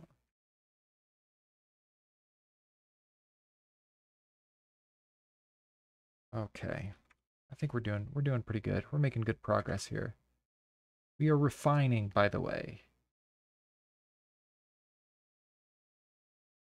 We've done our high fidelity in-betweens. And we're now at the refining stage. And kind of the goal of this stage is to go through and find any little issues in the overall motion, in the overall animation. So the first one we identified was this little switch to behind, which feels strange and not quite right. We are trying to make that work.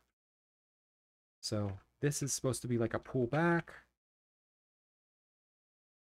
And maybe I can hint at a little bit of the hand coming through here. Does that help? It kind of breaks my islands rule, but we'll see how it reads quick. Oh, nope, I don't like it. We're going to erase this, and instead, I'm going to give a little bit more meat to it on this side. Maybe that'll help.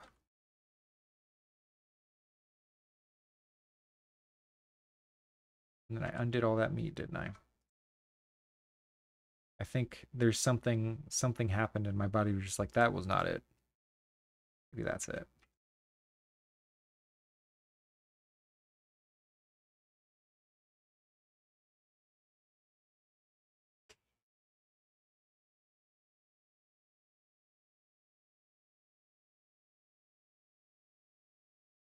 Okay, so I'm going to take this frame real quick, copy it over to this other bad frame.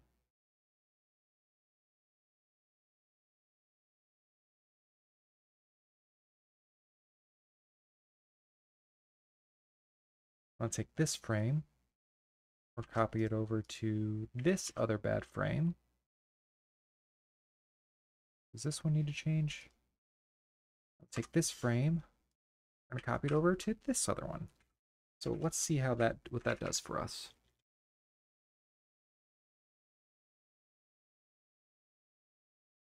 That's better. That's better, right?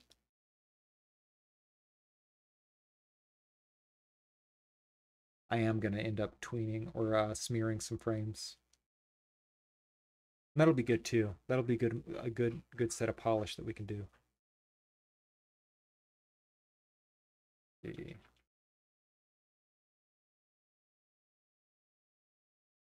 Let me see if I can kind of hint at. There's another piece of the costume too. I guess I can just put this body in because we've got so much of it done. I can just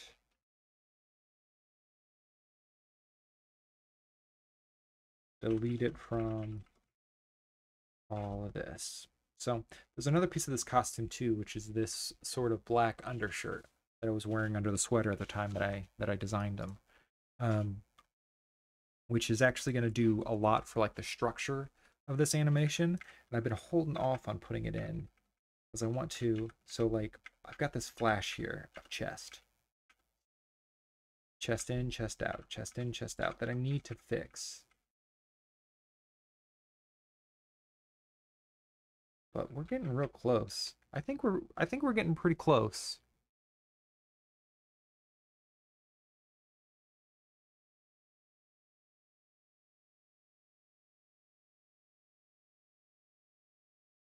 I actually don't know how much of the so I'm gonna do a couple of small things to refine and do a little bit of selling of some of these items. So one thing that I can do is I want to show you what I've done here. Is check it out. As the head comes down, the glasses go up, and then they kind of operate in like a 1 or 2 pixel way to communicate like weight and communicate and the actual head in general. But what they communicate is sort of like the direction of the head. So what I can do with the floss is I can take that same idea because we've got a good foundation here, a really good foundation.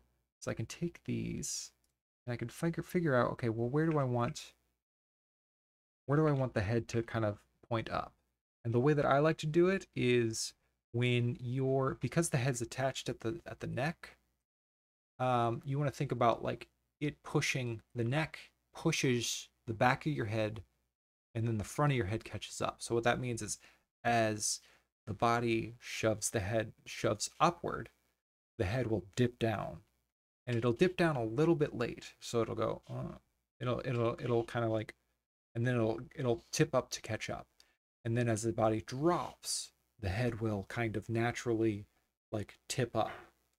Does that make sense? So it's kind of like this. Um, you're pushing up, and then it catches up, and then you pull down, and it catches down. So this would be like the chin, and this would be like the neck. So it's kind of like you got this like little extra wavy motion to kind of like sell the what's happening. What we can do is we can use the glasses. My glasses. We can use the glasses to indicate that motion. So it's up at the top here, and he starts to come down. Let's lift the glasses up. We're going to do this real rough because we're kind of, let's see, do this, lift them up. We're going to keep them up here. And then we're going to let them come down. Yes, maybe we don't keep them up there. Maybe we just do this. Maybe we do the ones, let's start with the ones that we know are going to go up and down. And then we'll see from there.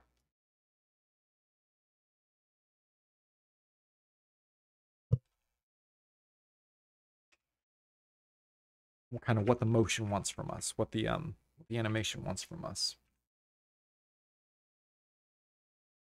This will also be a good time to kind of start to indicate little circles.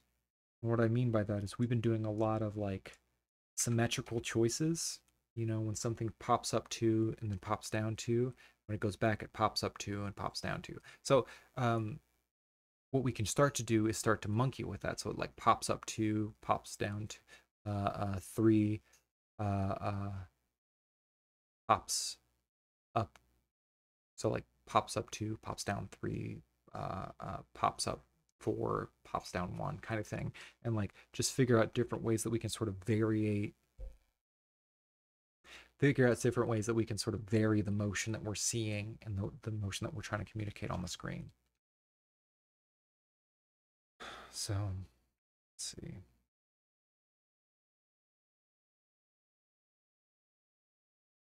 The nice thing about this too is it's taking a lot of these frames that we've doubled up, and it's starting to introduce little variations in them that help tell the overall story. So I forgot which direction we're going. We're going up. So that comes down. I think this is going to be good, and I think this might be the right way to do it.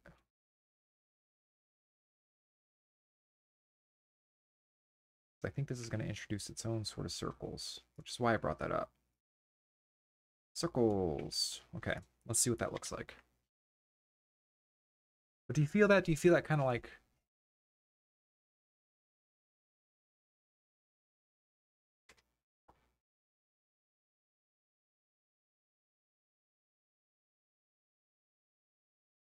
Maybe it's too much. Let's go ahead and, this is missing one.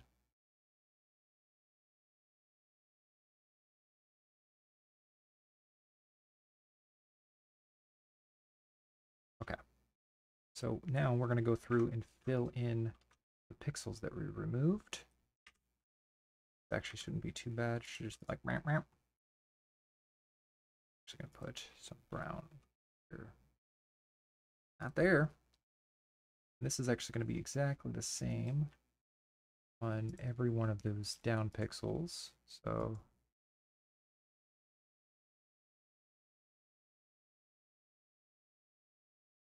just little sneaky cheats, because I know Know the structure of my animation.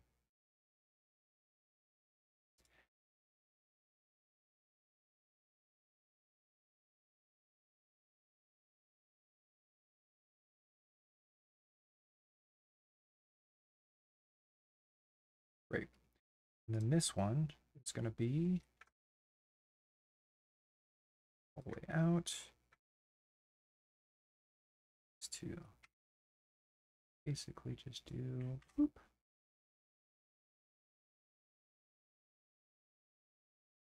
The same thing. Look at us go.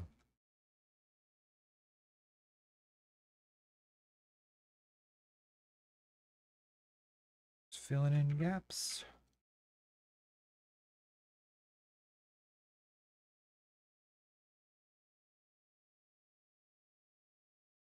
Great.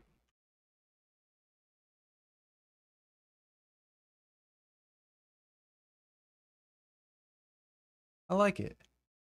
One thing I can do is I'm actually going to borrow from the torque animation. I'm going to borrow this frame, which is the hat. I'm going to pull that into here. Do I want it here or here? Here or here? I think I want it. Oh.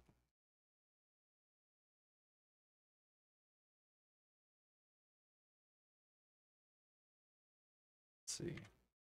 How do I use it in here? Okay, so it goes up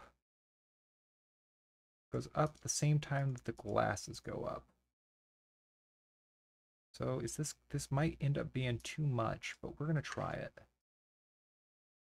Why can I not copy? I have done this twice now. Boom, boom. But I do this. Somehow cutting works better than trying to copy.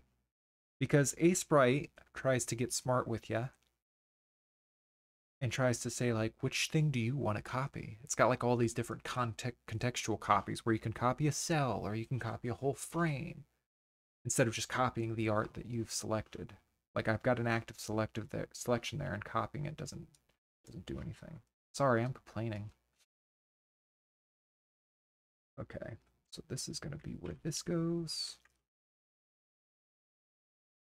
And I'm actually going to create a new frame for or a new layer for this so I don't jack up anything too rough, too bad. Let's see. I think that's right here.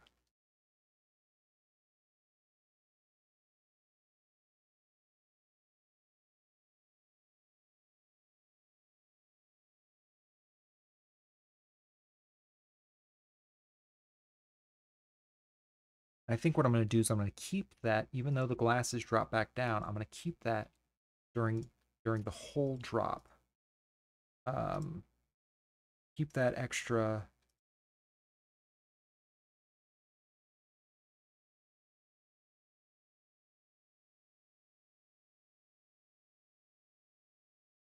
Yeah, I'm going to keep it for sure during the whole drop. Just again to vary where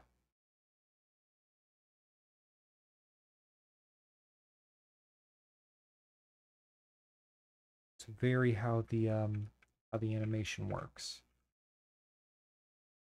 So that's going to be up and down. Because we're also the difference between the way the hat animation is working and the way the glasses animation is working is the hat has two distinct frames where the glasses are rotating between three. They're rotating between their normal position, 1 pixel up and 1 pixel down. So having these things sort of work in tandem and kind of just a little bit offset from one another. Again, all these things add life.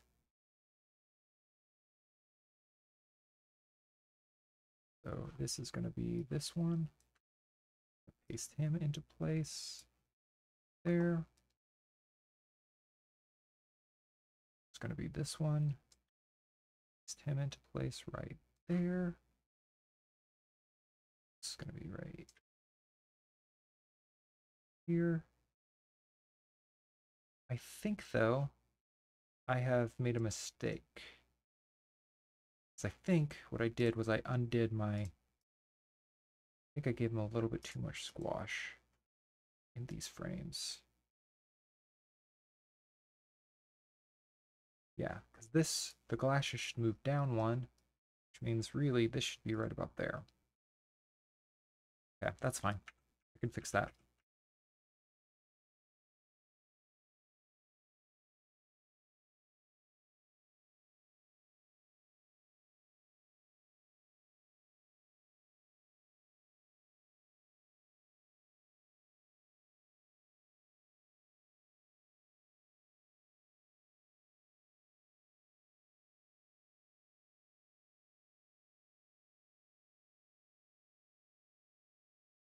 This one is going to be right here.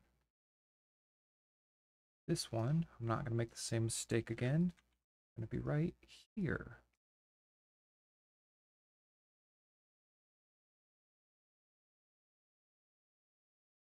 One.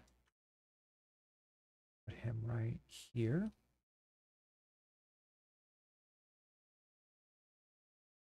It's like Legos at some point. Like once you've made enough decisions, it's just following the rules you made for yourself, you know? Following the little instruction booklet that you've made in your choices. There's something beautiful about that. Let's see.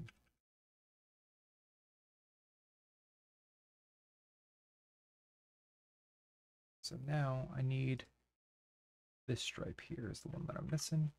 So I'm not about to refigure out how art goes. How'd that art do?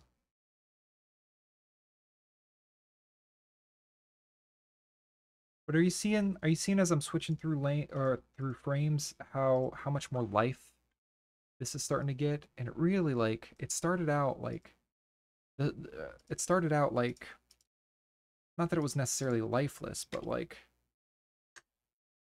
look at that little bounce. Look at that little bounce to his head.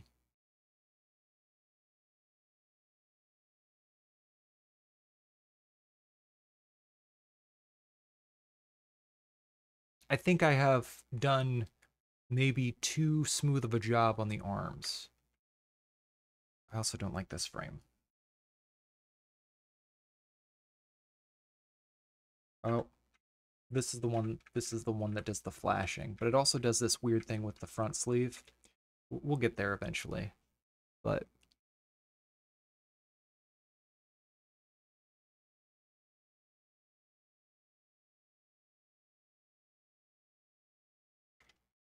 so what I'm going to do now, since I've got a pretty good, um, I'm actually pretty happy with this. I'm going to normalize some of the shadows under the chin. I'm going to add in, before I do that, I'm going to add in my neck piece. Let me find a good neutral place to put it for starters. And then I'll kind of build out from there. Yeah, that's where I want it.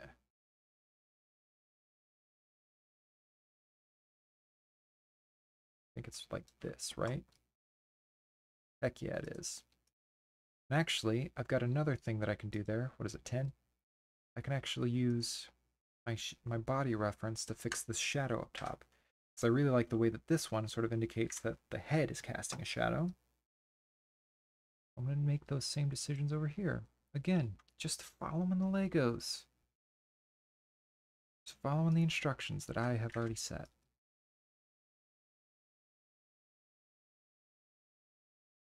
I think there's something like satisfying. I think it's why Legos rule. But there's something super satisfying about just kind of knowing where it's supposed to go, knowing all the steps, and then just kind of dop, dop, dop, dop, dop, and stepping through them.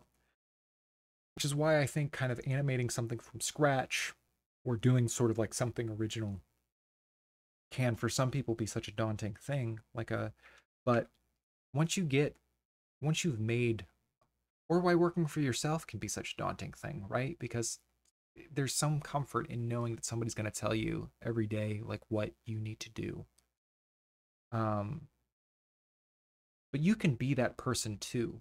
It's a little scarier because you never know like if you're making the right call, but like I kind of think that there's no right call most of the time.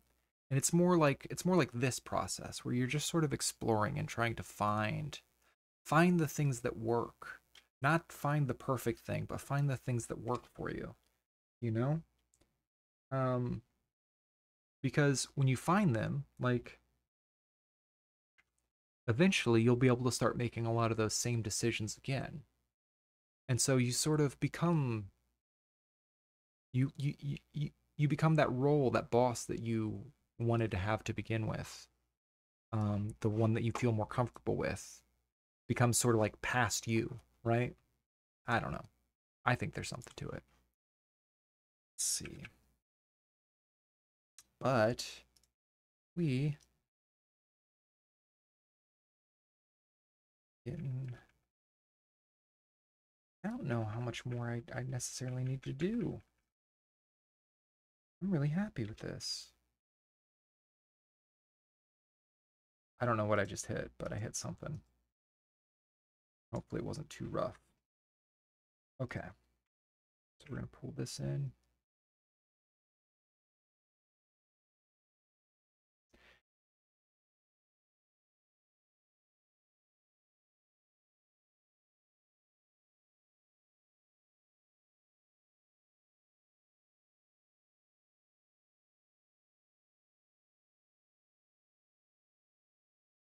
Another thing that's nice is having these sort of shapes that move with your character. Because what ends up happening is like they end up being something that your eye can track, especially in a busier animation like this.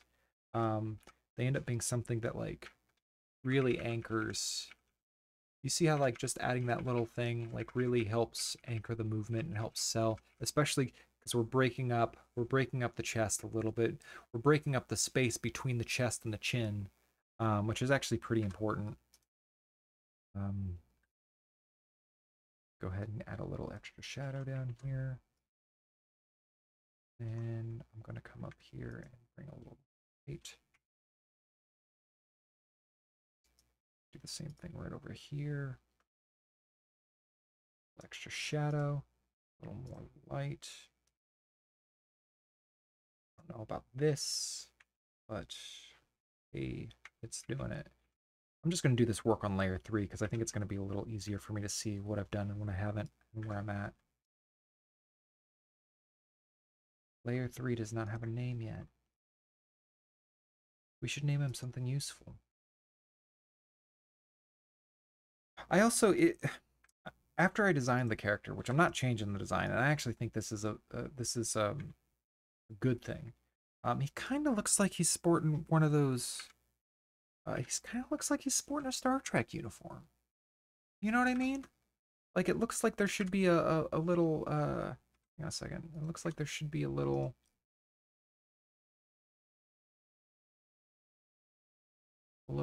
insignia on him.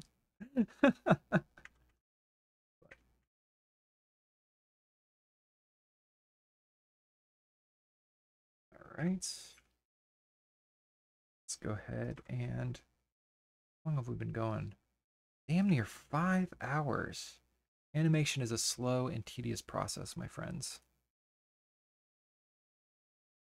I am going to have a lot to cut this guy.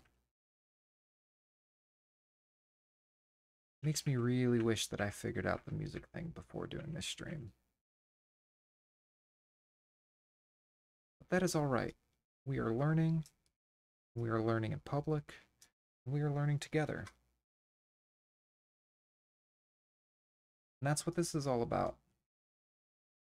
What 2023 is about. That's what Streamuary is about. It is about learning.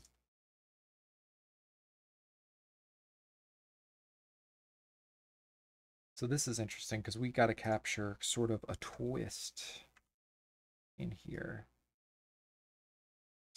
I'm going to see if I can avoid capturing the twist. Because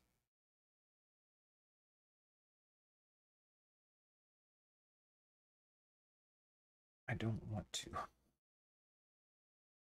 Sometimes it's just that. It's just I don't want to.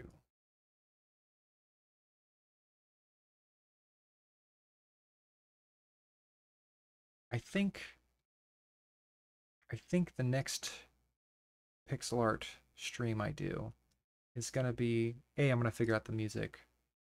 B, it might not be for like a YouTube video. I think it might just be me working on some of my art for my game.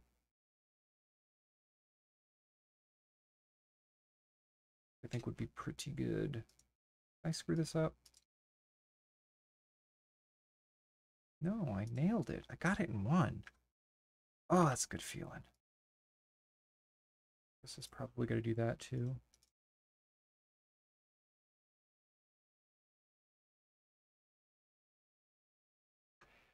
Yeah, this is good.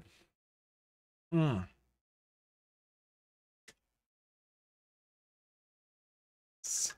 It's so many more frames than I thought it would be. It's so many more frames than I thought it would be. It's so much longer than I thought it would be. Oh, that's art, baby. That's art, baby.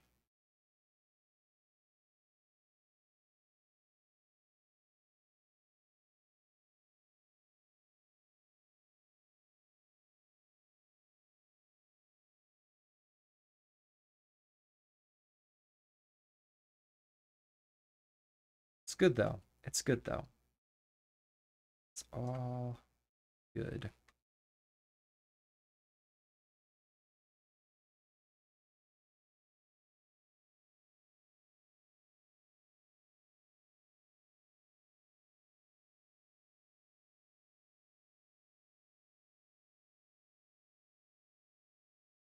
So 18, 2, great. Real quick on that. Even.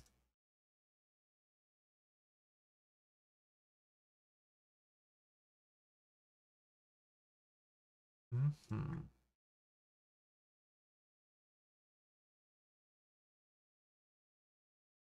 Okay. We're doing good here. We're doing good stuff. Good, important stuff. You know? I don't know about that, but I do know that that's coming in.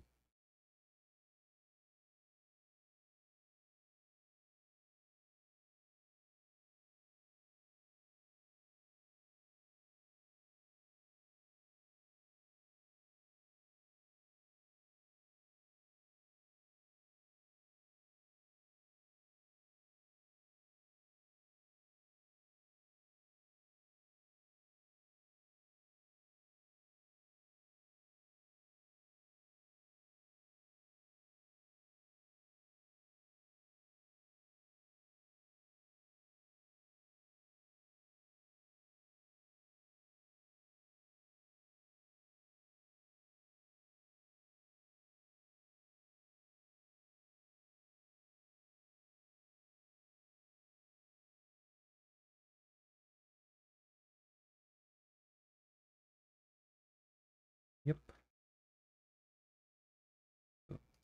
This is all part of the same process.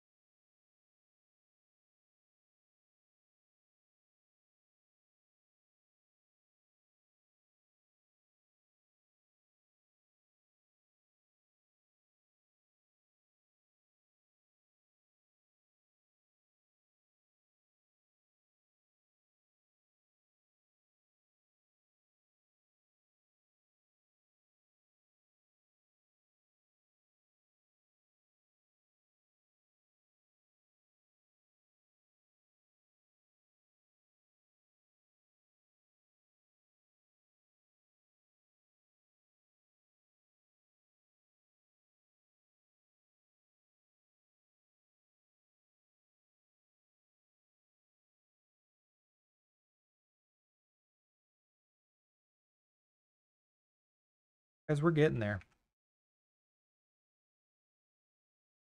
I know I keep saying that. I think it's because I'm trying to convince myself more than I'm trying to convince you. Sometimes art take a long time. I wish it didn't. I wish there are some people out there who are just so fast. They're so fast at everything. I am not that person. I am... It just takes me so long. It's okay. It's okay. We're okay. We're gonna get through this. You and me. You and me.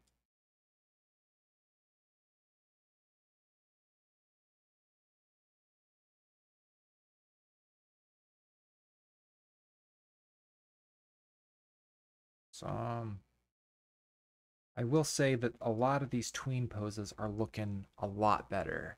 Um, so that's been good. And that's sort of, I guess, what I meant by trust the process. Because if you'll remember, we started with that bull crap looking stick figure guy.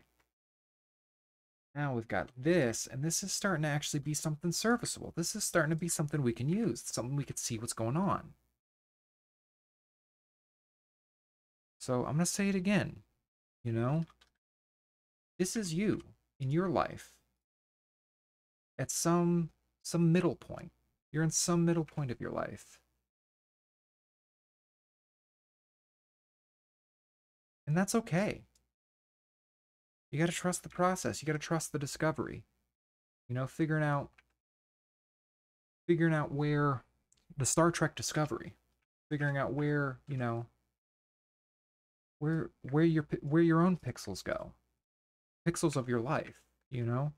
Figuring out where how to tween two tricky situations. That's what this is, you know?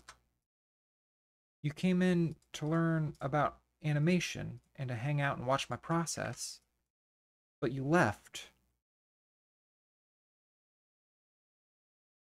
You left with, you know,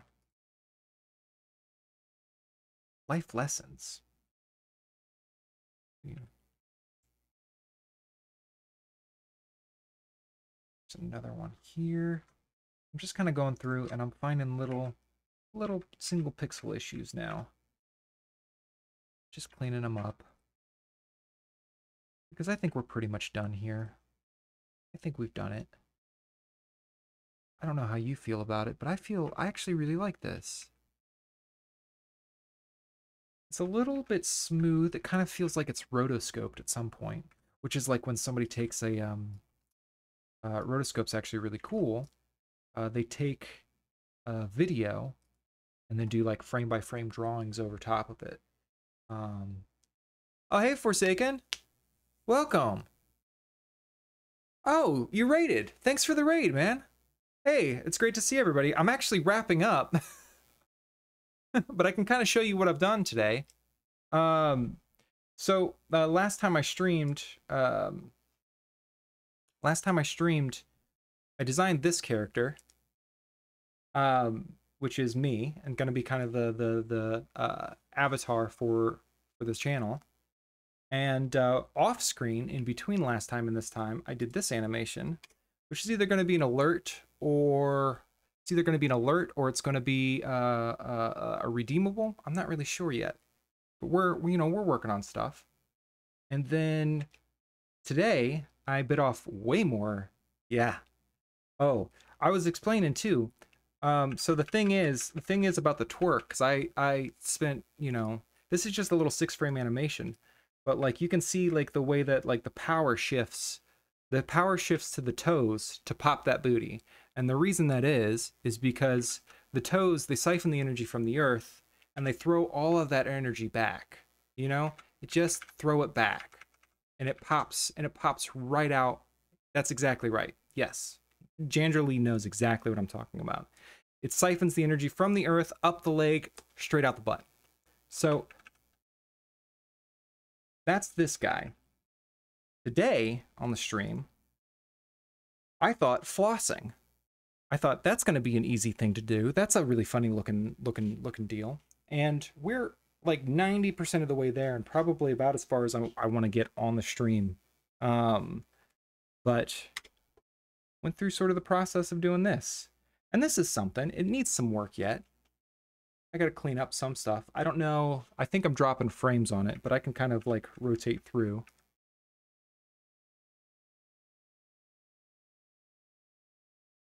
But yeah, I'm happy with it. I think we're in a good spot. But thank you. But yeah, I was saying like some of these middle spots here feel a little bit to me like OBS is just like consuming CPU, so I think I'm dropping frames. But some of these middle spots here, like where the arm is swinging down, feels a little bit more to me like it's rotoscoped, which is when you take a video and you kind of trace over each frame. They do it for the lightsabers in Star Wars, and they do it for like videos like Take On Me. And there's this really rad movie about Vincent Van Gogh where they did that. They shot the video, but they made paintings, like Van Gogh style paintings of every frame, and it's a really cool concept. But it's not quite working for me. So I think what I might do, since I've got a couple of viewers here, is I might go ahead and smear a couple of frames. And let's see, let's merge this down first. Let's go ahead and I have here. Yep, that's the whole thing.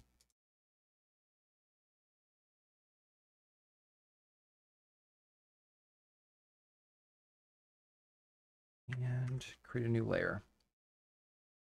So when you're smearing frames, when you're smearing frames, what you're going to end up doing is taking like this guy. I'm going to turn on onion skinning, so it's going to get a little blurry, because I can see both the frame before and the frame after. I'm going to take this hand and I'm going to kind of pretend like he is just schmutzed kind of across. It's going to be kind of spread across, like almost like a motion blur kind of idea. And it really helps kind of give you extra information. Let's see.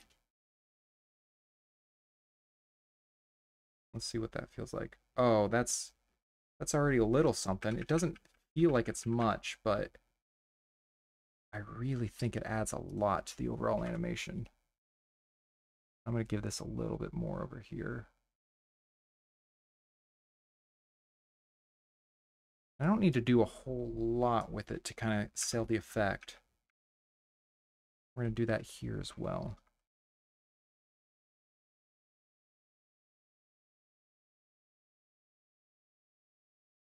Everywhere basically where the fists come down.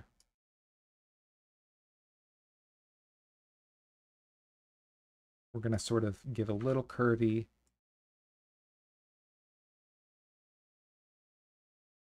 Nope.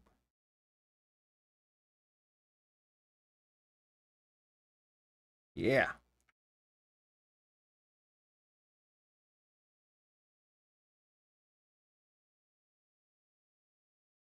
Let's see.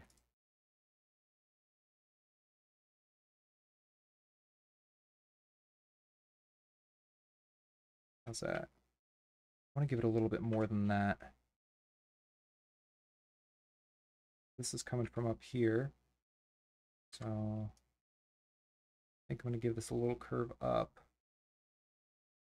Looks stupid on a single frame, but when you see it kind of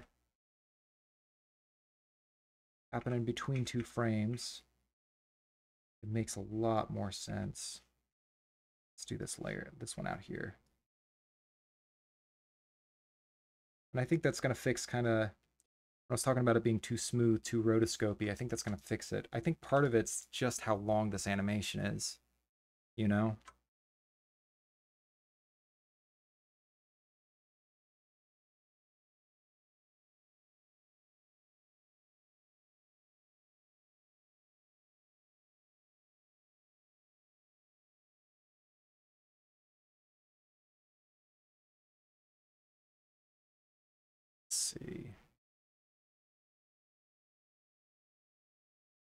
Yeah.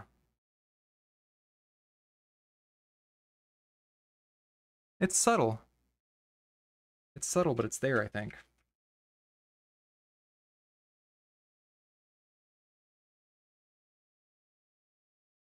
Oh, this one definitely needs it. This one definitely needs it.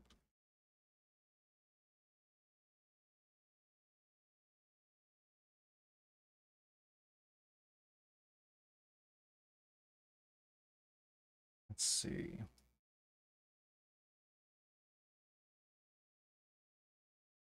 Where's the next one?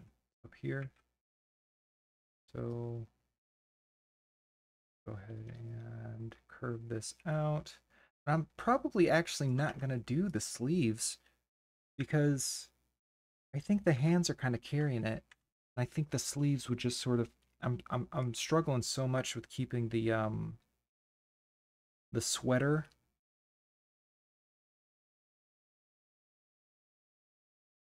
Struggling so much with keeping the sweater like parsable. So like your ability to read what's going on in the shapes. Your brain's ability to be like, ah, yes, that's bending forward in space, backward in space. That I think just letting the hands do the smear probably going to be the way to go. This also needs to curve up.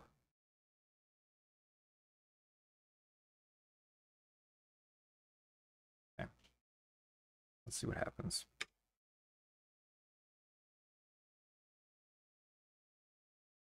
In some level, you don't even like see it, but like, man, it adds a lot. Easy come, easy go with the raid, but I still appreciate people stopping by.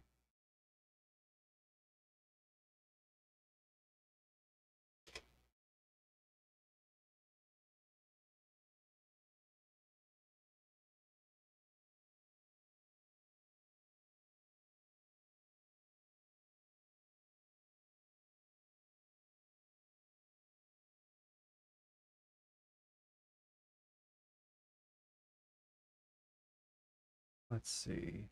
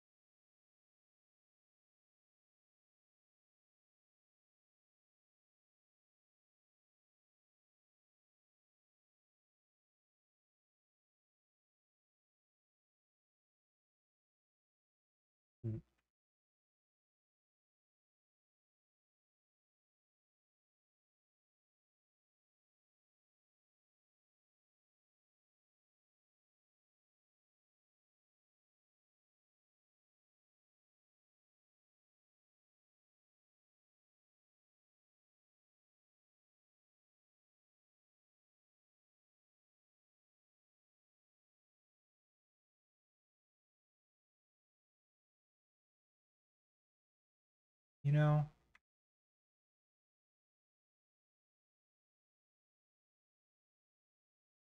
sometimes when I'm doing art, I get to a point where I'm just like, I don't think I'm going to like this piece at all. And it happens all the time. And then sometimes, even though I've gotten to that point, actually a lot of times, even though I've gotten to that point, it's like it's a fake feeling. It's not it's like my body is telling me like, oh, this isn't going to be any good. But like, then at some point it just, I get to the other side of it. I keep pushing and I get to the other side of it. I think it's just this one. I think this is the last one. I think that's the last tween. But I get to the other side of it and I'm like, man, I'm so glad I didn't stop, you know? Because at some point it just like I keep working on it. I keep working at it. And it just becomes it like my brain is telling me this isn't going to be any good. Look, you're messing it up. You're not doing a good job. But like I just keep going. And I'm not saying this to be like it surprises me, you know? It surprises me that it works that way. And it's not only something that I've started to learn recently.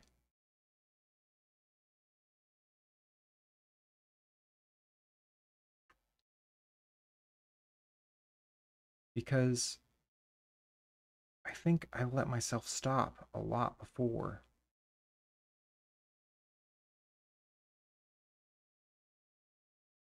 Okay, I think this is it.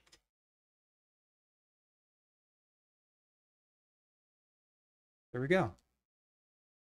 I've got a little bit of work to do in the lights and the shadow areas. I'm not going to do those on this video, but I'm pretty happy with this. I think this came out pretty well. Anyway,